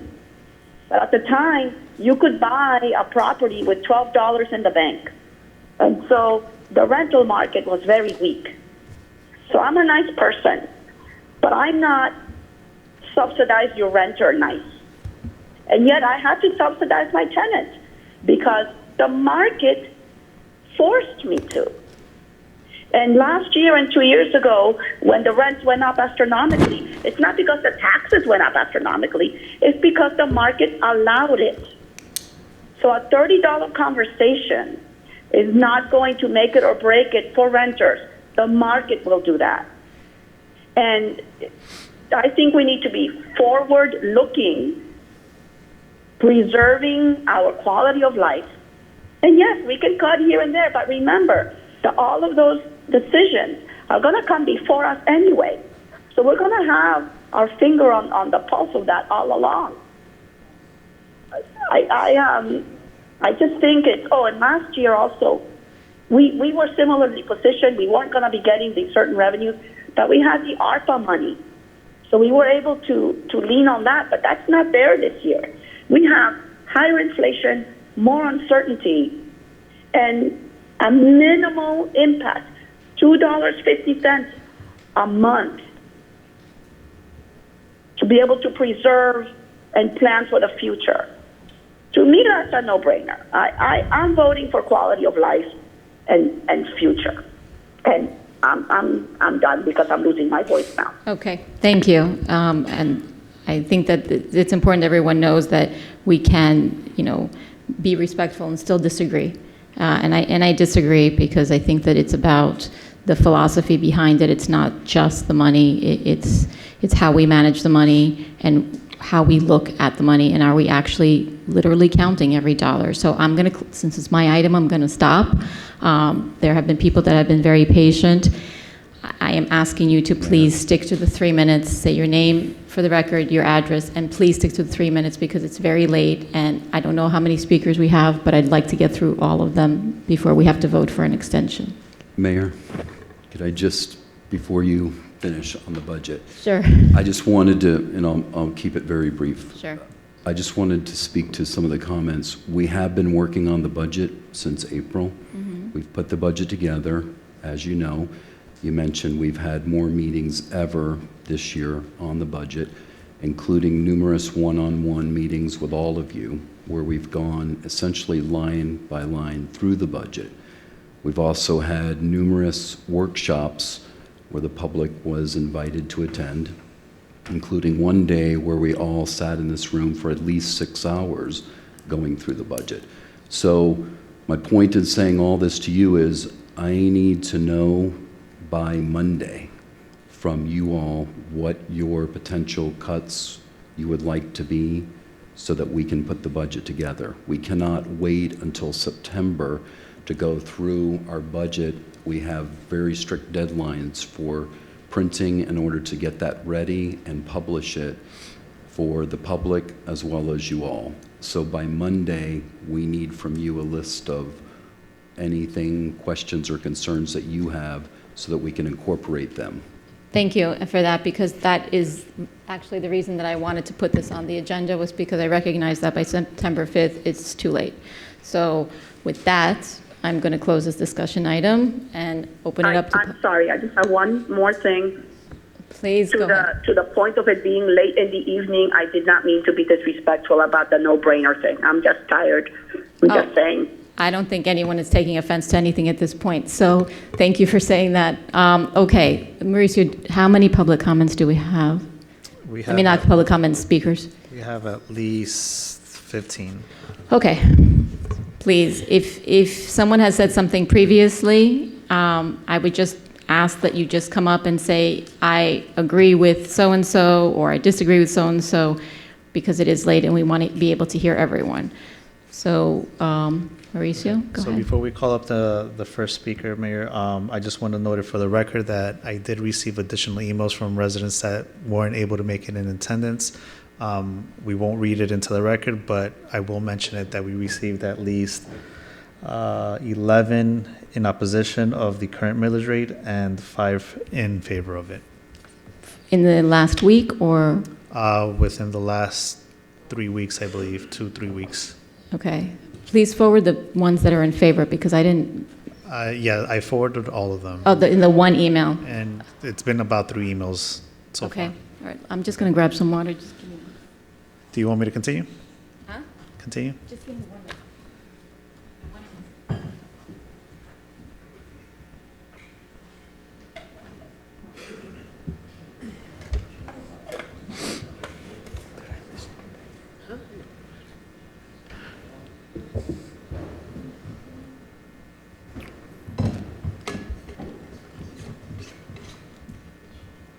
Yes, please continue. Okay, the first speaker is Norman Edelcup.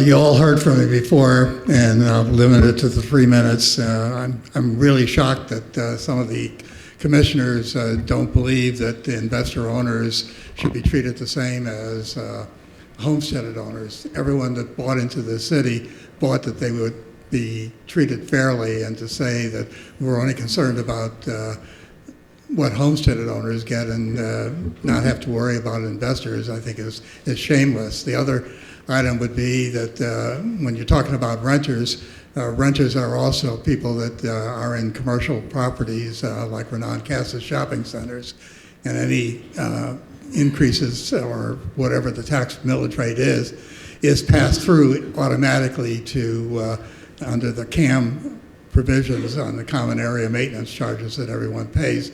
So it isn't that the market will absorb that. You can rest assured that Renan will be able to pass those costs straight through without having to worry about a market, because he has a waiting list of people wanting to get in there. As far as repeating what I said this morning, or not this morning, but later in the day, it's getting pretty late tonight, so I don't think I need to repeat myself. Everyone knows where I'm coming from. I still think that it's up to the commissioners to show that there is a limit to how much the city can spend, and there is also an opportunity for a reduction in millage rate. The city manager had mentioned at one point that the years that we didn't lower millage rates were somehow related to TDRs. That's completely false. The only time that we did not reduce millage rates was because of COVID or the recession. TDRs are used mainly for capital improvements and should not be considered as any of the funding for operating costs of the city. If you do that, you're going to wind up in a problem sometime in the future when there are no TDRs and you've already built a capital base and an infrastructure base that you can't even afford to keep going unless you do raise taxes. So never look at the input that TDRs are available as it relates to whether or not the assessed values of the city have gone up or not. So with that, I'll close by saying I still believe that the proper stewardship for this commission is to protect the citizens of our city, and you said it very precisely, Mayor, when you said that the charter provides for the commission and the mayor to watch and preserve for the people that are our residents and to protect them from the excesses of government. Thank you very much. Thank you. Next person is Lou Thaler.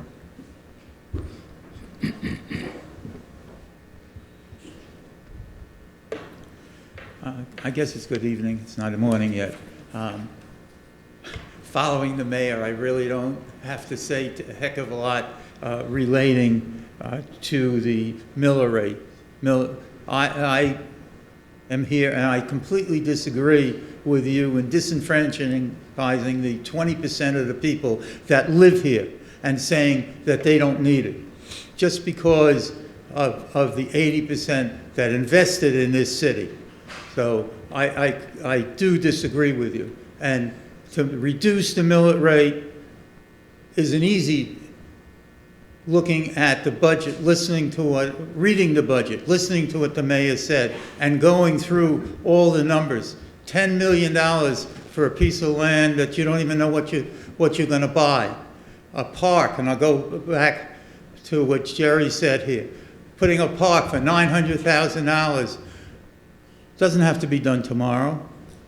That park, why don't you use the butterfly park for the same thing? It doesn't have, you don't need a new park. You don't have to create more jobs for people. You're going to need a police department. You're going to need people there in that park. Between the two of them, it's very simple to come up with the $1.5 million that you have overall. And if there are things, and Jerry, your $4 million as against one, that's what reserves are for. You have your reserves there. All of that money is still there. And you're not servicing the people that actually voted for you, the people who live here. the people who care about this city. And I understand the 80-20, if the 80-20 is proper. But it's certainly, I'm here for the people of Sunny Isles Beach, and I've been here since I moved here. To me, and I don't disagree, $30, but it doesn't mean a heck of a lot, or 124, which is the two numbers that were used at the last meeting. But it does mean something. It means that you're taking care of the people who live here and care about Sunny Isles Beach. Thank you. Thank you. If I can just remind the speakers, please address me, don't address anybody on the commission by name. May I say something? Let them finish. It's their time now. Mauricio. Felix Kisner.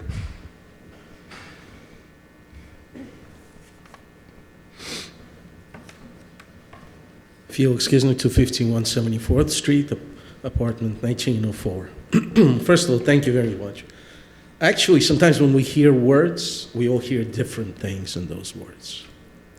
For me, I have experience approaching budgets. I did P&Ls for large pharmaceutical, oil, and gas companies. I think the city has the right approaches. First of all, this is at the level that we live in. This is our quality of life. What do we need? Not what millage rate it is or exactly the total amount. What does the city need to continue to provide a certain standard of living, safety? Are we prepared? I mean, I don't know a single house or a condominium that's not increasing their budget because of certain things like labor shortage and increases, the inflation that puts the pressure on everything. So bottom line is, in today's tough world, I think the system works. You guys have it tough. It's very easy to criticize you and put a lot of misinformation about budgets, send emails, destroy you guys. You're a target. I guess part of the American society. But on the other hand, I agree. There should be more information out there for the people. And I think the system does work in this city. You've put out things like bridges or overpasses that would have cost us tens of millions of dollars. You have been doing a good job. But you need fuel. You need certain fuel to keep a level. One of the most important things are people that work for the city. At this point,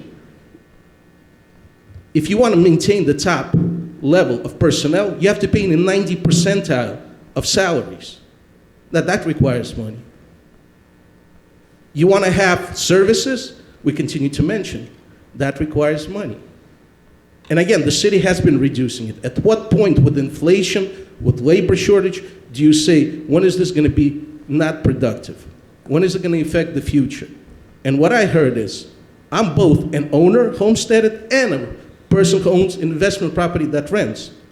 And I want the city to maintain their level, continue to think, I mean, some departments are overburdened, like the building department with all the construction going on and all the assessments that we have. I would like to see more funding for that, to expedite certain permits.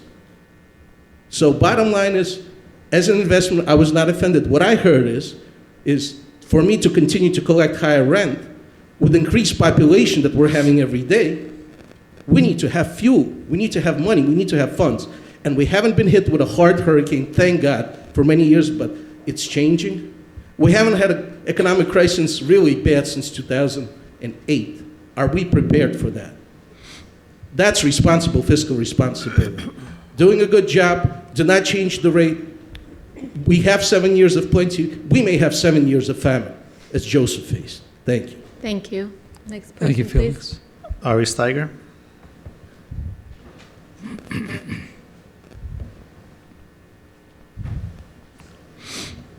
think you guys forgot who brought you in to the city, sit on the dais.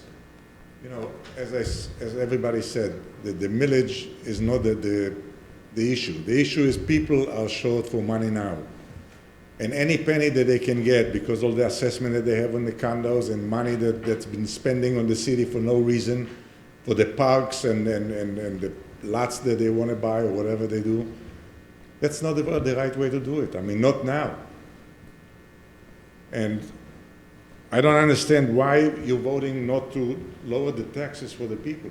The 80% or whatever it is, the renters, the whatever. That's not, you gotta do it for the people of the Sunny Isles Beach. You're not working for yourself. You don't understand budget. I'm sorry to say it, but how long do you spend on the budget, for the city? Barely nothing, because you don't understand it, like the mayor said before. And another thing, whatever the mayor brings up, all the commissioners voting against it. Why? Because the vice mayor said, I will quote. Okay, please. I write that Larissa Swetchen attempt to accomplish these things, if elected because we are the commissioners, will block her and make her extremely weak mayor. I mean, this you want to accomplish it now? Make the mayor weak? Anything that she brings up, you vote against it. Why? Is there a reason for it? That's my say. Thank you. Greg Capper. Again, a reminder, please address all comments to me. Yes, ma'am. Thank you. Good evening, everybody. So you've all gotten my letters. I've sent out at least a dozen letters related to this budget. Now, I can't say I looked at every line item in this budget, but I've spent hours looking at this budget and reporting, and probably why you have people in here and the emails that you've gotten. And I'm telling you, you're misguided as to wanting to keep this millage rate where it is without reducing it. A lot of people are cutting because of inflation and higher prices. This budget has millions, tens of millions of dollars of fat in it that can be reduced. The city, just like this country, needs to be cutting expenses, and they're not doing it. This country's going down a black hole because of the spending that they've created. And I strongly suggest you go to the North Miami Beach website and look at the statement of their city manager that they put out this week, the dire position that they're in right now because of the way they ran their budget, the way this budget is being run, and see their comments about city improvements and what's in that budget and what they're trying to do now because they're running at such a deficit. We're going down the same path here, and if you don't start cutting things back, there is tens of millions of dollars in this budget that could be cut easily. So to lower the millage rate is a no-brainer because it's a minuscule amount of money related to how much you're taking in. The next step is what are the cuts going to be? And this city manager is telling you to have it in by Monday, and some of you that probably haven't even turned 10 or 20 pages of this budget, you've made some comments about certain things that you want to cut, maybe for pet projects, but there's millions and millions of dollars. Former Mayor Edelcup pointed things out, Lou pointed things out, and if you start looking through this budget and seeing how many line items of things that are just fat items that would add up to hundreds of thousands of dollars, it's amazing. And I will continue to write more letters. And I don't know that anything's going to happen by September, but it's up to all of you. And you're actually acting like the enemy of the public versus being one of us. And you need to do the responsible thing and start making cuts. Because that's the right thing to do. Because if you really look at this budget, you'll see all the fat that's in it. The $10 million for a piece of property is just one item that's in there. And you don't even know where that is, but you know where you're going with that. To spend $50 million for a proposed police station. Taking the money from the building department, $9 million in cash that's sitting there that you now want to funnel over to Tony Romer's, which you told me you don't even want to do. Excuse me? Thank you. Thank you. Next person. Peter Lavilla.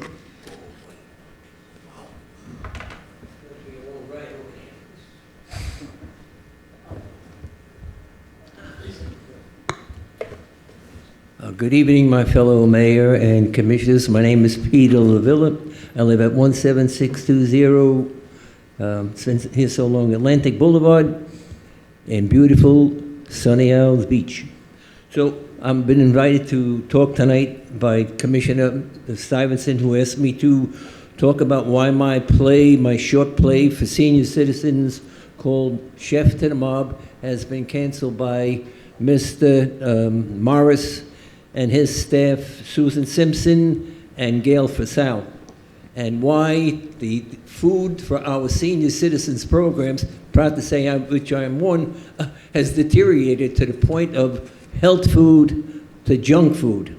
So let me start off with, I'm a writer, I'm a professional writer. I write movies, I write theater, and I write books.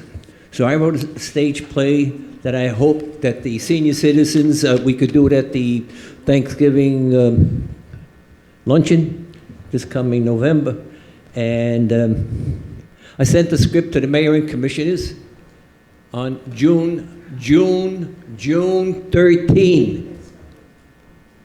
Asked you for approval, and if you wanted to be in the play, I carved out a character in the script for you to consider. On June the 14th, the very next day, I got a reply from everybody. Peter, we love the play. We want to do it. We're going to do it. Everybody were in it. On August the 1st, I get an email from Mr. Morris and his staff, Susan Simpson and Gail, saying the play has been canceled or caused to be canceled. Whatever it was, it should not have been directed at me. It should have been directed at the mayor and the commissioners. So I took it as a retaliation against you, Mr. Morris, you, Susan Simpson, and you, Ms. Gale, because I called you guys out for serving junk food. And if you don't believe it, at the July 25th movie and lunch, this is what we got served, folks. Potato chips and water. This was the lunch. We always got a hot lunch, a box lunch, or kosher lunch. This is junk. At the July 11th, we got cake. Mr. Commissioner Lama, you and I were sitting at the senior citizen program. The groups came up to me and said, we terrible food. We want to go back on regular food. Sorry, ran out of time. Thank you. continue. I'll answer any questions. No, Anybody? thank you. We have a lot of other speakers. Thank you. Go ahead, Mayor. Good Mauricio. night. Thank you. George Bartmesser.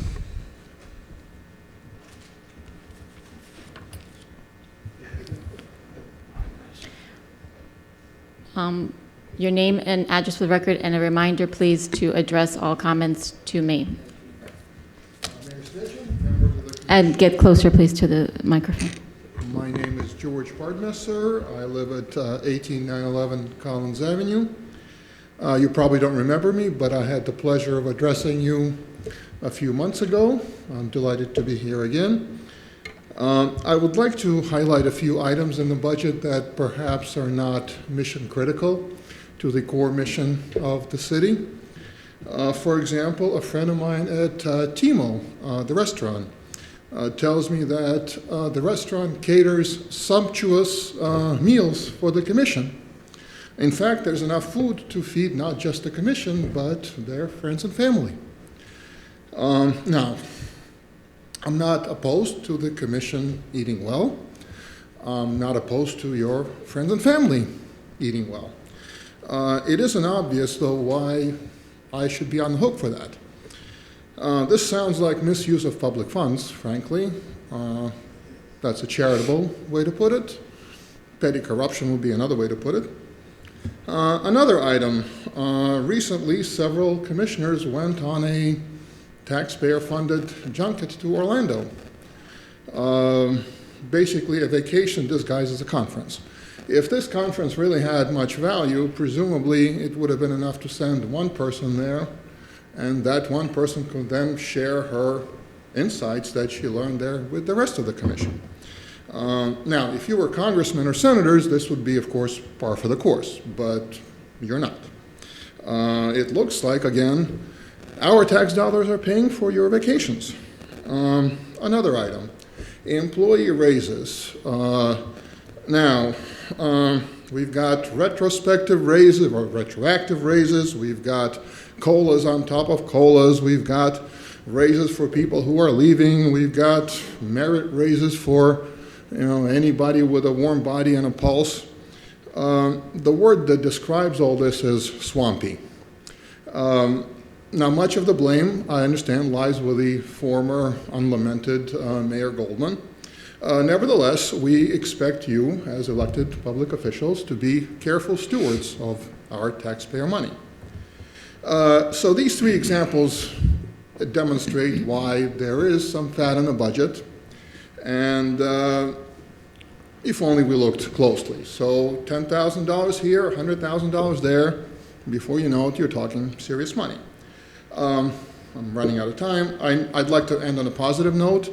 I'm not just here to criticize. I applaud Commissioner Stuyvesant for her comments about looking closely at the budget item by item, line by line. I'm willing to help, by the way. If anybody wants to talk to me, I'm more than happy to sit down with them and work with them with a pencil, crossing out a few things here and there. So let me know. I'm willing to help. Thank you. Thank you. Kathy Schultz.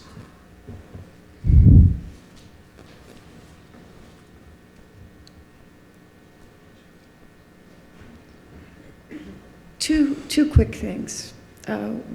First, you guys mentioned that you cut the security to the pier. And I actually live watching the pier out the window. You have teenagers all the time now jumping off the ends. You've got people coming in. It's been kind of messy, and I'd suggest you might consider putting a little security back there before somebody gets hurt. Secondly, I'm going to mention and just promise you all I will send you in the mail.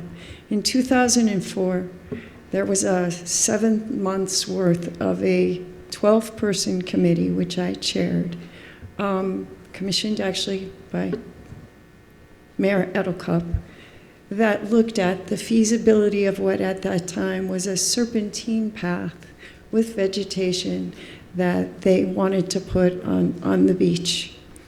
That committee, with the support of the city, we had consultants. We also spoke with federal agencies, state agencies, down to county.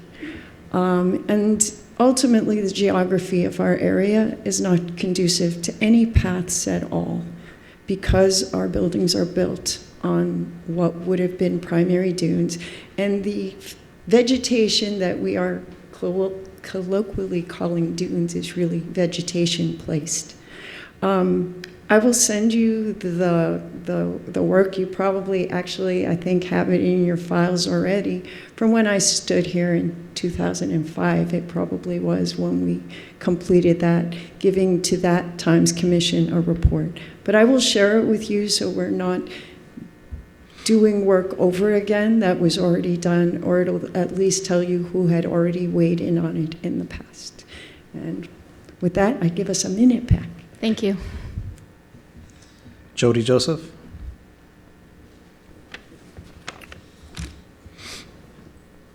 Jody Joseph, 18560 North Bay Road.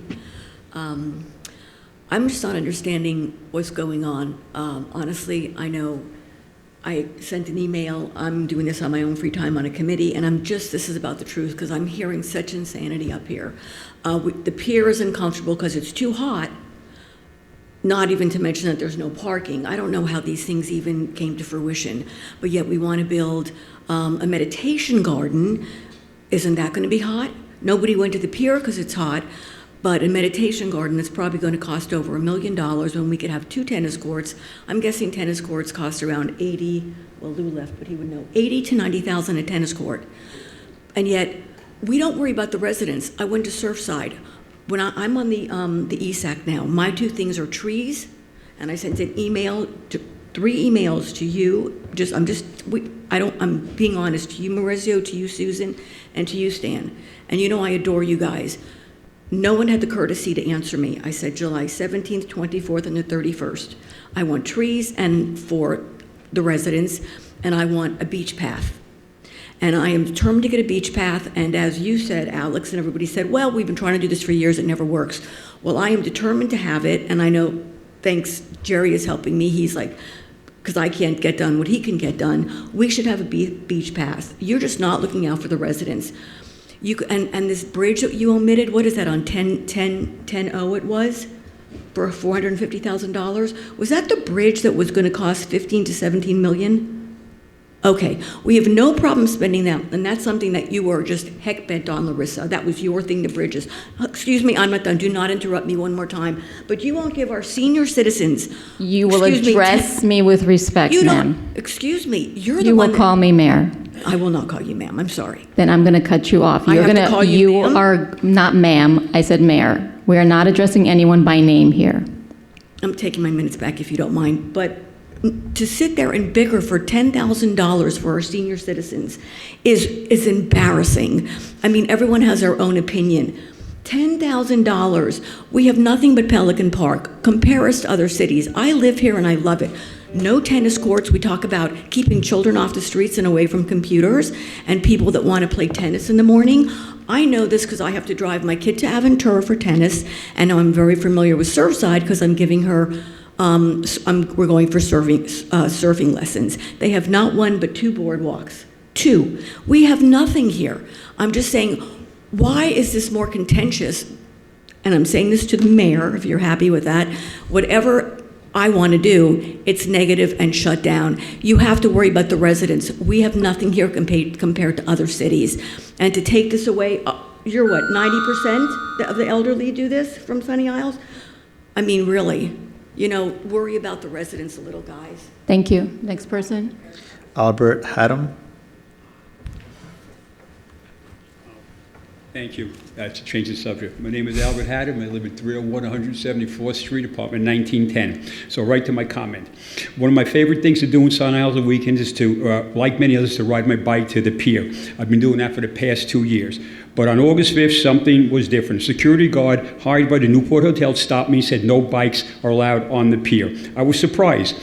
Bikes are always, and scooters were always allowed. So my question to this committee is why are bikes and scooters not allowed on the piers? You can ride a bike everywhere in Sunny Isles Beach, everywhere. Florida law allows you to ride bikes on the sidewalk that are very crowded and accidents happen, but you can't take your bike on the pier. Florida allows you to ride, encourages you to ride on the roadways. Many disrespect the laws. They run stop signs, run red lights, they don't yield to pedestrians, they don't wear helmets, they have no license, no registration, no insurance, no one ever gets stopped. So it can't be a safety issue. On August 5th, a mother came to the pier with her young child. The child was on a pink plastic Barbie scooter. The security guard asked her to leave. This is not Sunny Isles hospitality. I am sure no one has ever complained about scooters or bikes on the pier, and I'm sure there's never been an accident. There is no Sunny Isles ordinance that I know of that doesn't allow bikes on the pier. Even the Sunny Isles Police Department, when they come to the pier to say hello, make sure everybody is okay, have never asked anybody to remove a scooter or bike from the pier. So you can ride a bike in every park in Sunny Isles Beach, but not on the pier. You could ride over the Winston Towers Bridge, where kids come home from school riding scooters, bikes, segways, skateboards, everything under the sun. But on the pier, you're not allowed to have a bike. Okay? In closing, the pier is a fun place, a beautiful place for residents and children and tourists alike. So please think clearly, thoughtfully, and logically, and come up with a plan to modify or rescind this rule. Then no one will have to ask why. Okay? Again, I thank you for letting me speak. Changing this rule requires no money, no engineering reports, no lease agreements, just common sense. Can anyone here tell me where in Sunny Isles Beach you are not allowed to ride a bike except on the pier? People enjoy it. People come there. We are a fishing community, okay? And getting back to what this lady said, I don't mean to change the subject, about the budget and about not having tennis courts. Every place else has pickleball courts, the fastest growing sport in this country. I even spoke to Mr. Joseph about it one time in a meeting on the beach. We need pickleball courts. We need other things in this community, okay? I love to ride my bike. People love to ride their bikes. Kids love to take their scooters to the pier. You can do it everything with impunity all over Sunny Isles, but you can't go to the pier with a bike or a scooter or a plastic Barbie scooter. Why? Thank you. Thank you. And I should be sleeping now. Do we have other speakers? Thank you. The last one is Eli McCullum.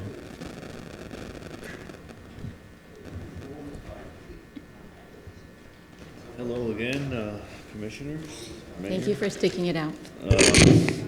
My name's Eli Meshalem, 231 174th Street. I just want to know, is there any law restricting construction on the west side of Collins of high-rises, and is it limited to a certain amount of floors? This is your time, sir. We don't go back and forth with the public. Oh, I see. So I just speak and Yes. can't get any information. You can request information, just not in this format, not in this forum. Oh, okay. My ignorance on that. It's not that. The staff needs to be prepared to answer your questions. So you can Gotcha. absolutely, I think that there's some cards in the back, or if we have some cards here, the city manager can provide you that information. Okay, I appreciate that. Myra will a get your suggestion to information save and call some. you. If we want to save some budget dollars, we can make it a little warmer in here. Have a little more casual attire. Anyway, thank you and have a good evening. Thank you. Thank you, Ellie. Thank you. Do we have any other speakers? That's all, Mayor. Okay. I'll take a motion. I'd like to, I have some comments. Please, why not? Really quick. So just addressing some of the comments made, about the budget. I think at the end of the day, my opinion is, and the way I feel is that you need to be truthful and honest with the residents, okay? What we're talking about with the millage rate and the budget, yes, we agree to lower the budget. We don't want to overspend, okay? And I think it's evident with the reserves that we have. If we lower the millage rate by 1 point, from 2.0 to 1.9, the difference is not big. I mean, I feel like this has become politicized and they're spinning the story.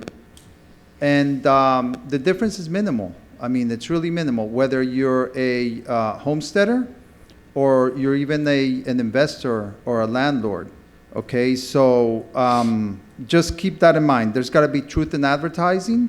I believe in that, and you need to be honest with the residents. You cannot, present them with information or spin it in such a way that is not honest. So that is my message, and that's what I was trying to get at. And yes, I do care about investors and about landlords. I mean, the majority, we become an investor in the landlord community here, basically. I'm one of them. I have a rental apartment here, so I would benefit with a lowering of the millage rate. But that's not the point. You need to be honest with the residents. And that's my point, and I think that is lost in a lot of people. So, yeah. Okay, residents deserve the truth and honesty. Thank you. So I'll take a motion to adjourn. No, I want to know about the bicycles in the pier. If anybody can do any clarification about that? We'll look into it and answer you. Okay, thank you. I would just like to question, what was it with Peter's play that wasn't acceptable? Okay. I didn't know anything about it until tonight. I apologize. Apparently this happened while I was on vacation. I haven't read that email yet. All right, I'm sure the Stan, city manager any- can get back to you on that. Stan, was there anything? I'll answer you. Yeah. Yes?